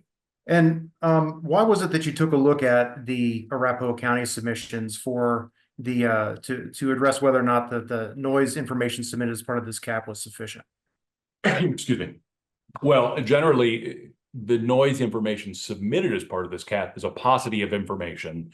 I tried to look at other sources as representative of what Crestone is promising to do in the future. So I looked at examples of their site-specific noise plans as examples of what they really do at that level of at that granular level. And based on everything that you've seen, including the testimony and the cross-examination and your questioning here, would you say that the information submitted by Crestone at this point as part of this cap is protective of public welfare? Absolutely not. That's all I have. Thank you. Thank you. Ms. Jost, I need to take 5 minutes. So let's take a quick break. It's 2:16. Let's return at 2:21. Apologies for the quick short time break there. Ms. Jost, you're back on for cross-examination. Who's next? Great, thank you, Chair. Ms. Goldsmith Kamen, please. There she is. Thank Wonderful. you. Thank you, Chair. Hi. Good afternoon, Ms. Goldsmith Kamen or Ms. Kamen? Goldsmith Kamen. Kamen. Okay, thank you. And again, my apologies for mispronouncing your name. That's okay. All right, well, I'm going to ask you a few questions regarding your testimony today. And if you could please answer the questions as direct as possible for purposes of efficiency to the commissioners, that would be great. Okay. And actually, I'm sorry, Mr. Foote, can you please pull up Ms. Kamen's slides? Just give me a moment. Great, thank you. And while you're doing that, Ms. Goldsmith Kamen, I will go ahead and keep going on questions. Okay. Did you directly prepare the slides you used in your testimony today? Yes, with the help of a couple of our other core team members. Great, thank you. Did you prepare your testimony you were reading from today? 100%. And you listened to Tuesday's hearing on the Lowry Ranch cap application, correct? Yes, I did. Okay, and you saw the STAR residence map that Crestone utilized during its motion to deny STAR's affected person status, correct? Yes, And you do not reside within 2,000 feet of the state Sunlight Long conceptual oil and gas location, correct? I do not. You do not reside within 3,000 feet of the state Sunlight Long conceptual oil and gas location, correct? I do not. And you're not a produced water trucking expert, correct? I am not. You're not an air quality expert, correct? I am not. You're not an air emissions expert, correct? Nope. You're not a wildlife expert, correct? No. You're speaking today as an officer of STAR, correct? I'm speaking today as a resident who lives within the cap, and the wellbore pathways will go underneath my home. You're aware you were delineated as an officer of STAR as a witness today, correct? I am the president of this nonprofit organization. Okay, and you're aware that no STAR member resides within 2,000 feet of an oil and gas location in the Lowry Ranch cap boundary, correct? Absolutely. And you're aware that Crestone has not asked this commission for preliminary siting approval of the state Sunlight Long conceptual oil and gas location, correct? Correct. Okay, slide 2, please, Mr. Foote. Ms. Goldsmith Kamen, you did not provide any source data or study in your testimony for your 8th bullet point regarding the alleged net carbon produced from cap operations, correct? I took the data straight from a Crestone slide on the trucks. So it was from the documents pages 59 and 67. But you yourself did not provide any data or technical or scientific studies in your testimony to support your net carbon produced from cap operations, correct? In the 8th bullet point? Not as part of a peer review study regarding alleged air impacts in a 2-mile radius, correct? Yes. You did not provide a reference to this study, correct? I did provide a reference. It came in the letter that was submitted on July 11th to Julie Murphy from the city of Broomfield, and it's within theirs. And can you please provide the reference to that study? Yes, and actually I mentioned it. It's the Broomfield Oil and Gas Health Survey. Great. And you would agree that Crestone has committed to produce gas, oil, and water takeaway from all locations within the Lowry Ranch cap, correct? Produced oil and water. What was state that again? Has committed to, and my bad, I said that backwards. Has committed to oil, gas, and produced water pipeline takeaway for all locations, correct? That I am not aware of. I thought they were going to, the produced water was going to be trucked out, taken to Weld County and put into an injection well. So I guess I'm going to clarify my question. You would Okay. agree, though, that Crestone has committed to produced or oil, gas, and produced water takeaway for the western locations in the cap, correct? No, Okay. Well, would you agree that with pipeline takeaway, that would remove produced fluid tanker trucks from the western Lowry Road? I do not know that. Okay, next slide, please, Mr. Foote. With respect to your map here, proposed reservoir B and reservoir C are not currently existing, correct? That is correct. And proposed reservoir B and C do not have a confirmed date of development with Arapahoe County, correct? That's correct too. And you have not conducted water quality testing on water from the Aurora Reservoir, correct? Not yet. And you are aware that Aurora Parks Recreation and Open Space monitor water quality at the reservoir, correct? Yes, in fact, it was closed on July 4th due to bacteria.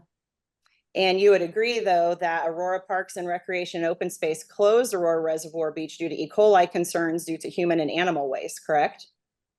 We weren't told what it was for, but yes, it was closed over the July 4th holiday.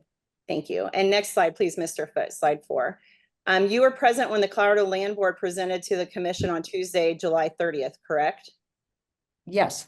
And you're not an expert on the Colorado State Land Board sub-area plans, correct? No, just have read it. Okay, next slide, please. Slide 5. You did not participate in Civitas's wholly owned subsidiary Extraction Oil and Gas LLC's oil and gas development project in Broomfield, correct? No, I do not. And you have not reviewed each of the 500 noise complaints, correct? I have looked at the summary of the noise complaints that were in the letter with a hot link from the city of Broomfield. And you're aware that the commission did not find Extraction committed any noise violations, correct? I was told that there were noise violations. But you're not a noise expert, correct? I am not a noise expert. Slide 6, Mr. Foote, please. You testified that based on your readings about oil and natural gas development, that the Lowry Ranch cap is not protective, correct? Correct. You did not provide any suggestions of how other oil and gas developments have more protective offerings than the Lowry Ranch cap, correct? I did not provide any other examples. And you have not provided specific best management practices that you believe are insufficient in the Lowry Ranch cap application, correct? I mentioned that several of them, I thought that the noise was, the different BMPs on noise were not sufficient. And the water testing with the wells, I did not mention that in mine, but it was in our testimonies. Okay, and you're aware that real estate development, including the South Shore community, displaces wildlife, correct? I am not aware of that. And you're aware that the Lowry Ranch cap development of the Colorado State Land Board owned minerals directly supports school funding and education of our school children, correct? That is what they tell us. Okay, do you know Mr. O'Mara prior to your work on the STAR report? No. Okay, thank you very much, Chair. That's all I have. Thank you, ma'am. All right, Mr. Foote, the witness is yours for redirect. Thank you, Mr. Chair.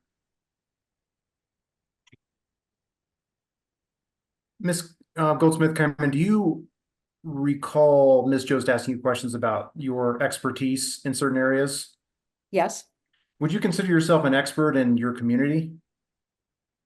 An expert in my community. Can you rephrase that? In other words, what we heard on cross-examination was Ms. Jost, I guess using it against you that you're not a noise expert or that you're an emissions expert.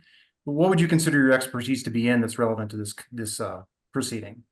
Community organization and social work, geriatrics, health concerns for the elderly population. And during the course of you doing the community organization and being part of STAR, have you come into contact with those or had discussions with those that have had a lot of concerns about this cap? Repeatedly every day, from conversations in person to texts and emails and phone calls, every method of communication imaginable. The answer to that question is yes.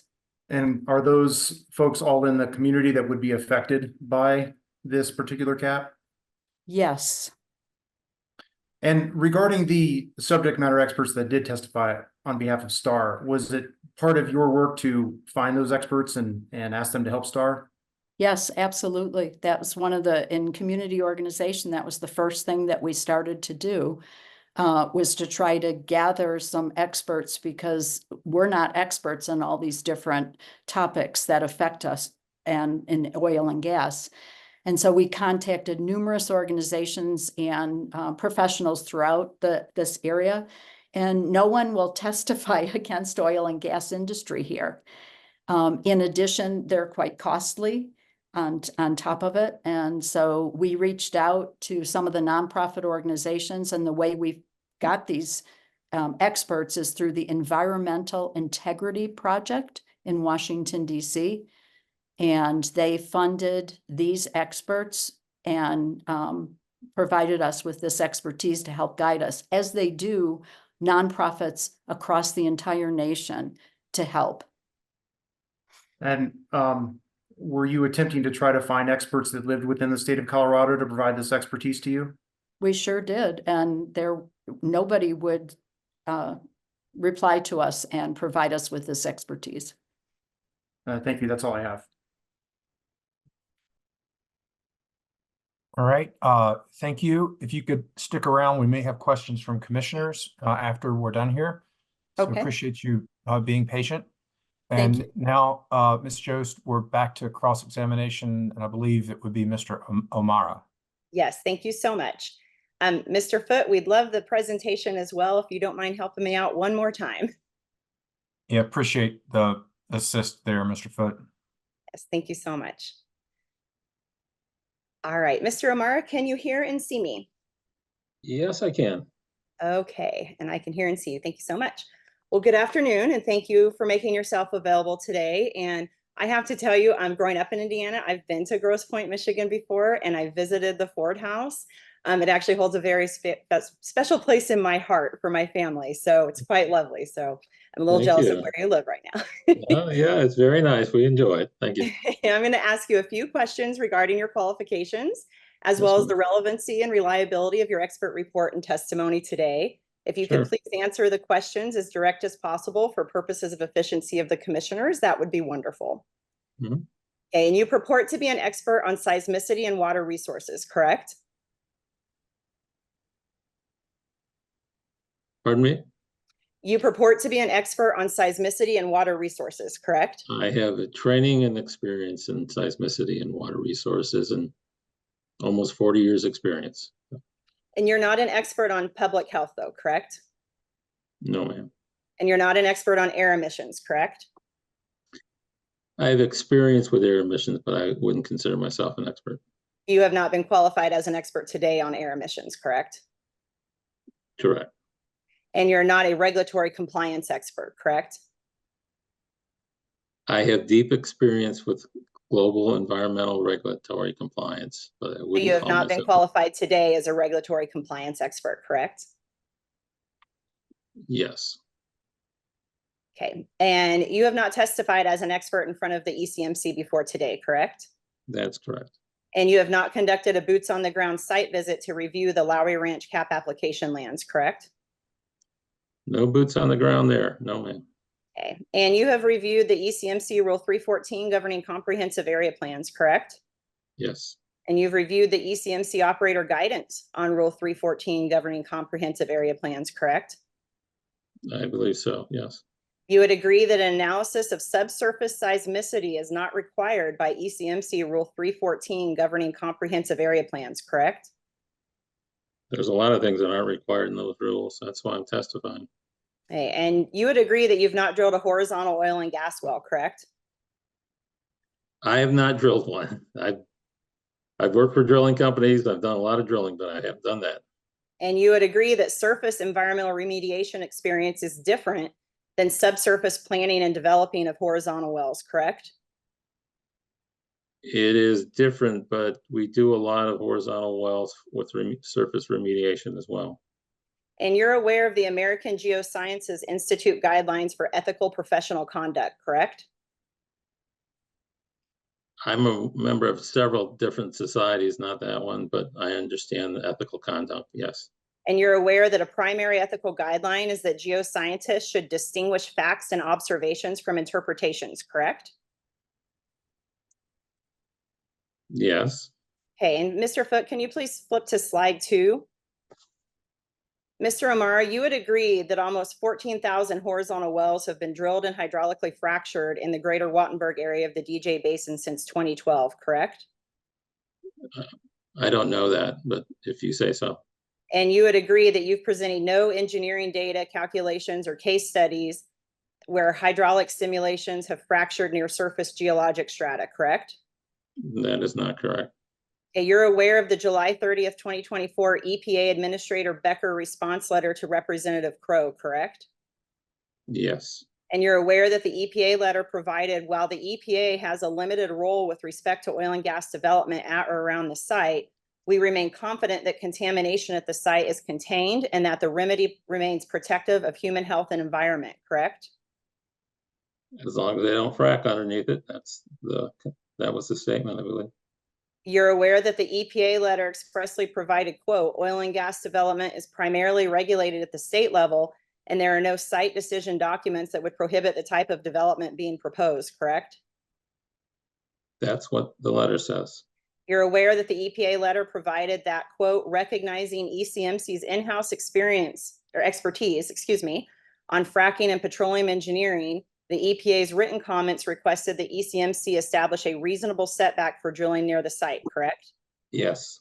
And you're aware that the EPA letter provided, and I quote, as part of that process, ECMC has committed to notify and confer with the EPA as location-specific decisions regarding proposed drilling locations within 1/2 mile of the site boundary are evaluated, correct?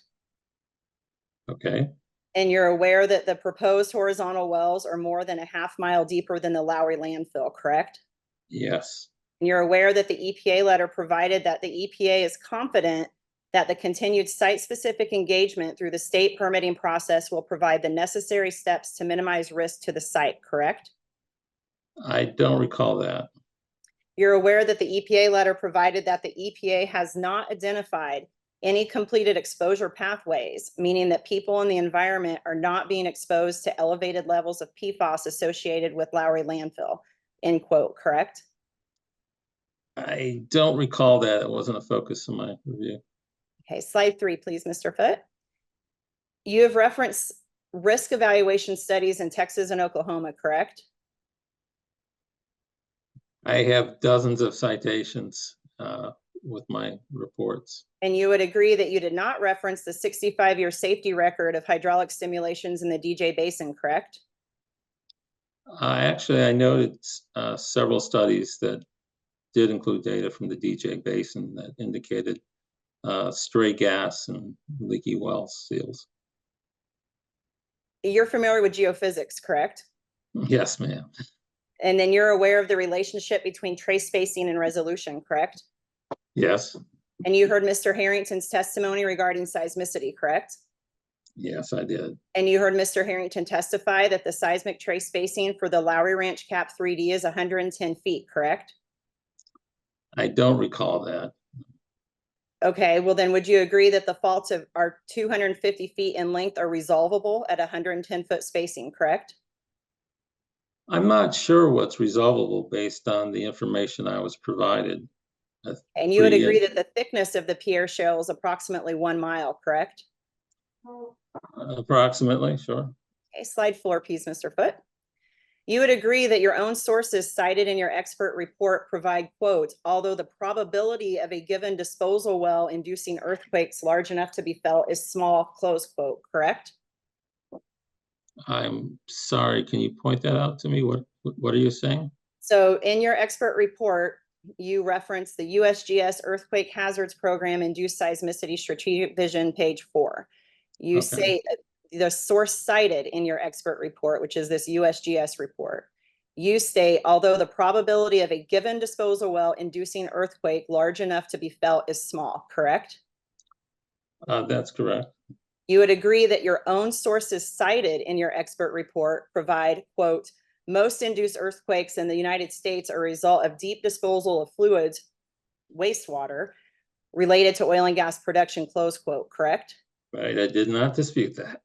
Okay, you would agree that your own sources cited in your expert report provide as a correction to the misconception that hydraulic fracturing is causing all induced earthquakes, that quote, hydraulic fracturing is directly causing a small percentage of the felt-induced earthquakes observed in the United States, close quote, correct? Compared to the disposal wells, yes. You would agree with the USGS that damage does not occur until the earthquake magnitude reaches somewhere above 4 or 5, correct? This source is USGS, frequently asked questions, natural hazards. Generally, but those magnitude 4 earthquakes have been found with fracking. And you have not obtained any seismic data for the Lowry Ranch Cap lands, correct? No, I don't think you have either. You have not obtained any seismic data under the Aurora Reservoir, correct? Only what was provided. You have not obtained any seismic data under or surrounding the Lowry Landfill Superfund site, correct? Just what I reviewed. I didn't run any seismic surveys. And you have not performed any independent geologic investigations into the aquifers beneath the Lowry Ranch Cap lands, correct? I've read a lot of published papers about the water quality and the effects of fracking. And you have not performed any independent geologic investigations into the aquifers beneath Aurora Reservoir, correct? No. And you have not performed geologic investigations into the aquifers beneath the Lowry Landfill Superfund site, correct? No, I'm relying on the work of others. And you have not identified a single significant earthquake linked in time, space, and depth to a horizontal well undergoing hydraulic stimulation in Arapahoe County, correct? I haven't identified it, but that doesn't mean it hasn't happened. You have not you are aware of when hydraulic fracturing was first utilized in Colorado, correct? Decades ago. Okay, and regarding the graph on slide 4, Mr. Foote, if we can go back one slide, you would agree that the number of M3 plus earthquakes was very low and stable between 1975 and 2008, correct? That's what the graph shows from the USGS. And regarding the graph on slide 4, your opinion is that the increase in earthquakes started around 2009 were caused by hydraulic fracturing, correct? That's the USGS opinion of the interpretation of the data. There's a correlation. You're aware of the seismic network density in Colorado, correct? Not intimately. I'm sure they have a robust program. Would you agree that there are 11 seismic monitoring stations throughout Colorado? I don't know how many they. Are you aware of the location of the nearest size monitor meter in proximity to the Aurora Reservoir is located in Golden, that's approximately 30 miles away from the reservoir? No, I was not aware how close it was. And your slide 4 provides that, quote, new instances of induced seismicity are likely to occur in locations where the seismological coverage is sparse, correct? That was the USGS interpretation. You did not calculate the likelihood that, quote, new instances of induced seismicity are likely to continue, close quote, correct? I'm sorry, what was that question again? You did not calculate the likelihood that, quote, new instances of induced seismicity are likely to continue, close quote, correct? I believe they are likely to continue. The more but you did not calculate the likelihood, correct? No, I didn't calculate a probability. And would you agree then that this statement on this slide is speculative? I'm giving a professional opinion. Okay, and it's consistent with the USGS. So I think I'm in good company. Slide 5, please, Mr. Foote. All right, Mr. O'Mara, thanks for hanging in with me. We've got a few more slides to go through. No problem. Mr. O'Mara, you heard Mr. Harrington's testimony regarding Crestone seismic data obtained from the Lowry Ranch Cap area Yes. heard on Tuesday, correct? Yes, I did. And you make the statement that Crestone seismic data is general and not location specific, correct? That comes from your statements, but it's true. You would agree that Crestone provided location-specific seismic data and testimony through Mr. Harrington on Tuesday, correct? No, I would disagree with that. You would agree that you have not worked on a project where each and every geologic fault has been identified by seismic data, correct? Can you repeat that, please? You would agree that you have not worked on a project where each and every geologic fault has been identified by seismic data, correct? I have not worked on a project where every fault has not, too many negatives. I'm trying to follow your logic there. Okay, would you agree that it would be rare, if not impossible, for seismic data to identify each and every geologic fault in the seismic area shoot? It depends on the nature of the study, but I would And agree. you would agree that the red, green, and yellow lines shown on slide 5 exhibit were drawn by you, correct? Yes, And you would agree that you do not know the location of the red line, correct? I'm just lining it up with disturbances that I see in the image. And you would agree that you do not have any technical or scientific seismic data to show that the red line crosses the Pierre Shale Formation, correct? It ends at the Niobrara. I don't know what's going up above that. And you would even agree Mr. that you do Harrington- not have any technical or scientific seismic data to show that the red line is located under the Lowry Ranch caplands, correct? You're telling me this is a section underneath the cap, so I'm assuming it's somewhere under there. I don't know where. And you would That's agree just- that you have not provided any data and have not provided this commission with any data that confirms geologic faults near or under the Lowry Ranch caplands, correct? The data were provided in the EPA study for the. You would agree that you do not have any data and have not provided this commission with any data that confirms any faults near or under the Aurora Reservoir, correct? Only what's been provided by others that I've cited. And you would agree that you do not have any data and you have not provided this commission with any data that confirms geologic faults near or under the Lowry landfill Superfund site, correct? I pointed out that previous reports show faults there. And this is my interpretation of a potential fault using your data. And you did not obtain any of this data because the cost of obtaining such data would be significant, correct? I wasn't hired to do a seismic survey out here. Okay, and you're aware of the number of horizontal wells drilled and completed in Crestone's nearby Box Elder comprehensive area plan, correct? Not as familiar as with what you're proposing to do. And you're aware of the number of existing horizontal wells drilled and already completed on the Lowry Ranch in prior operations, correct? There's a few, yes. You would agree that there's no evidence of earthquakes from the hydraulic fracturing from the Box Elder cap or the existing Lowry Ranch horizontal wells, correct? I'm not aware of any.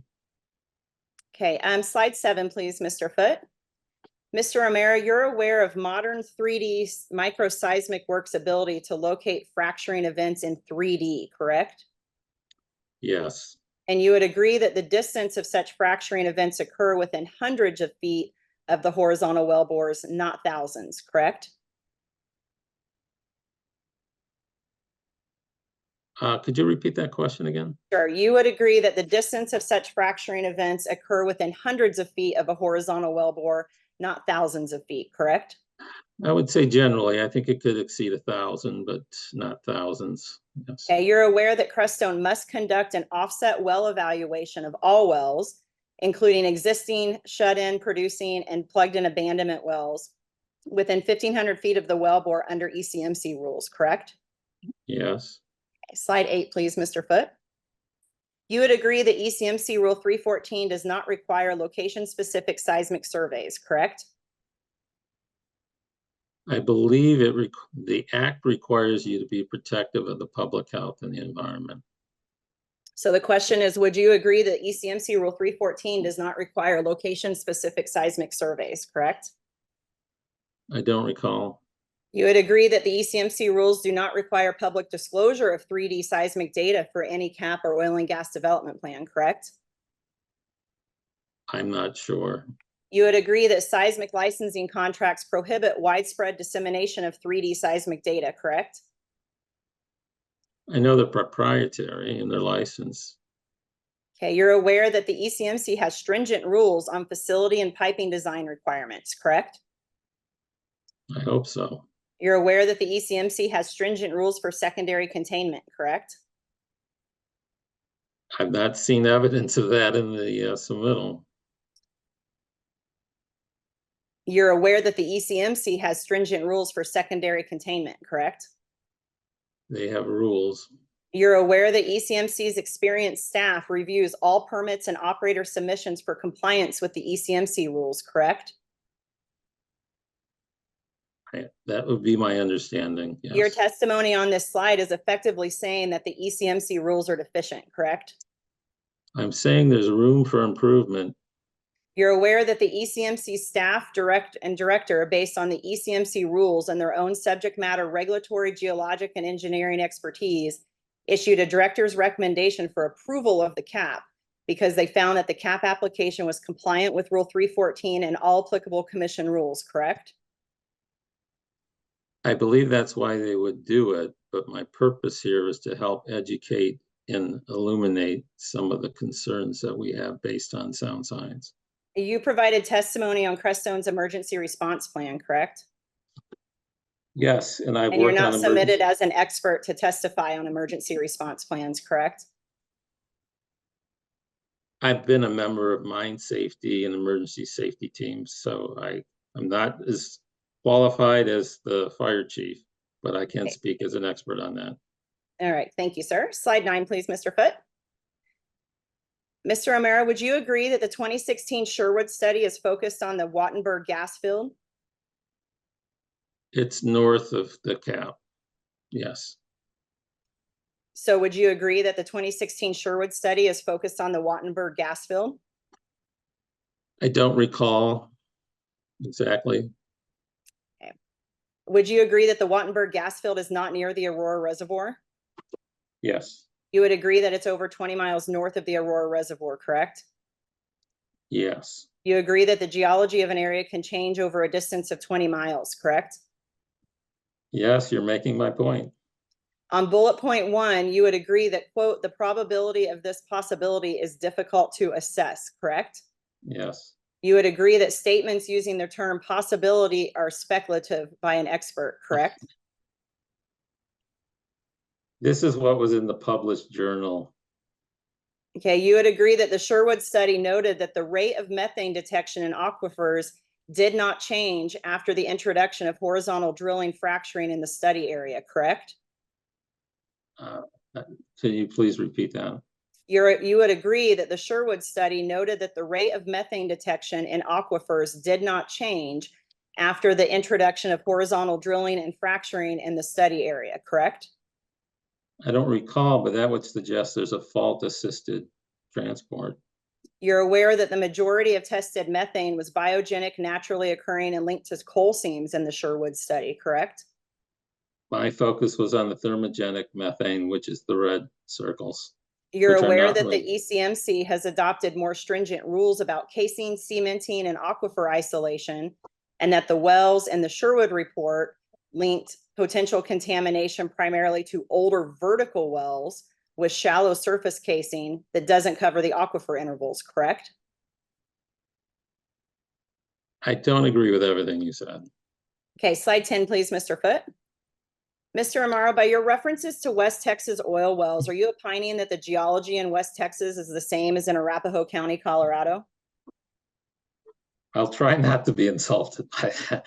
I'm a geologist. This is an example of what happens when an abandoned well communicates with oil and gas fracking. It was not intended to say Texas is the same as Colorado. No. And by your references to Pennsylvania oil wells, are you opining that the geology in Pennsylvania is the same as in Arapahoe County?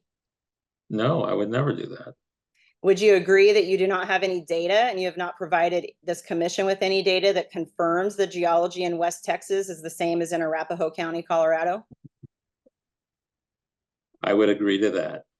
You would agree that you do not have any data and have not provided this commission with any data that confirms that geology in Pennsylvania is the same as in Arapahoe County, Colorado, correct? I do not. Okay, slide 11, please, Mr. Foote. Mr. Amara, you provide that quote, there are known and probably undocumented existing deep oil and gas wells in the state Sunlight Long Field, including in the areas of Aurora, correct? Yes, I stand by that statement. And you would agree that the ECMC is the governing authority for permitting oil and gas wells, correct? That's my understanding. Yeah. And you would agree that the ECMC has mapped existing oil and gas wells in the state of Colorado, including, quote, neighborhoods of Aurora, end quote, correct? Yes, I have. And you would agree that the ECMC COGIS map on the ECMC's website, publicly available data, does not show any existing active oil and gas wells in the, quote, neighborhoods of Aurora, end quote, correct? You don't need to be an active well to communicate from beneath the Pierre Shale. Okay, slide 14, please, Mr. Foote. You would agree that the, quote, example of confirmed wellbore barrier failure, quote, is not a Crestone operated well, correct? I'm not sure who operates it. Slide 14, Mr. Foote, thank you, where it says ECMC confirmed wellbore barrier failure. There you go. Yeah, I'm not sure who owns that well. That was. You would agree that these illustrations are not specific to Crestone wells, correct? They're illustrative of well seal failures, so I would expect similar things. You would agree that these illustrations are not specific to Crestone's wells, correct? They are not specific to a Crestone well. You would agree that Crestone must file a Form 2 application for permit to drill under the ECMC rules, correct? Yes. You would agree that the ECMC engineering experts will analyze and review the Form 2 application for permit to drill to ensure compliance with ECMC rules, correct? I hope so, yes. You agree that the ECMC engineering experts will review and analyze the Form 2 application permit to drill prior to issuing the Form 2, correct? Yes. Okay, slide 15, please, Mr. Foote. Mr. O'Mara, your slide provides that, quote, Crestone will do no baseline sampling or subsequent monitoring, end quote, correct? I'm trying to find the quote. I thought it was no to little baseline monitoring. Well, the slide's up for everyone's review. It You're says aware we'll that do Crestone little. must comply with ECMC Rule 615 for groundwater sampling and monitoring as part of the Lowry Ranch CAP development, correct? I see I left out a word in the first bullet. It should read Crestone will do little to no baseline sampling. And that's based on the submittals you made to Arapahoe County. You're aware that Crestone must comply with ECMC Rule 615 for groundwater sampling and monitoring as part of the Lowry Ranch CAP development, correct? You must comply with all the rules, yes. You would agree Civitas's number of Rule 615 sampling collections are based solely on the requirements of Rule 615, correct? I'm not sure how many you're required to sample. I was just noting it seemed like a small number. You testified that you, quote, heard Civitas has 7,500 wells in Colorado, correct? Yes, I read You did that. not do an independent analysis to confirm this well count, correct? No. Okay, and Crestone did do an independent analysis to confirm its number of active wells in Colorado, and actually this would be Civitas, and it's 3,261 active wells as shown on page 65 of the Civitas 2023 community report. Would you agree with this number? If that's your number, it doesn't change my conclusion. And you stated that you do not understand the ECMC groundwater sampling and monitoring requirements, right? I didn't say I don't understand. I don't agree with them. Okay, and next slide, please, Mr. Foote, slide 16. Mr. Amara, your slide provides that this commission could, quote, should, quote, prohibit drilling in the western 40% 4 miles wide of the cap, correct? I think that would be the way to be most protective of the public health and the environment, yes. And you would agree that you provided zero scientific or technical evidence to show why this drilling should be prohibited, correct? I provided an abundance of evidence to make that conclusion. You would agree that you've done no independent analysis to support or provide your own scientific or technical evidence to show why this drilling should be prohibited, correct? I haven't conducted any field studies. It's all been reviews of the available data. And your opinion is to stop oil and gas development on the Lowry Ranch, correct? No, I think you said that was STAR's mission statement. I have a few just general questions for you, Mr. Foote. If you want, you can go ahead and take down the slideshow. Thank you so much again for your assistance on that. Mr. Amara, on slide 4, bullet point 4, we don't need the slide for this. Okay. You stated that the Cochrane study, quote, acknowledges both wastewater injection and hydraulic fracturing cause induced seismicity, correct? Yes. You would agree that the same Cochrane study also provides that the vast majority of these recent earthquakes have been associated with increased wastewater disposal into deep wells and to a lesser degree, hydraulic fracturing stimulations, correct? Absolutely, yes. You would agree that the Cochrane study also provides that, quote, earthquake rates decreased to less than 300 less than 3 earthquakes per year in the period from 2018 to 2022, as the volume of wastewater injected into the subsurface has declined owing to regulatory action and economic forces, end quote, correct? Yes.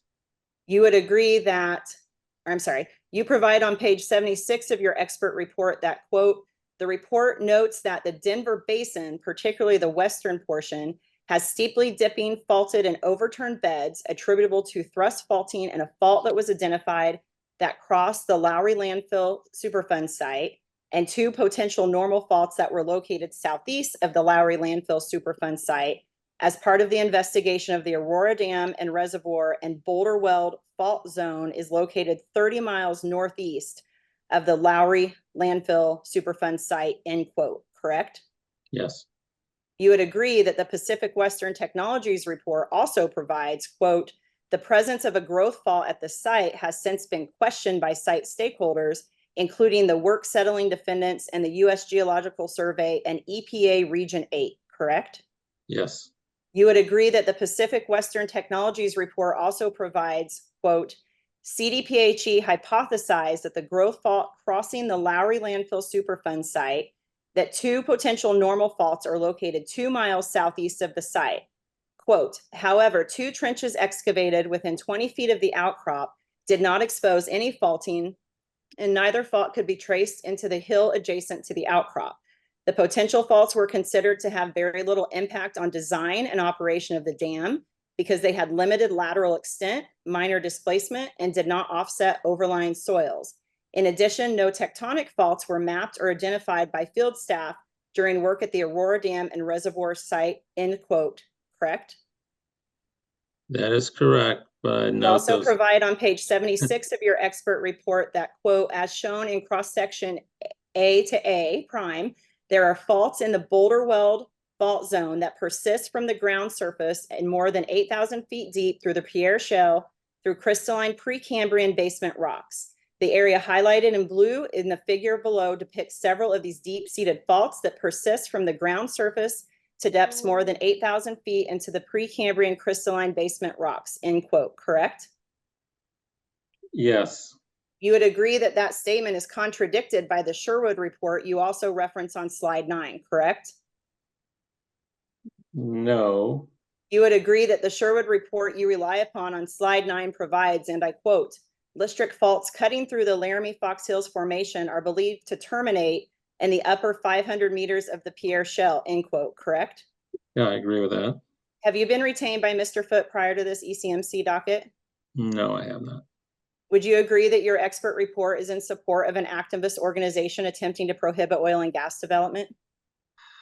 I'm not aware of their motives and their mission. I was hired to provide technical review of the situation, and that's what I've done. Great, Mr. O'Mara, thank you for bearing with me through that. And I really appreciate the conversation today, Chair. That wraps up our cross-examination of STAR's witnesses. Thank you very much. Mr. Foote, Mr. O'Mara is available to you for redirect. Thank you. Mr. O'Mara, there was a number of questions coming from Crestone about data that you provided or didn't provide over the course of your reporting. Do you recall that? Yes, sir. And do you know, is it you as STAR's, one of STAR's experts in this case, have the burden to show that this is safe, or is that Crestone's burden? I believe it's the applicant's burden, and I'm just pointing out the concerns and discrepancies and uncertainties. Also on cross-examination, there were a number of questions about ECMC rules. Do you recall those? Yes, sir. And based on your review of all the information available to you prior to this testimony, do you have any questions about Crestone's and Civitas's ability to follow the rules? Based on my review of the submittals, which I think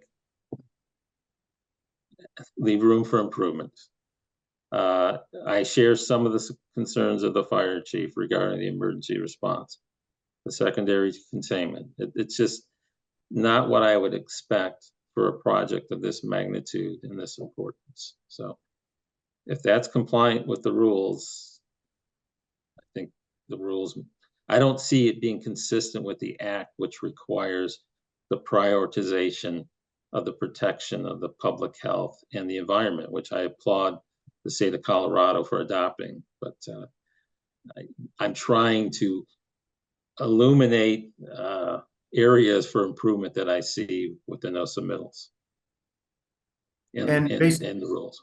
Based on your review of the individual site locations that were submitted to Arapahoe County, do you have any concerns about whether or not Crestone can follow the rules and do what they promised? Well, I think those are indicative of what they will do under the cap. And when I combine that with the lack of detail in the cap submittals, combined with my relatively small sample size of their environmental enforcement action and compliance record, I have concerns. And other than the drill and hope approach that Crestone has taken in this case, what would put your concerns about induced seismicity more at ease if there was a certain amount of available information to you for study? I think you need to do site specific. I understand they have access to this database, but I don't understand just the quality of that and how it can be used. Okay. I'm used to clients going out and shooting their own seismic surveys. Now, maybe they can't do that at this point in the process, but I don't understand why that wouldn't be required if they were going to go ahead and do this. I don't think they would just rely on this high-level 3D seismic work. Thank you, Mr. Amaro. That's all the questions I have. All right. Thank you very much. If Ms. Jost, if you could elevate or have your witnesses all elevate, we may have some questions from commissioners, and it can be easier just to kind of dive in with everyone. So thank you, Chair. If I could ask. Oh, I'm sorry, I meant Mr. Foote. Oh, okay. Right. Thank you. Yeah, so if Mr. Thornton, Mr. Caggiano, and Ms. Goldsmith came in, could please elevate. Thank you very much.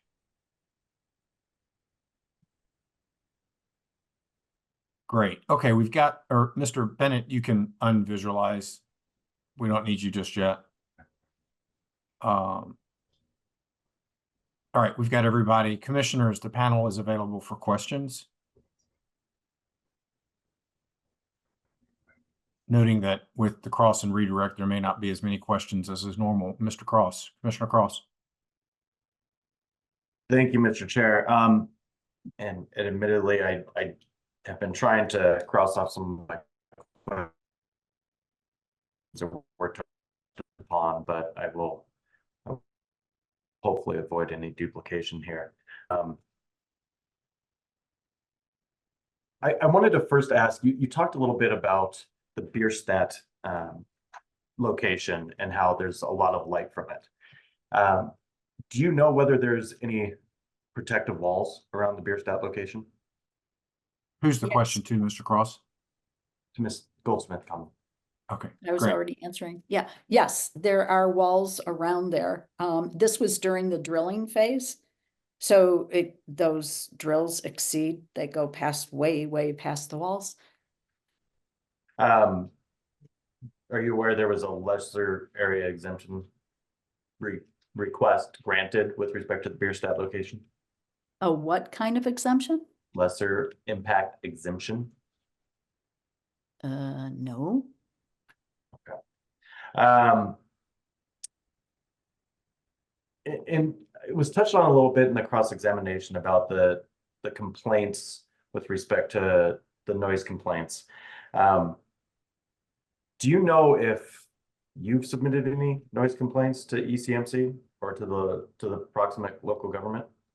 No, we have not yet. We did submit the lighting complaint, and then that was looked into by ECMC and corrected by Civitas. And Civitas explained that to us. And then in addition, we have filed one more complaint for flaring at the Wattenberg.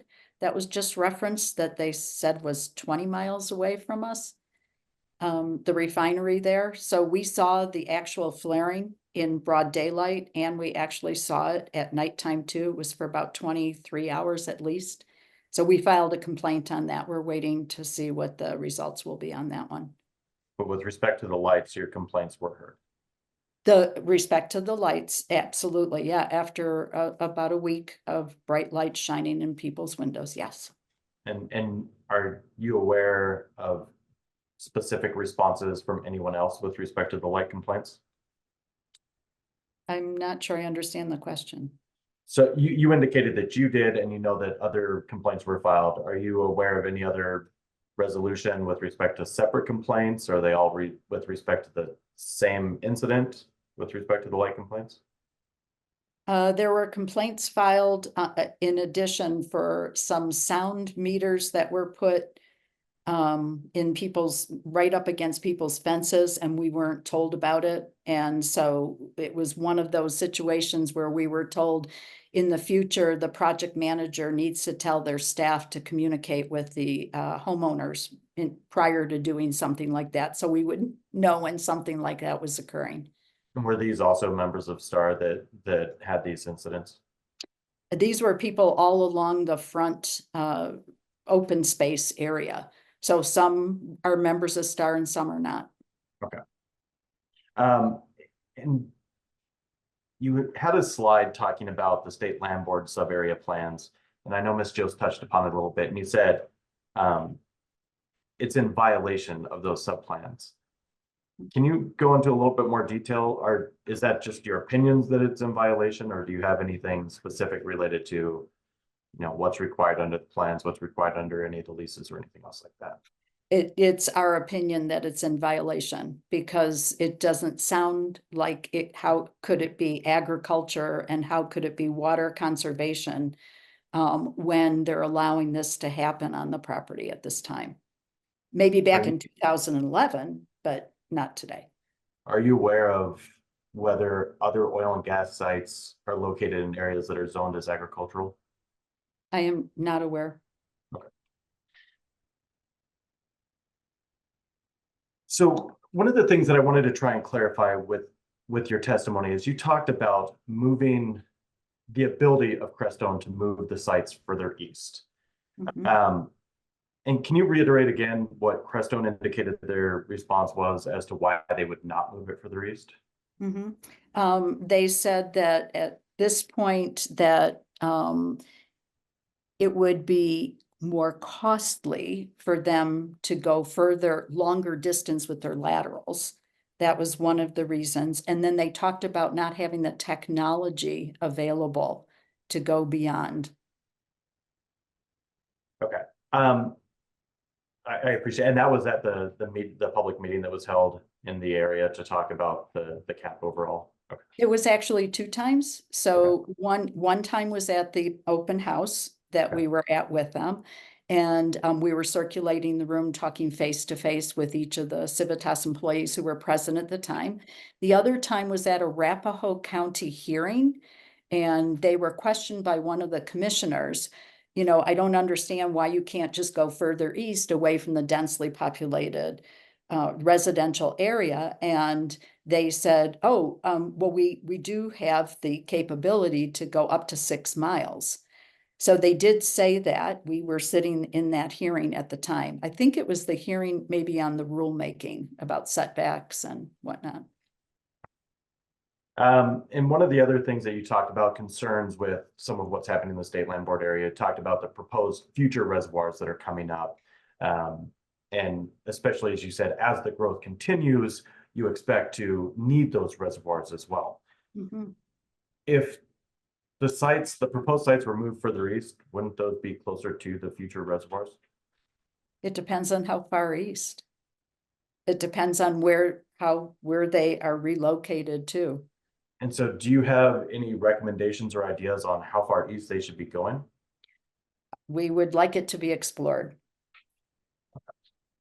I think that's all the questions I have for you. Thank you. And I'll admit, I think all of my questions for Mr. Thornton were asked by Ms. Jost.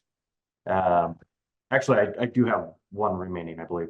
Mr. Thornton, do you have any data showing the noise levels with the existing oil and gas development on the Lowry Ranch? I do not have that data, no. Okay. That was the only question that I think was not asked.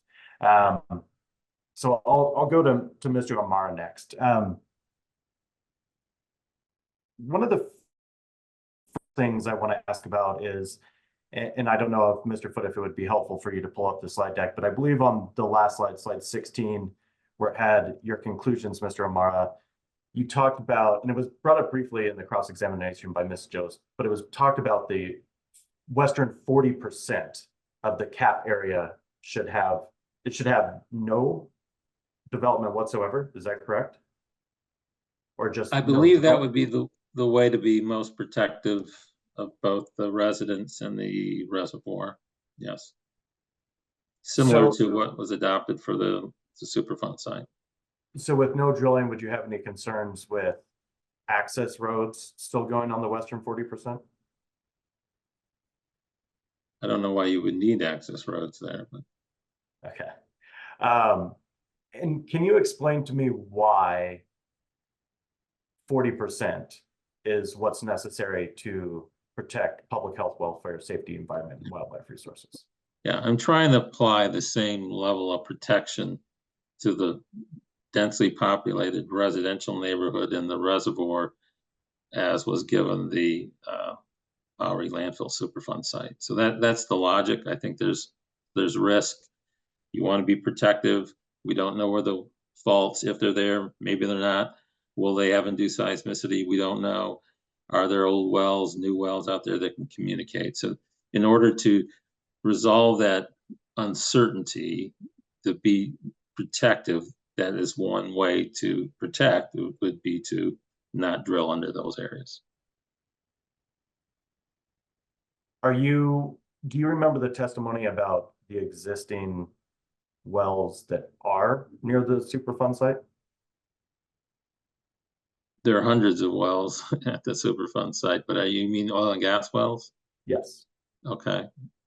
I'm aware that there are some out there, yes. So even though there are wells there, the EPA is showing in their letters that there's no existing issues with the existing wells, you still think it's necessary to have a 4-mile wide part of the cap to protect, just like around the Superfund site, even though the existing wells there are not causing any kind of problems? I'm not sure what their conclusions were. I think their concerns were quite clear. They're worried about microfracturing the liner of this Superfund site or compromising the clay containment structures. And they came back and they said, don't drill underneath it and come back with some reasonable conservative setbacks around the actual footprint of the landfill and the groundwater plume, which was never really addressed, which goes to the north a couple miles. Okay, and I will touch on the plume here in a little bit, but Yeah. I guess also with respect to wanting to keep the same kind of separation from the landfill as what you're saying is separation from the Superfund, or sorry, same separation from the Superfund site as you're trying to get from the rest of the populated area in the western part of the cap. Are you trying to imply that the potential hazards of the oil and gas drilling are comparable to the potential hazards of the Superfund site if there's a leak? Yes, and if I could explain. So I think the only way the fracking can damage the Superfund site really is through induced seismicity. And I think the homes in the reservoir would be subject to the same similar probability or likelihood of damage because of that. And we don't know because we haven't really fracked in here, and you often don't see the induced seismicity until after the fracking has occurred. When you say we haven't fracked here, we haven't fracked where? In these sections of the proposed cap. So you don't want to frack in the sections of the proposed cap until you know what could happen, but you can't know what happens until you've fracked in those sections of the cap. That's one way to put it. I'm just saying that when In other words, we just will never know. Well, you can do a lot more studies, and it may be inconclusive. So one way to solve the problem would be avoid it, because like the fire expert said, we're getting closer and closer to these populated areas. I didn't see any kind of true emergency response. And So I don't want to talk about the emergency response right now. I'm just curious if you're ultimately saying we can't frack under those sections of the cap without knowing they're safe, but the only way we can know they're safe is to frack under those sections of the cap and know that nothing happens. No, I'm not saying that. I'm saying don't frack under those sections of the cap to avoid a potential catastrophe. So essentially it's just in case something could happen, we're not going to look at the evidence from which we'll go into from the seismology or seismic information provided and discussed by Civitas as well as by Aurora. We're just saying just in case you don't want to do it. No, actually, the lawyer said you can't assume the geology from 20 miles away is going to be the same. And I agree with that. But on the other hand, is what happened under the Box Elder cap 20 miles away? No. Is what's happened under other parts of Aurora 20 miles away? No, but you could, and the faults. Has there been any incidents of, well, I'm just trying to make sure I understand it. Have there been any incidents that you're aware of? Yeah. What I'm trying to say is just, you don't know, and you probably won't know until after you did frack. So there's a possibility that you could have a real problem in this area, and it's more likely it'll become apparent because it's so densely populated and it's sitting under this water reservoir. These other things maybe.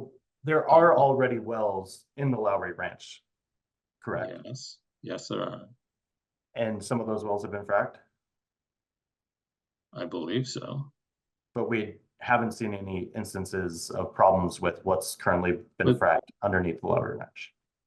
And those aren't going under the neighborhoods or the reservoir. That's my concern. Okay. There may be something beyond in that area that could be a problem. That's all I'm saying. Okay. And so before I go into some of the data, including the Aurora, presentation that was provided, one of the things that you mentioned was we need to do additional work to determine that there are no faults. What additional work needs to be provided? A more robust fault identification process. Which would be done how? I cited some in my testimony. There's guidance out there by others that are more expert than I am that should be followed. So that's what I would do. And it would specifically be just underneath the cap, or would it be further spread out? I think that's where the most risk lies. So I'm about trying to minimize the risk in a reasonable way. I'm not saying it's got to be zero, but I'm saying the evidence is showing the more fracking that is done, we're getting more induced seismicity. And guess what? It's happening on faults that weren't identified. So I understand Crestone has got the software. Is that happening here? It's happening globally. Where have you pointed to any areas in Aurora, in Arapahoe County, where that is happening? Not that I'm aware of, but I go back to the absence of evidence is not evidence of absence. Is that understood? I want to make sure that's understood. I understand. I'm just trying to make sure that what you're essentially arguing is we can't know until we know, but by then it's already too late.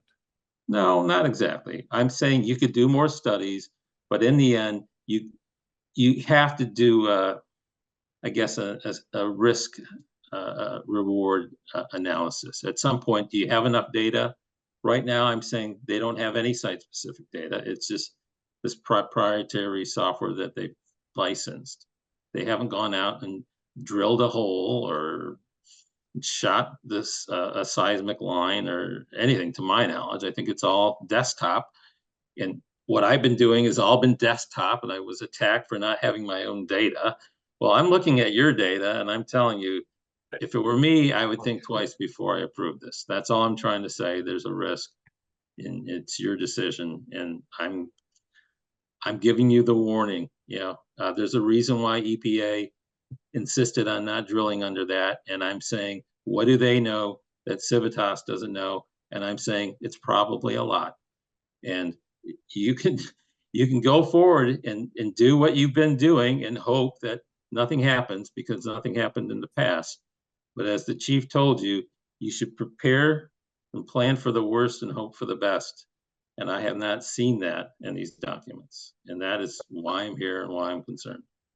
Okay, so if we could turn to the Aurora presentation that you looked at, and I admit, like you indicated that you took the lunch period to try and look over this. Yes, sir. One of the things that you said is the information is old, and you've cited a lot of it being 40 years old, but isn't a lot of the information here talking about USGS papers from 2011? Isn't it showing some Aurora studies that were done in 2000? I'm trying to remember what time it was done. Some Colorado geological surveys that were done in 2011, I believe 2014 as well. Yes. So why is that data too old? I'm not saying it's too old. Look, some of the best geology was done 150 years ago. All I'm saying, there are new tools and there are new conditions. So in 1986, when they did that study, nobody envisioned, I believe, having every square inch underneath that area subject to stimulation and fracking. That's a different condition that wasn't present. Okay, so I'm not disputing the geology or the mapping or any of the findings. I'm disputing that you can look at back in the past and then predict based on that if the conditions have changed, and the conditions have and will change. We now know that fracking, not just the deep disposal, but the fracking itself can activate faults. And you can even have aseismic problems with fracking. So that's all I'm saying. And because we're getting closer and closer to this densely populated area, and you have the 800-acre reservoir, I'm saying slow down, think about this before you make the decision, because this situation is not what you've had in these other caps. That's my opinion on it. Okay, and one of the other things that I want to try and confirm, because we did have a lot of comments, public comments about potential damage to the dam as well, and I think that's how some of this initially came out. Is your testimony that you're concerned about potential damage to the dam as well, or you're just concerned about faults allowing seepage up? I'm concerned about damage to the dam, but I'm not saying it's going to destroy the dam. I'm more concerned about damaging a gas line and that going into somebody's home and it blowing up. Okay. I was told the dam was designed to a magnitude of 5.5, and I'm not sure, they may have been using the Richter scale back then. I have to go back. That was in the Moore presentation that I just did a cursory review of. So, and are you aware of any injection, whether it be fluid injection, propellant injection for fracking, or deep well injections of wastewater causing earthquakes above a 5.5?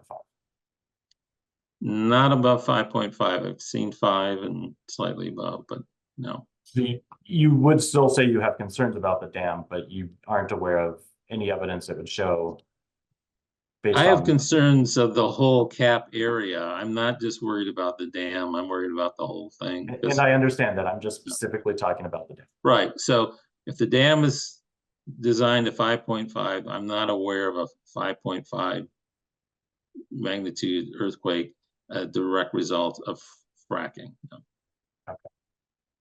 And if we could, I believe it was, sure I get to your presentation here, pull up the right one. I believe it was slide 8 in your presentation, and this was talked about a little bit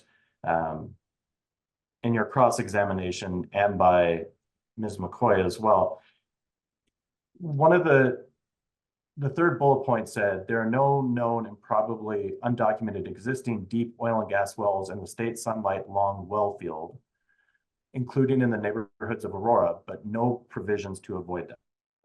After hearing Ms. McCoy's statement, do you still believe there's no provisions to avoid existing wells? Well, maybe I misunderstood. I don't recall seeing them in the CAP materials, and I'm not aware what the process is with the state, but I am concerned about them. So it's hard to find these things. That's the point.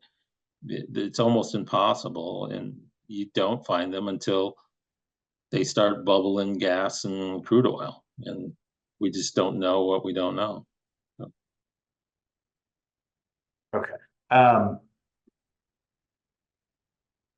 right. You also go up there in a little more detail a few slides later about the secondary containment. Could you go into a little bit more detail your issues with the secondary containment and what additional steps you think should be taken here? Right. So what they put in the drawings and what they allude to in the plans is they're going to put a steel or a line membrane around the tank battery, the 6 or so big tanks for the produced water and the oil. Okay. No question, no qualm about that. Right on. That's what they should do. My concern is all the other piping that goes from the wellhead until everything gets through, and some of it goes into the tank battery, some of it goes off to wherever they're selling this stuff. But there are miles of piping in between those two that I don't believe are double wall pipe. I don't believe there's any secondary containment around the pad. In fact, they testified that the pad is designed so fluids will migrate through it and then daylight out into their detention pond. So that is not secondary containment. They talk about putting liners underneath the rig, and that's catching little dribs. I am worried about big releases when a pipe blows and they have to isolate it and shut it off. And I don't know if they have any kind of controls and how long that's going to take.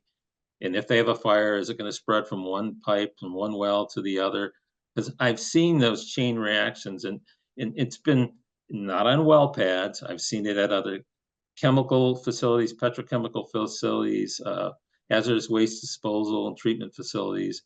So that's what I'm afraid of could happen here. And I don't see any provisions to require secondary containment or provide it beyond those 6 tanks or so in the tank battery. So are you aware whether Civitas uses remote shut-in capabilities? I don't know how they would control an event like that. I mean, I'm saying they can't. I just don't know the details. That's a question for them. Did you review any of ECMC's flow line regulations in preparation for your testimony? No, I was focused on the pad and then the drilling, but no, not the takeaways. Yeah. Okay. But the flow lines is some of the areas where you do have the issues. I've heard they plan to have them, but I just met with FSMA in DC last week, so I'm aware of the issues, but I did not do a deep dive in any of that. I don't know how much detail was provided in the application, to be honest with you. Okay. I believe my next set of questions is on, let me make sure I have this right here. Slide 14. Okay, Sure, pull this up to the right one.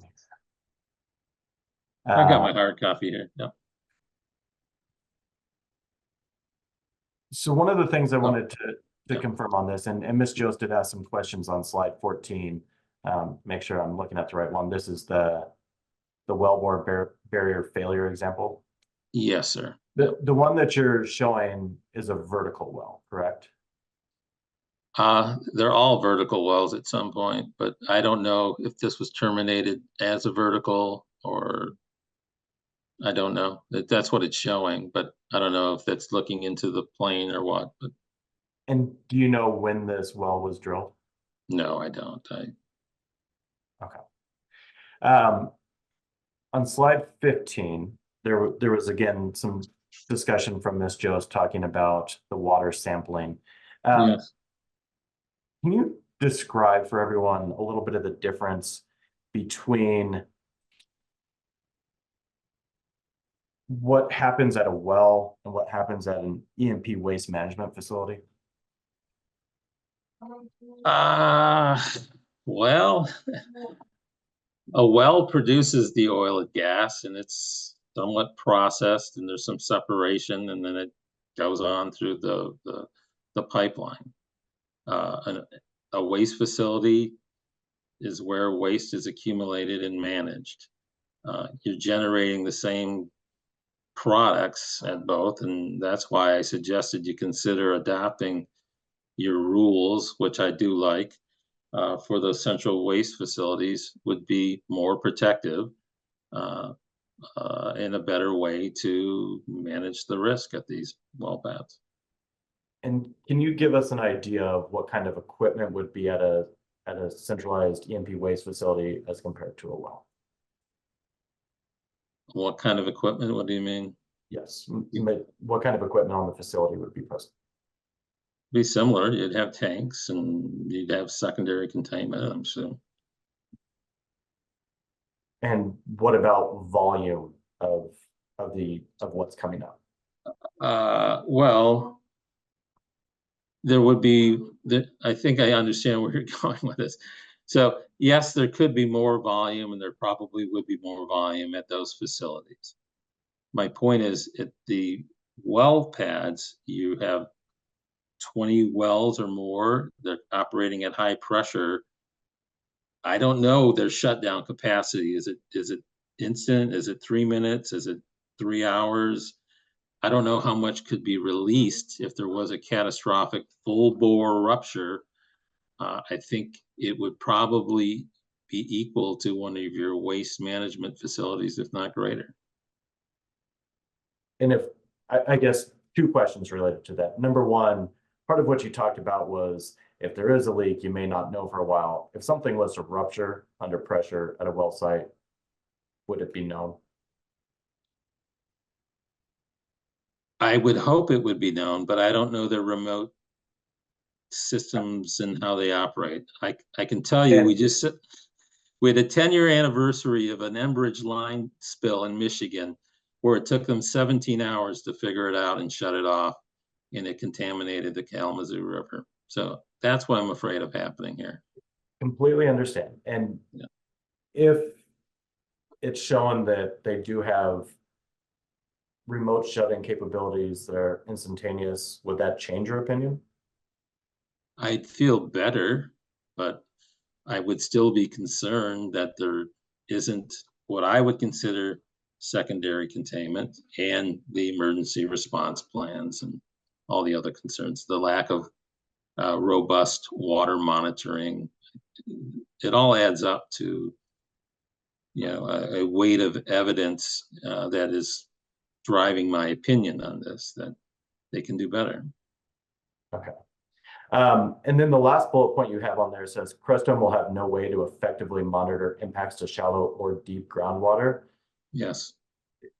That's under the rules as they exist now. You're saying that there's no way to effectively monitor. It appears they're staying there in compliance with the rules and their water quality monitoring plans.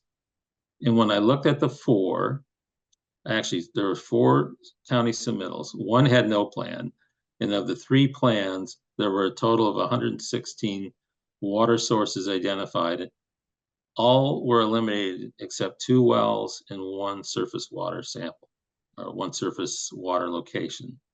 So I don't know how you can possibly monitor something if you're not sampling. And that's just the surface, let alone the deeper aquifer. So yeah, I guess you can do it indirectly through the mechanical integrity testing, but the data I've seen on those show there's quite a bit of failure with these wells. And that's why I'm concerned about the monitoring. And we've seen their enforcement record, and a lot of that is related to monitoring as well. So yeah, that's driving my concern. And I believe 2 more questions for you, sir. And I apologize for jumping back and forth here a little bit. My notes were a little all over the place. It's okay. On slide 16, yes, sir. Talk about the EPA study from 2016. Yes. And one of the things specifically, I think I'd like to talk about bullet number 4. It talks about hydraulic fracturing injections into poor integrity wells allows for gases and liquids into aquifers. Yes, sir.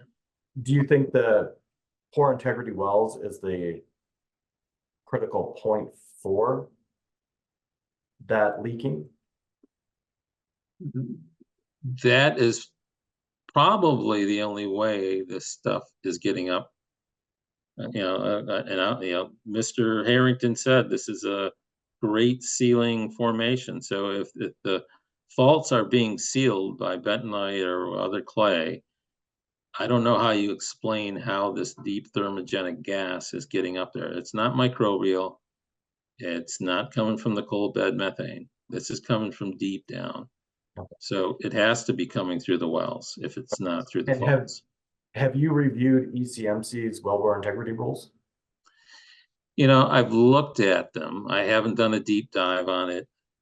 All I know is when I look at the data showing me the water quality and the isotope signatures of the gas is a perfect match. I'm not a mechanical engineer. I'm a geological engineer. So, I've done a lot of work with wells and seals, but, I'm not an expert, but I can see the direct or indirect evidence related to faulty well seals, and that is poor water quality in these aquifers that are above this impermeable rock that Mr. Moore. And so you're going back in your response there. You're referencing slide 9, the failed oil and gas well seals. Yes, sir. Yes. In that study done by Sherwood, do you know when the wells in that were drilled? I don't. I'd have to go back. I've been told that the rules have changed, and I'm glad to hear that. But so I don't know the opinions based on your and you said it was kind of a cursory review, but any opinions based on your review of our wellbore integrity rules about whether at least there's some mitigation or minimization of these impacts from hydraulic fracturing discussed on slide 12? I will have to look at it deeper. There's usually an evolution. We keep getting better. Nothing's perfect, but as we go in time, I'm glad you have the regulations and they're evolving. It's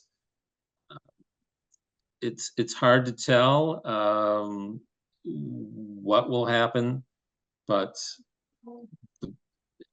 one of the things that those studies showed that a lot of these wells aren't tested, or they're tested every 5 years. So I don't know the frequency of the testing. So maybe that's something that could be a condition, to increase the frequency. But not being able to dig into it deeper, I'd be happy to give you more feedback, but I just didn't have much. It's not something you prepared for today's testimony. Yes, sir. Okay. And then the last little bit is, if we could go to the conclusion slide again. I just want to clarify a couple of the conclusions that you make here. Sure. Which slide, Commissioner Cross? I'm sorry, which slide? Slide 16. The last one. Yeah. Yes. Thank you. And again, I just want to clarify a couple of the conclusions here. For purposes of the record. we have one that it says faults are present in the cap, but not fully assessed. What bullet is that? The third one. I would stand by that, and I think Civitas made the point. It's impossible to identify every fault. So the study shows that was done by, I can't remember the name of the consultant for EPA, that there's obviously there's faulting all over the place in the Front Range because of the situation that we're sitting in. But and they acknowledged there were no major faults. That's one thing I didn't get to discuss, but so I can't say that every fault has been fully assessed within the cap, no. But they are present. Faults are present, and there's probably faults that we're not even aware of, yes. And then on bullet 4, you say cap well leaks will contaminate groundwater. Is it guaranteed they will contaminate groundwater? Is that because of your... With the wells leak, I'm pretty sure they're going to contaminate the water. Okay. And based on the past, we're going back to the past because that's the evidence we have. That study showed over a third of the horizontal wells in the DJ Basin had failed mechanical integrity tests, and 6.9% of those wells were indicated of a potential for gas migration to go out of the well and into the aquifer. So, and again, what are the dates on those wells? I don't know. I have to go back to that. I think it was a 2016 study, but I know there are wells out here in the cap that go back to 1973. So, you know, those things can degrade over time. I believe those are the only questions I have for you. Thank you, Mr. Mahan. Okay. No, thank you for the questions. And I believe just a few questions for Mr. Caggiano. Did I pronounce that right? Okay. Congratulations, you got it. Thank you. I was trying to make a note of how to pronounce it as I listened, but wanted to make sure. You talked a little bit about the cast numbers being required, and Ms. Jost asked you about our existing rules 206 and 208, and you said that you're aware that those are required. They are required to be kept by the operator, including the cast number, correct? The thing of it is, it's not public. How do I want to put this? If you're going to do a pre-plan, the moment of the incident is not when I want to find out what the cast number is. So if we're going to do a public disclosure, we're going to need the cast numbers so we could do some in-depth research. That's, you know, and this seems to happen over and over again when you study these after-action reports. You know, well, yeah, we make them available at the time of the incident. Sorry, too late.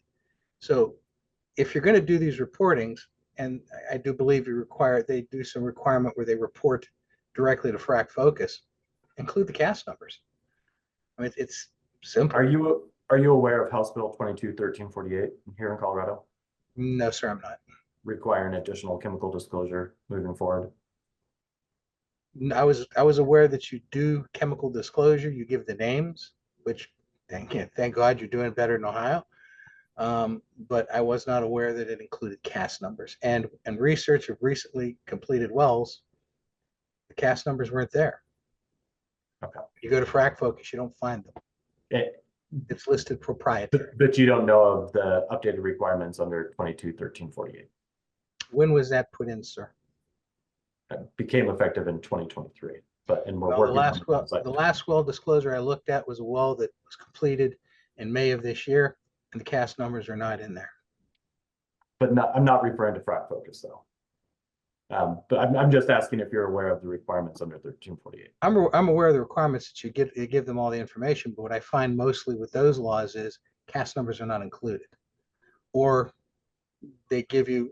But again, I'm just curious if you're aware of the requirements under that one, House Bill 22-1348. No, sir, I didn't do that deep of a dive. And then final question, did you review all of the reporting rules required by ECMC? in preparation of your testimony? I reviewed the information that was given to me by the STAR group. I don't recall specifically that. I read through a lot of information. If you could refresh my mind on that. I'm just wondering if you reviewed ECMC regulations specifically related to reporting. I do believe I read some stuff on ECMC, but again, what I read didn't really, to me, didn't constitute what I would call adequate reporting, or what I would put together as a report for something this important. Okay. I believe those are my only questions. Thank you. Others with questions? Commissioner Ackerman. Thanks, Mr. Chair, and thank you to Commissioner Cross. Thank you to all the witnesses today. Found your testimony to be very insightful and interesting, and thank you for being here and for sticking through the day with us. My questions have been largely answered through cross-examination and Commissioner cross-examination. I do have a question though, Mr. Thornton. I was interested in your explanation of why tall walls don't provide appreciable noise reduction at in some ways at a distance, as I understood it. And with the composition of the wall, i.e. including certain targeted noise reducing materials, change that and increase noise reduction? No, and the simple reason is the way a noise barrier, regardless of its construction, works is by causing the sound to propagate a longer distance over the wall. All noise barrier construction assumes that the barrier material is highly effective at stopping noise through the wall. That's a base criteria. It's sufficient. I'm sorry. It's a sufficient but not adequate case. So it has to stop noise from going through the wall. But like I said, sound is a pressure field. When we picture it propagating from a noise source, you do better to picture it as smoke blowing over the landscape rather than a beam of light shining from the noise source to the noise receiver. And because it's a pressure field, it goes around and over obstacles. It bends around corners. I mean, think about standing in a room of your house and talking to somebody in another room around the corner. It bends around that pathway. So anyhow, the sound propagates up and over. Nothing, if we put a wall around a well pad or any noise source, there's nothing to absorb or dissipate the energy. It's just redirected. So now the sound propagates upward, and as it does, it bends out and over the wall. The further you go from the noise source, the more it fills in on the backside of the wall. It just through a diffusion process, diffraction and diffusion. And so that's the bottom line. It's not sound through the wall that's the controlling factor. It's sound over the wall that's the controlling factor. And that's why the height of the wall matters. That height has to be large compared to the distance between the source and the receiver. So these noise walls, if we measure 50 feet outside the well pad, that noise wall will provide significant noise reduction. It might be on the order of 20 decibels, so 1/4 of the original loudness. As you go further, if you were simply to take a sound level meter and walk out further and further from the well pad, and you compare with and without the wall, you'd find as you go out a larger distance, the efficacy of the wall drops off exponentially with distance. Thanks, Mr. Thornton. That's very helpful. You're welcome. Together with that, though, as sound moves over distance, it does dissipate and become less intense. Is that correct? It is. And roughly every time we double the distance, the noise is reduced by approximately 6 decibels. That's important to note, though. That's a very simple approximation. When we have large distances involved, like we do here, 2,000 and 3,000 feet and more, atmospheric effects have a big impact.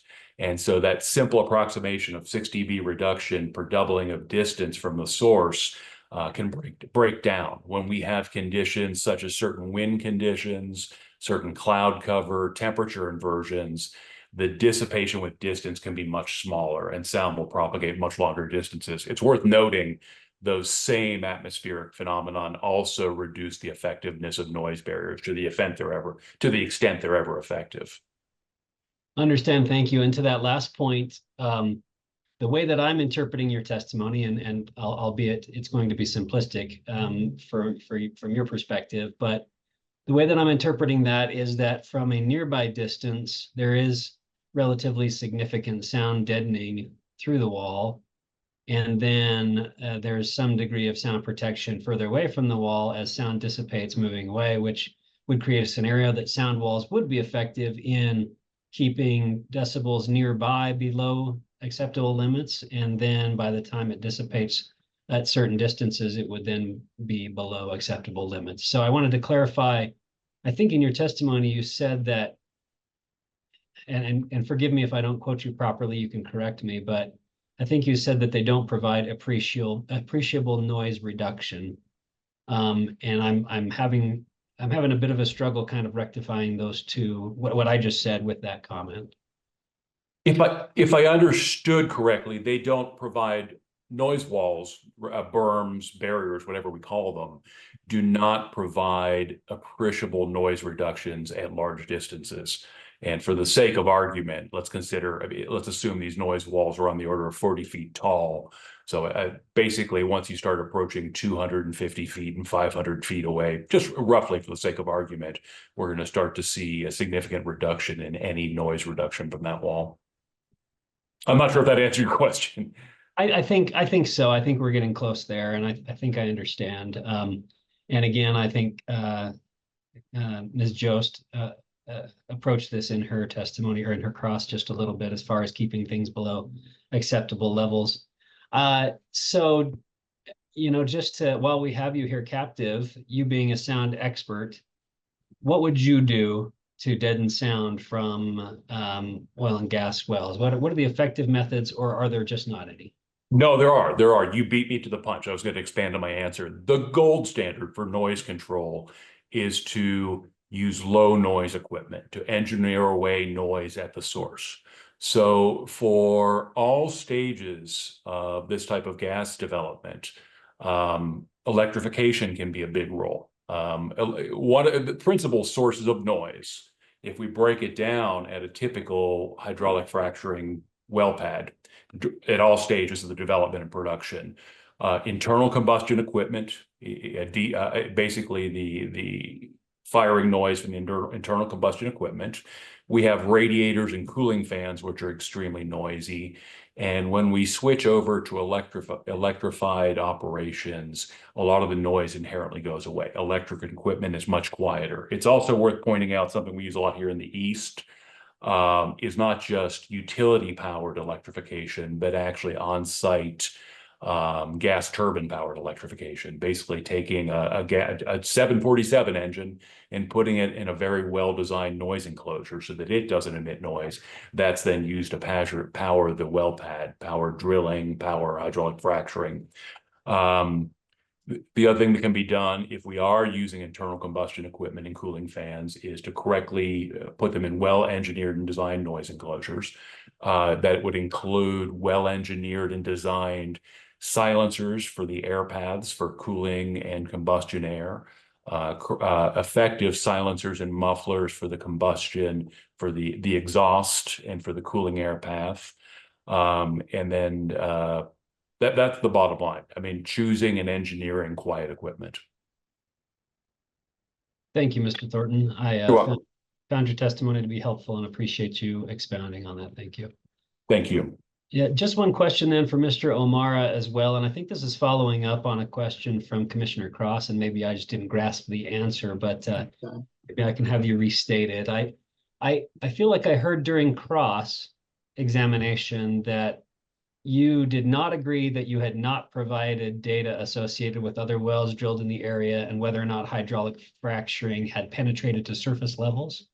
I took that to mean that you did provide such data. Can you correct me if I'm mistaken there, or reiterate any information that you provided that fracturing in the basin has penetrated surface levels? Could you please restate the question? I'm sorry. Yeah, I can try. You know, what I gathered from the cross-examination by you disagreeing with the question asked by Ms. Jost was that you did provide at some point data associated with fracturing penetrating to surface levels within the basin. Just wanted to know if that is the case. Okay, so I think I understand. So let me try to answer. I've seen data that show this deep, thermogenic gas is getting up through the Pierre Shale into those Denver Basin aquifers. So that is evidence. I don't have any evidence of a particular well that is, where bubbling crude is coming up or methane, but you wouldn't see methane coming up because it's colorless and it's odorless. So I think that's one of my concerns, is that there's been a lot of, well, we've never seen it before. Well, one, are we looking for it, and how would we even know if methane was coming out in a small crack somewhere in a more remote portion of the county or the state? And my concern is, if we're doing it in a densely populated area, or it's out in the Aurora Reservoir, and all of a sudden we see bubbles coming up, you're more likely to see it. That's all. So it could be there, but I'm saying it's hard to prove the negative. So, but I don't know what kind of monitoring is being done out there as well.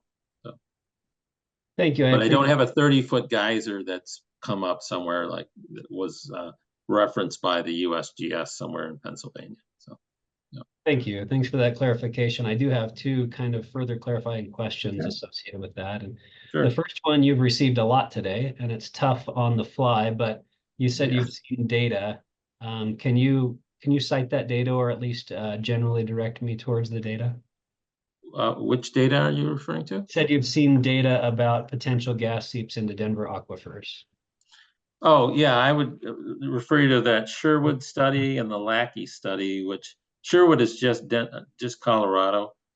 And somebody said it was limited to the Wattenberg field, but the Lackey study looks at Colorado, Pennsylvania, New Mexico, but you can just focus in on the Colorado results, which are pretty illuminating, and they're looking at hundreds or thousands of wells. So, and that second study was just focused on the well integrity testing, whereas the first one actually had some water quality data that showed this deep gas being communicated up into those upper aquifers.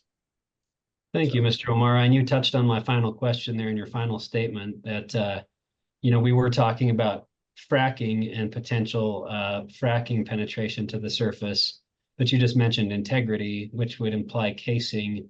On these studies that you are talking about, is it differentiated or concluded that fracking is part of the seepage, or is it also concluded that potentially it's integrity? Yeah, I think what's happening is the fracking is relatively confined to, it depends. It's a couple hundred feet to maybe 1,000 feet radius around the well bores. Okay, and it's in beneath a lower permeability formation, and for the most part, they're going to be pulling all that gas and the fracking fluids and produce water out. But there are instances where that zone where all this stimulation and withdrawal is occurring are intercepted by either a fault or a vertical well bore. And that's where you can get sort of a short circuiting. You've got 7,000 feet, I'm not denying that, but if you give it a preferential pathway, being a vertical well or a high angle fault, it's possible you can get migration and communication upward. So, and that's, if you go back historically, we found oil and gas seeping out of the ground. We started burning it thousands of years ago. That's how we slowly got deeper and deeper, and these guys are great at finding it and extracting it now. But historically, that's how we began taking advantage of oil and gas, is because it was literally coming out of the surface. So it's possible it can happen here, but I think it's more likely to happen via a short circuiting through a vertical well or a fault, rather than something pressurizing that zone and it going directly up 7,000 feet of rock. That's how I envision the pathway being completed.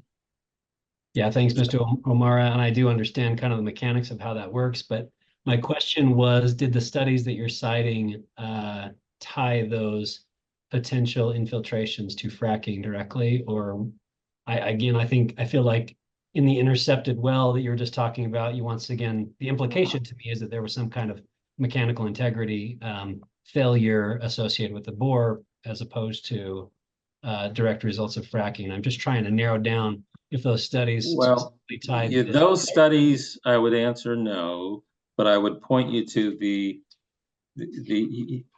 study where the geyser was coming up, and it went for a month or a week of oil and brine and was coming up, and that was directly connected to a nearby fracking incident. So again, I think it's the fracking occurs deep, but if you give that zone a pressure relief point, whether it be a vertical well or a fault or some other geologic feature, the gas is going to seek the path of least resistance, and it can break out at the surface. But those other two studies weren't specifically focused on surface expression. They were focused on impacts to aquifers above this impermeable layer, and the second one was focused really on the well integrity results. So Thanks, Mr. O'Mara. I don't have anything further other than the same old question that you're receiving. Can you direct me a little better towards the study you just quoted, the geyser study? yes, I have to recall, I can't remember if that was the US EPA 1,300-page study on fracking, trying to find the exact citation here. I think it was on the bottom of that. Hydraulic fracturing for oil and gas, impacts from the hydraulic fracturing water cycle on drinking water in the United States. And it's a US EPA study from 2016. Thank you. I'm familiar with that study. I appreciate your help directing me there. Okay. Nothing further at this time, Mr. Chair. Thank you to the witnesses. Further questions for the panel?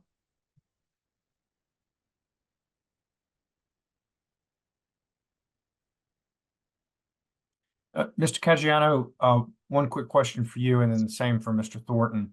Our rules and regulations require analysis of emergency preparedness plans at the actual well permit stage and not necessarily at the comprehensive area plan stage.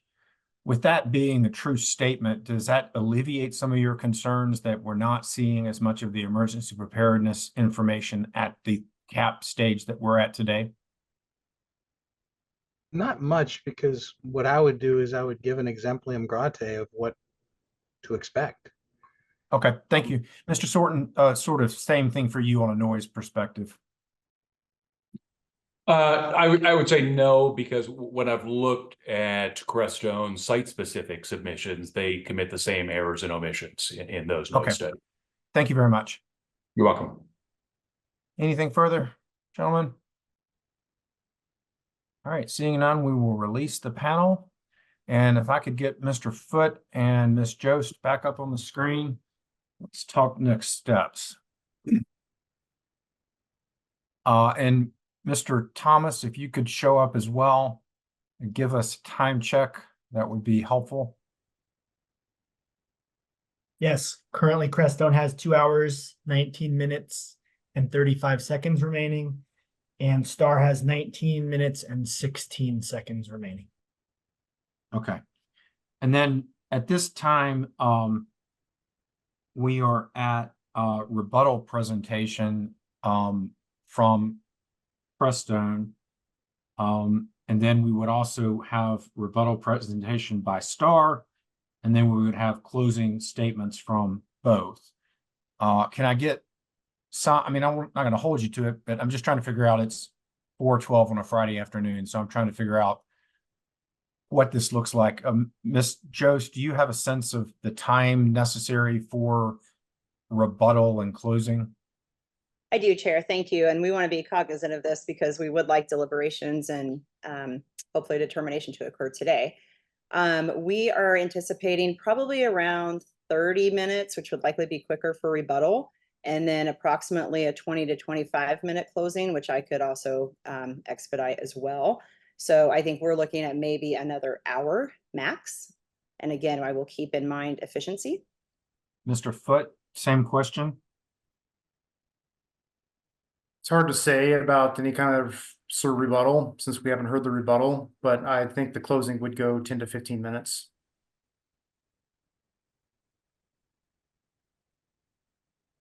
Yeah, and Chair, if I may, just kind of looking at our rebuttal witness questions and stuff, we could probably clip through that fairly quickly in maybe about 15 or 20 minutes.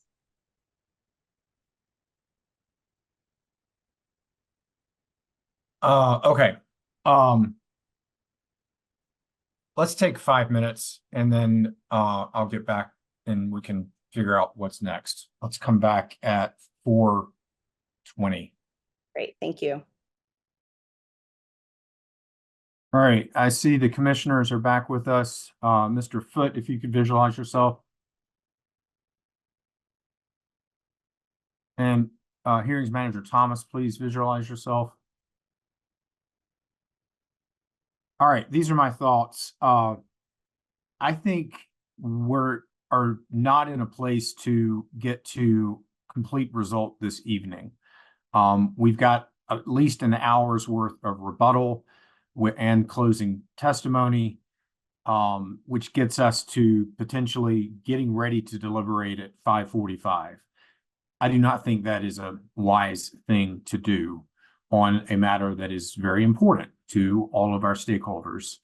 I also, so with that said, and I'm looking to my fellow commissioners to, after I sort of suggest my suggestion, weigh in. With that said, what I would suggest we do is let's get through rebuttal and then let's see where we're at, but potentially continue this and take up closing arguments at the beginning of the continued hearing, which will sort of refresh our recollection, and then move into deliberations at the continuation. Hearings Manager Thomas, I know you and I had kind of looked at availability. I would suggest, because I would like to get this thing done, I don't want it to get stale, that we move this to the Wednesday, August 7th hearing and put it first on the agenda. I know we've got a couple of OGDPs that day as well. I want to get through this first before we dive into other OGDPs. Does that work from a calendaring perspective? I believe it should work. Yes. Okay. Commissioner Cross, Messner, Ackerman, do you want to weigh in with thoughts? Commissioner Ackerman? Thanks, Mr. Chair. I think I would agree. I do think we'll have some significant deliberation over this topic. I think it bears making sure that we have the time to do so, and I'm available that day. Commissioner Cross or Messner, anything else to weigh in on? Commissioner Messner?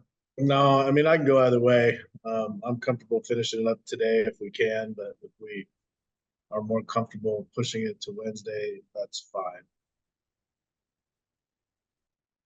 And I'd also say, Mr. Chair, I'm happy to continue today, but I'd also appreciate, waiting until Wednesday so we can make sure that my deliberative thoughts, I've kind of looked through everything. And everything well prepared. I mean, we need to wade back through a day's worth of public comment, the Arapahoe County 511 hearing, as well as the last 2 days worth of witnesses and testimony. Ms. Jost, Mr. Foote, or Ms. Jost, first to you. I know that your client would like to get this thing done. Having heard from me and my fellow commissioners, are you available for closing on Wednesday morning, the 7th? Yes, Chair. Yes, and we appreciate you putting that first thing on Wednesday morning because this is an important application. I would request that we could get through rebuttal today because one of our rebuttal witnesses is available today. Yeah, I want to do rebuttal today and kind of close the record except for the closing arguments. Mr. Foote? We're available. All right, then let's roll into rebuttal. That's going to be our plan. Ms. Jost, you are recognized for rebuttal. Wonderful. Thank you so much. And if I may, before our time starts, Ms. Amaro, can you please pull up Dr. Tammy McMullen? And then if... we will also need AG Davenport to swear in Ms. McMullen. Yes, thank you so much. And then Mr. Bennett and Mr. Harrington, if you can please come on screen, and Ms. Amaro, it looks like we may have to elevate Mr. Harrington again. And then Ms. Wazelinski, if you have the ability to share our rebuttal slides, that would be great. Thank you. All right, do we have Mr. Harrington? Okay, great. Sorry, I can't see everyone on my screen. Wonderful. Okay, we're going to start with Mr. Bennett. Mr. Bennett. Actually, let's start with the swearing in of Ms. McMullen. Okay, thank you. AG Davenport. Thank you. Oh, there she is. Thanks. Ms. McMullen, would you raise your hand, state your name, and say that you swear to tell the truth, please? Dr. Tammy McMullen, and I swear to tell the truth. Thank you, Doctor. Apologies. All right. Ms. Jost, you are now recognized to proceed. Wonderful. Thank you so much. And while this might not be classified as rebuttal, we did want to address the Eastern Water Route questions from Commissioner Ackerman. So, Mr. Bennett, can you please explain this first slide as well as the second slide? Yes, Ms. Jost. Commissioners, what we're demonstrating here is an inset map in the upper right-hand corner with the cap boundary. The yellow star represents the approximate location of the water takeaway pad, which is also shown at a better scale in the larger picture on the left-hand side of the slide. That is a location where the produced water pipeline from Beaver, Sunlight Long, Blanca, and State La Plata pads will culminate, from which water will be hauled off the cap to disposal. That road that is immediately north of that yellow star is Quincy Avenue, and so that's a main thoroughfare in the area. Wanted to ensure that we had some clarity as to how our produced water system would be functioning. On the next slide, it's a inset map of the easternmost pads, that being State Harvard Yale and Wetterhorn Handies, with State Harvard Yale being the northernmost pad represented here. There are two graphs on the left-hand side of the slide, Commissioner Ackerman, in response to your question. These are illustrative water production curves for both pads, broken out by quarter. You could see those orange lines there. Based on our current schedule, which is subject to change, in this instance, it would be accelerated, not necessarily delayed, in my opinion. You can see that we are able to get through peak water production before the end of the fourth quarter in calendar year 2026 to avoid high volume truck traffic during high priority habitat restrictions for the pronghorn in this area. To take that one step further, Crestone will agree to a condition of approval for the Harvard Yale and Wetterhorn Handies oil and gas locations that limits the initiation of oil and gas production to the period between May 1st and October 31st inclusive. Again, demonstrating our commitment to reduce the number of truck trips during that high priority habitat window to eliminate potential conflicts between anthropogenic sources and the pronghorn that may concentrate in this area during the winter months. Great. Thank you, Mr. Bennett. And turning to Mr. Harrington, Mr. Harrington, you have reviewed the Aurora Reservoir, the report from the City of Aurora regarding the Aurora Reservoir, correct? I have. And can you please walk the commissioners through your thoughts on the report that we were made aware of this morning? Yes, Ms. Jost, thank you. And this is just a quick overview. We received it this morning, so this is just my initial read. This is a report that Mr. Jeffrey Moore of the City of Aurora conducted discussing potential impacts of the Flower Ranch cap. City of Aurora is not the relevant local government, but the vast majority of the RBUs within the cap are in City of Aurora, so this is a critical stakeholder. This report appears to have been based on extensive research of geology on the Aurora Reservoir and the dam. So to sum up, this is the first page summary. You can read it yourself. Our review has not found any evidence of faults that are of concern to the Aurora Reservoir Dam.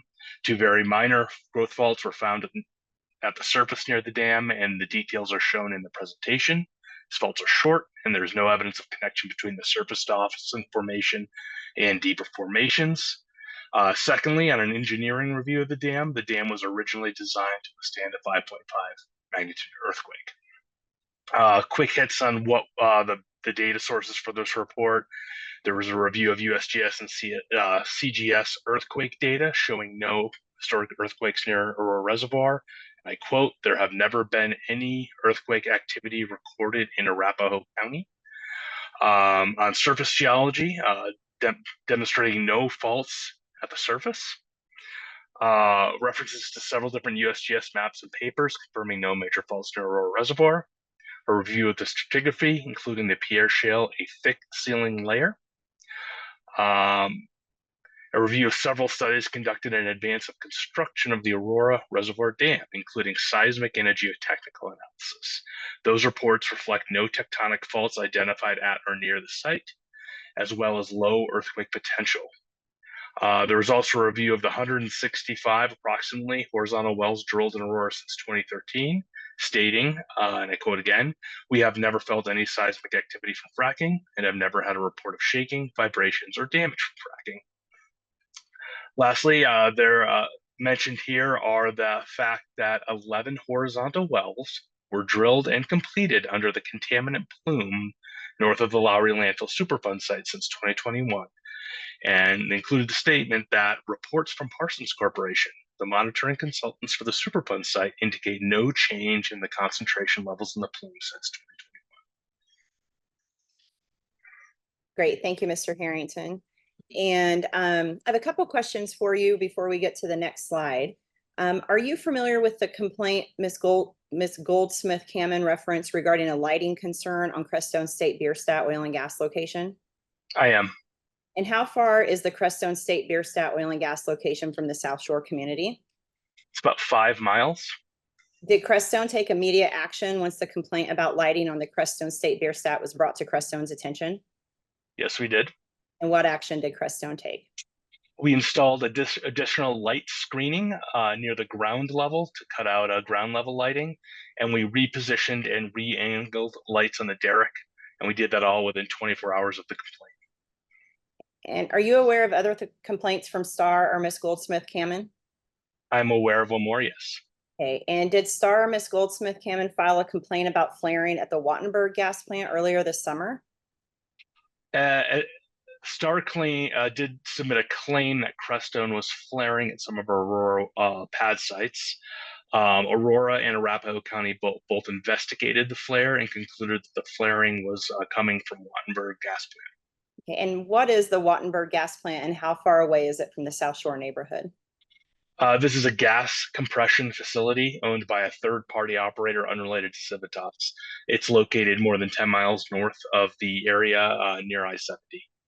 Great, thank you. Next slide, please, Ms. Weslinky. Mr. Harrington, can you please explain the purpose of this slide to the commissioners? Yes, we're attempting to make the point here. There was some direct testimony that hydraulic drilling and hydraulic fracturing under houses had not occurred in this area, and that's what was different about the Lowry Ranch Cap West facing wells.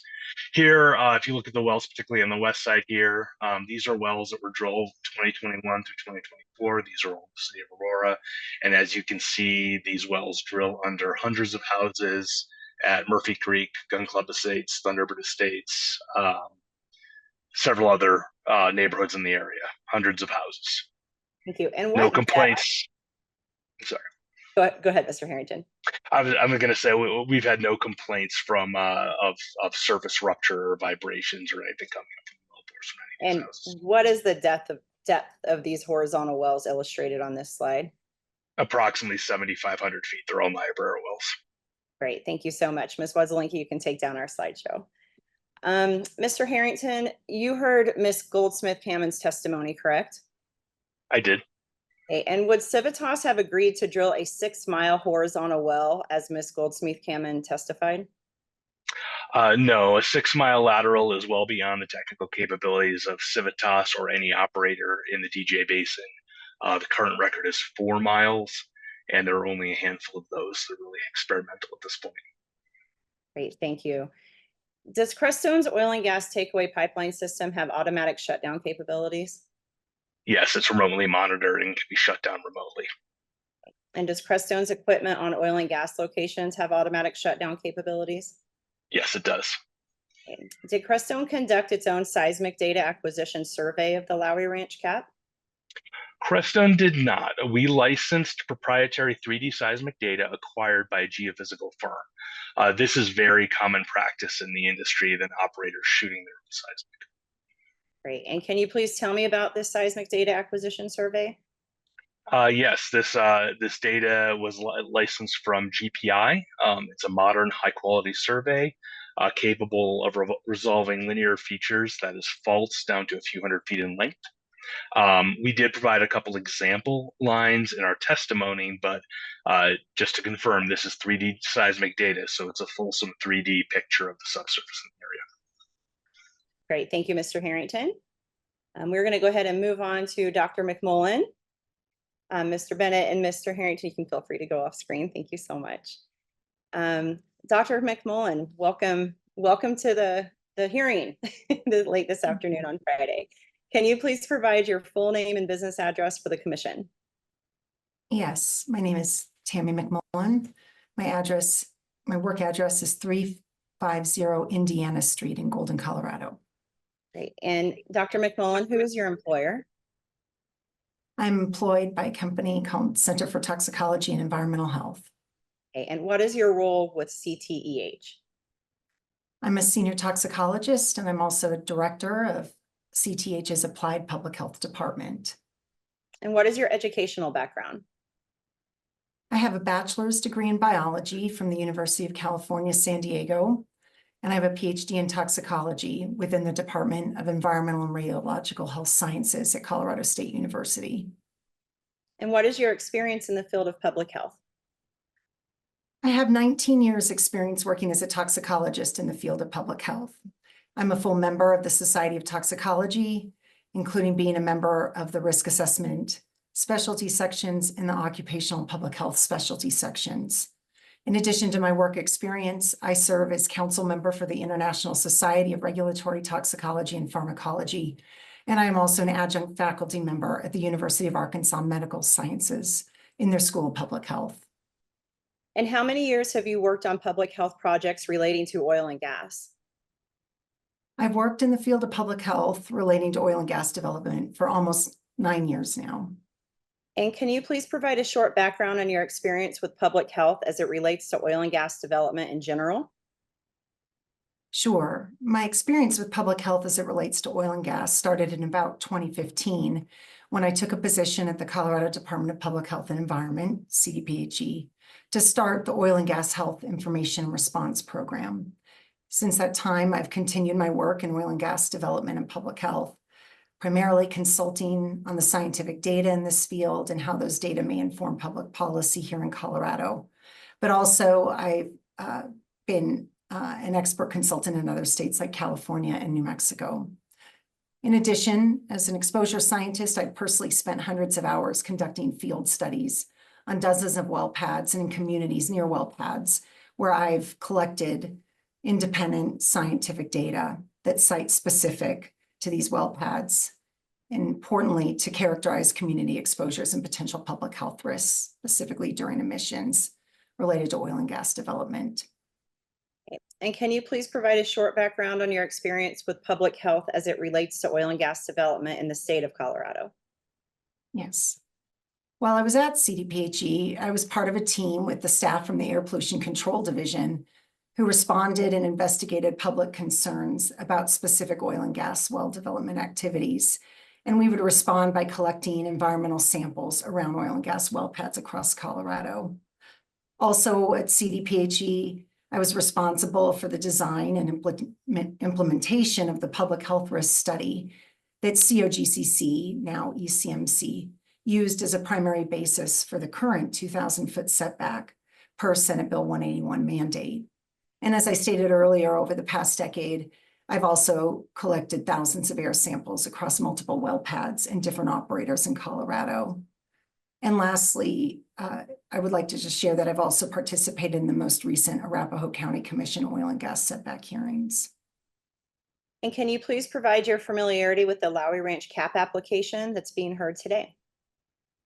Yes, I'm familiar with the information provided in the Lowry Ranch CAP application And I provided consultation to Civitas as it pertains to potential public health impacts, primarily related to air quality. And have you been retained as an expert in public health by Crestone? Yes. Have you testified in ECMC proceedings before as an expert in public health? Yes, I have. I've testified at COGCC mission change rulemakings in 2021, specifically pertaining to public health and setbacks, as was mandated by Senate Bill 181. In addition, I've testified on behalf of Crestone and Civitas on multiple permit hearings since about 2019, including other CAPs. And have you testified in Colorado Department of Public Health and Environment proceedings as they relate to oil and gas as an expert in public health? Yes, I've testified at Air Quality Control Commission hearings for various public health air quality regulations, including proceedings related to oil and gas development and environmental justice. Thank you, Dr. McMullen. And Chair, I'd like to request that Dr. McMullen is admitted as a qualified expert in public health to address public health issues raised at Tuesday's and today's hearing by STAR. Mr. Foote? No objection. All right, she is acknowledged as an expert in public health. Great, thank you, Chair. Dr. McMullen, did you listen to STAR's case in chief this morning, particularly Ms. Goldsmith-Kamen? Yes. And did you hear her particular testimony on the alleged impacts to her health that may occur from future oil and gas development on the Lowry Ranch? Yes. And did you hear my cross-examination of Ms. Goldsmith-Kamen regarding the location of her residence and other STAR member residents relative to the nearest conceptual oil and gas location contemplated in the CAP, which would be the Sunlight Long location? Yes. And can you please provide your expert opinion on STAR's claims that the public health of STAR members will be impacted from oil and gas activities in the Lowry Ranch CAP area? Yes, I sure can. So before I provide my rebuttal opinion, though, I wanted to acknowledge that I can understand the many concerns of the STAR members that have been presented, as it's normal to be concerned about the possible impacts, really, of any type of development that comes into a community. It's also important that as commissioners, I want to present to you as ECMC commissioners that you're provided with the data that are relevant to public health impacts, specifically as it relates to the proposed CAP oil and gas activities, rather than the generalities, so that you can make evidence-based decisions on this permit application. And so this is why I've closely reviewed the pre-hearing and response statements by STAR members, in addition to STAR members' hearings in today's hearing. In addition to the concerns raised by STAR members, I've also reviewed and relied upon several other data sources to form the basis of my opinion. And those have included the Lowry Ranch CAP application, publicly available air sampling and health risk assessment reports conducted by CDPHE and local governments around Crestone and Civitas well pads. I've also relied on my years of experience collecting field samples, primarily air samples on and in near communities around Crestone and Civitas well pads, and other scientific studies in the published literature related to oil and gas and health effects. I've also relied on well-established public health scientific methods to quantify the potential for exposures and health risks. These methods are developed by federal agencies such as the U.S. Environmental Protection Agency and the Agency for Toxic Substances and Disease Registry, which is a division of the Centers for Disease Control. And these methods are also employed by CDPHE and other state regulatory agencies.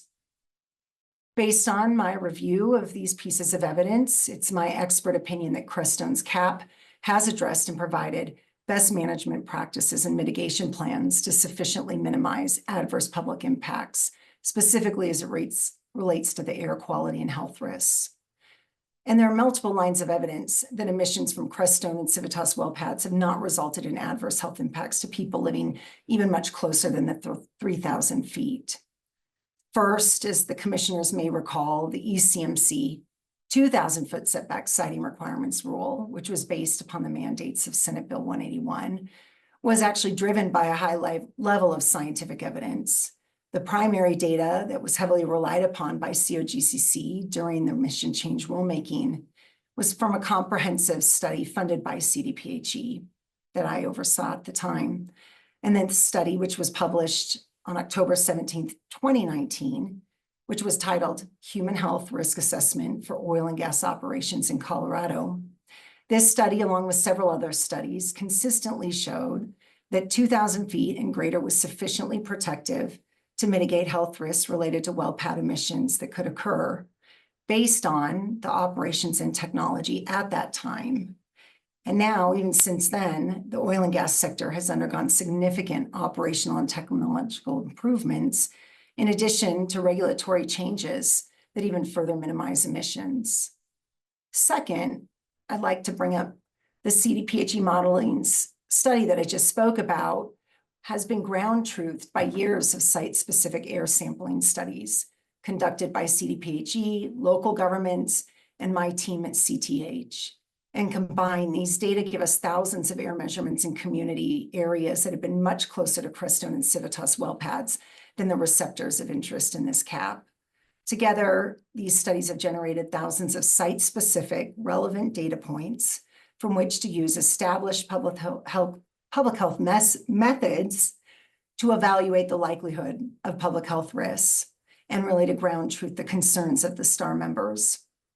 My review of these data indicate that emissions during development and production activities by Crestone and Civitas did not result in adverse health risks, even at 2,000 feet. For comparison, the measurements of compounds of concern related to the health effects that we're generally most concerned about when it comes to oil and gas emissions are similar to background air across the Front Range, well within 3,000 feet of specific well pads. And lastly, as outlined in this cap, Crestone will implement comprehensive air monitoring, which is based on ECMC rules and even recently drafted Arapahoe County rules. And based on my review, the program will monitor air quality changes of several compounds of greatest public health potential concern that may be emitted during pre-production and production at Lowry Ranch well pads.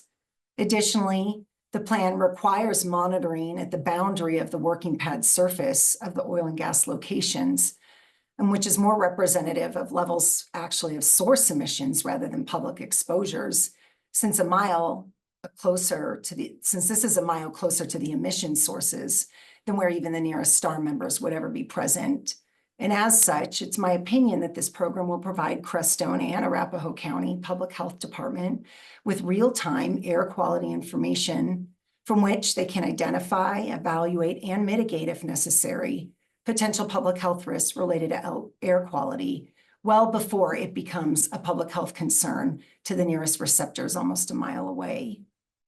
And so, just as I presented earlier, Crestone's CAP has addressed provided the best management practices and mitigation plans to sufficiently avoid, minimize, and mitigate adverse public health impacts, specifically as it relates to air quality and health risks. Thank you. Great, thank you, Dr. McMullen. Maybe one final question. Are the CDPHE and the local government studies you referenced still applicable when viewed in light of the Lowry Ranch CAP proposed development in 2024? Yes. Thank you, Chair. That wraps our rebuttal testimony, and we're happy to bring Mr. Bennett and Mr. Harrington back up for the next steps. Great. All right, Mr. Bennett and Mr. Harrington, if you could visualize yourselves. And Mr. Foote, if you want to visualize yourselves. I think if I'm reading my agenda right, next up is Cross. Yes, thank you, Mr. Chair. Ms. McMullen, I guess maybe to summarize your testimony, which it was presented on rebuttal, so we haven't had a chance to digest it other than just the last 5 minutes. But to summarize your testimony, it sounds like what you're saying is if somebody's not living within 2,000 feet of an oil and gas location, it's all good. Right? What would you specifically like me to answer? Nothing to worry about. Nothing to worry about. Yeah. I'm going to object on the basis of the question and mischaracterizing the expert witness's testimony. Well, why don't the expert witness characterize her testimony and then we can move from there. What I shared is that based upon all the scientific evidence and all the data that have been collected by multiple agencies across Colorado, when you look at the evidence, there's not an evidence that there's been health risks to people. Actually, even as close as probably less than 500 feet. I've conducted thousands of studies, and collected data around Civitas and Crestone well pads, probably for over 5 years.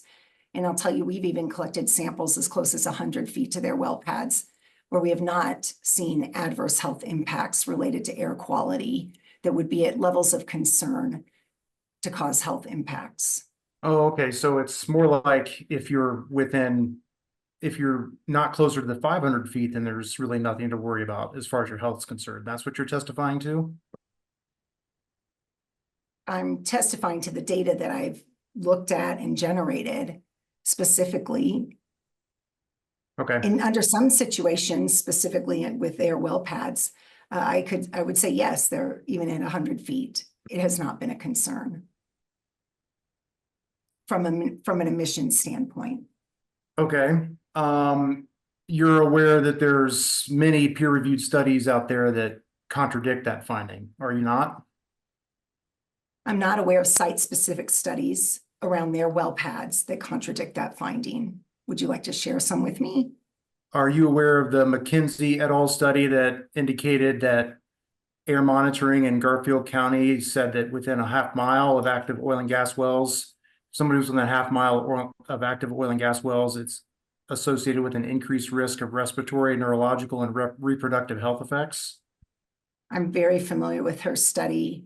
Let me share with you a little bit about that.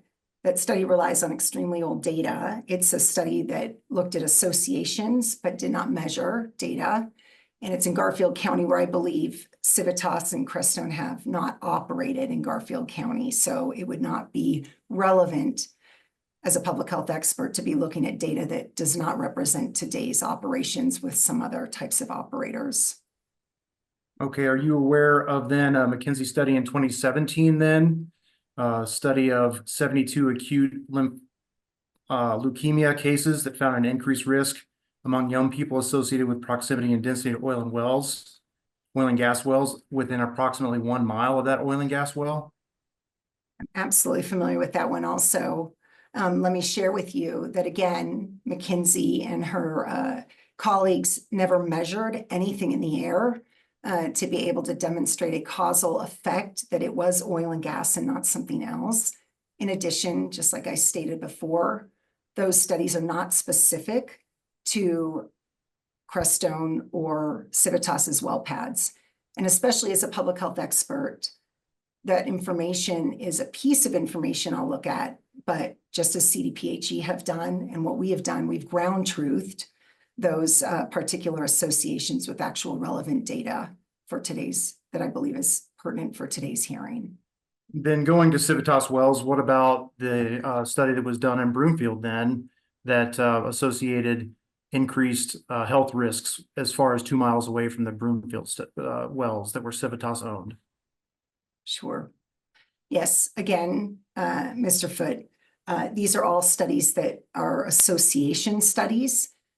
In fact, if you look at the data, the environmental data that Broomfield funded to collect, I believe I do know that they would agree with me because we've been in hearings around this, that those data also did not demonstrate that there would be increased risks and adverse health effects. That is a survey data that you're referring to.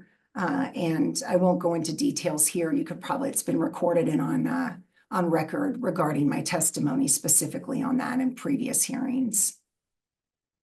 And you indicated during your testimony that you participated in the Arapahoe County hearings regarding their setbacks that they recently implemented. Is that correct?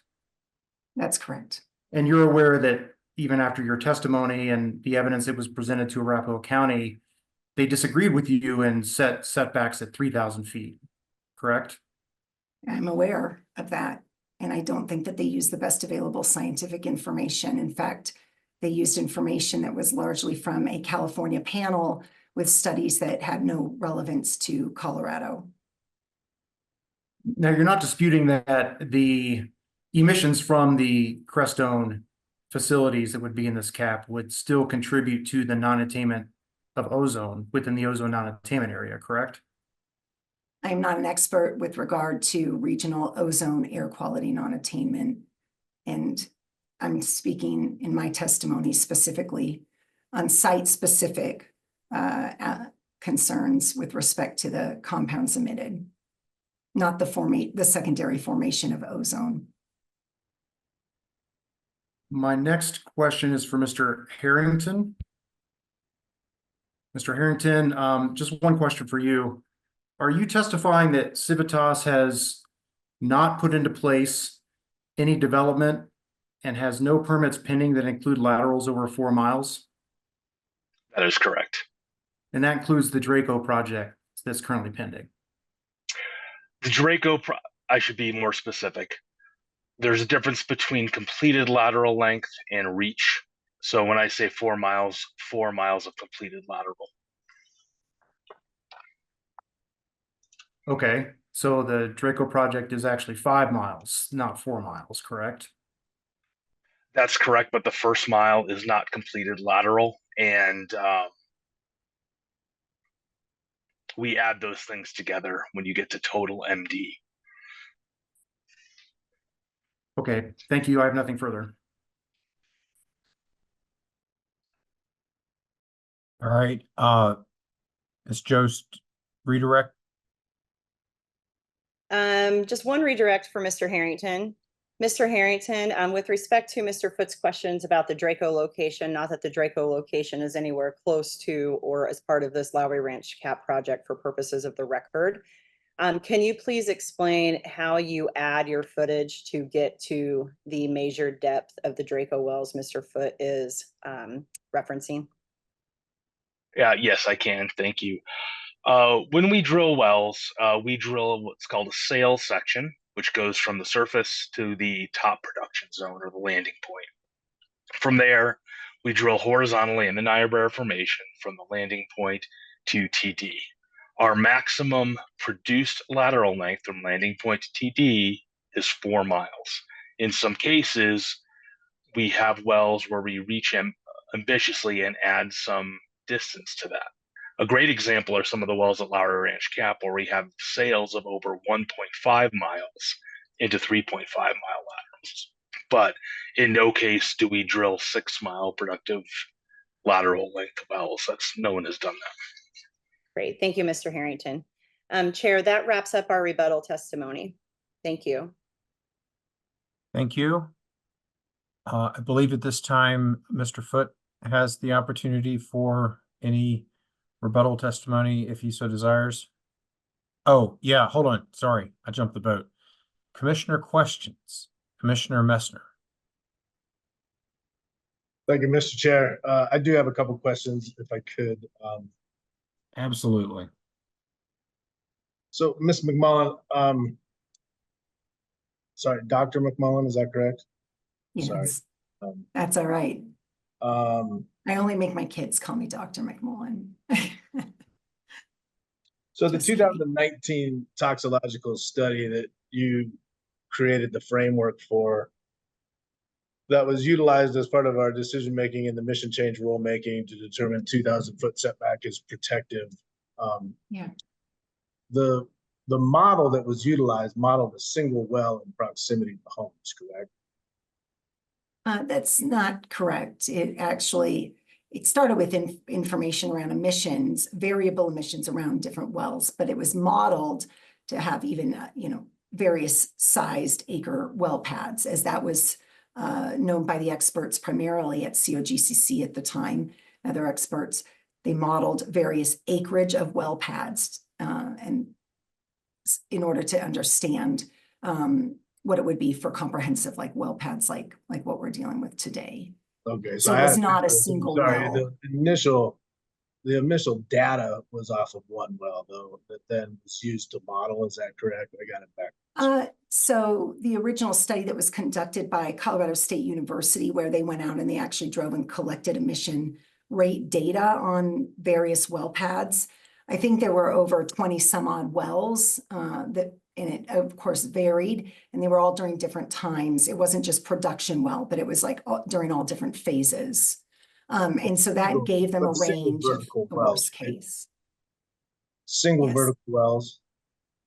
No, I don't believe they were vertical wells at that time, no. This was data from 2014 and 15. So they were horizontal wells, or they were? Yeah, and they were actually collecting data off of entire well pads. They didn't just collect a single well. So they would drive downwind of well pads that had multiple wells on them. And there were probably 23 or 24 different studies that they had done. Okay. I'd be happy to send that. It's publicly available there at APCD's site if needed. It's been a while since I've looked at Yeah, it. I know. So I'm trying to remind myself. Yeah. Now, from a cumulative impact standpoint, where you're looking at multiple well pads associated with proximity to homes versus individual well pad, even if it's multiple wells. To your awareness, has CDPHE dated any studies in order to determine the potential cumulative impacts associated with multiple multi-well pads in proximity to homes? So, it's a good question that you ask, and let me see if I can help clarify when I think about cumulative impact and air quality. So the models, like you were talking about in 2019, those models look at, just like you said, one well pad, multiple wells, right? But when we go out and ground truth or collect data we're collecting air in the area where there are multiple well pads and wells. And that air sample does represent a cumulative exposure from everything in the air, right? Not just the one well pad that we're measuring near. So for example, in Broomfield is a great example of multiple well pads, different operators, and thousands of data points have been collected in Broomfield that I would consider would represent a cumulative exposure to what somebody's breathing in the air. Not just also remember from oil and gas, but it could be from I-25, it could be from everything, right? So when we do those studies, we're really making a conservative assumption that everything in that air that could have been emitted from oil and gas, would be from the oil and gas well pad, just because it's benzene. We know, for example, that would be coming from cars that were driving by on the freeway and everything else. But does that make sense? Does that It help does. you? I mean, it does make understand sense Okay. to an extent, right? Uh-huh. The study that you worked for CTEH, right? Mm-hmm. Yeah, and so there were Yes. studies that were submitted as part of evidence by Crestone that were your studies, and I think some of the studies were around some of Civitas wells in the Broomfield area, trying to kind of correlate or reference those as evidence as to why the wells being proposed in this comprehensive area plan proposal would address cumulative impacts to public health. Right. To your knowledge, is the equipment that was utilized and the technology that was utilized for drilling completions activities, was that the same in the pads in the Broomfield area that you did the study on as what's being proposed in this location? Yes, Commissioner Mesner, that's a really good question. And I always make sure that we're looking at that, right? That it's relevant. So even those studies are now a few years old, and based on my review of their plan and their cumulative impacts analysis, the equipment, the BMPs that are being used on this well pad, I would say would be expected to further reduce emissions compared to the studies that we've done before. For example, what they spoke about with requirements of, the various Tier 4 engines and some of those that may have not been necessarily used on some of those previous facilities. And as such, that would only mitigate risk even further, which is the purpose, I suppose, of the negotiations. So the Broomfield pads were all electrified drill rigs, as far as if I read your studies correct. And I believe that the operator agreement in Broomfield did have some requirements for other engines. And I'll have to go back and look at your report because now I can't remember. But I guess I'm trying to compare apples to apples here. Yes. as you're making these arguments. Sure. And it appears that some of the technology that's being committed to in this particular situation is in fact less than the technology that was being utilized in Broomfield. So I would have to defer to the air quality experts at Civitas to know exactly the comparison. Ms. Joseph, maybe Kathy Stearman or somebody could address that. It's a good question. Yeah, thank you, Dr. McMullen. And actually, Mr. Bennett, I think you might be able to take this to provide some examples of the equipment that's used on or will be used on the Lowry Ranch CAP locations relative to the Broomfield locations of extraction. Thank you, Ms. Jost. Good afternoon, Commissioner Mesner. The easiest example of a difference between technology deployed in Broomfield relative to what we plan to do here at Lowry is on the completion side of our operations. We will use a Tier 4 completions fleet in Lowry. That was not the case in Broomfield. From memory, it was a Tier 2 dual fuel or Tier 2 natural gas powered completions fleet that was employed during completions operations in our Broomfield project. There are some other differences. But the Broomfield project did utilize electrical drill rigs and electrical production equipment. Is that correct? Yes, we use electrified drilling rigs in Broomfield, and our permanent production facilities are also electrified, as they will be here on Lowry. As was stated in earlier testimony this week, if we're unable to electrify our drilling rig for Lowry, the equivalent that we will use is essentially the same. You get a very similar emissions profile, at least as far as I recall. The last thing I'll the mention, electrification of the production facility, as you proposed it, though, is you're going to attempt to have grid power for your production facilities, but if not, you're going to utilize on-site electrical generation to power electrical production equipment, which to me just means generators, right? And so is that true? Those generators in that instance would be fired by natural gas. But still compressors, right? Generators. You would use a generator, yes, sir. Yeah, okay. The other thing I'll mention, a difference between our Broomfield project, which I know you're familiar with, and what we're proposing here at Lowry, is the significant delta between setback distances to the local residents. We're about 2x here relative to what we employed in Broomfield, if not a little farther. And so that's an important component, I think, that can't be overlooked as part of this deliberation. I think that's fair. I'm just trying to compare the pieces of evidence that are being provided here to make your argument about protective nature and making sure that apples to apples are being compared here. And so that's why I'm asking these questions. I think that's it for right now. Thank you. Thank you for your questions.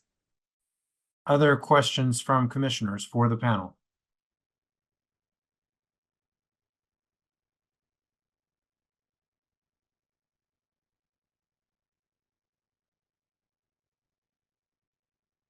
All right, seeing no further questions, we will release the panel. Thank you very much for your time.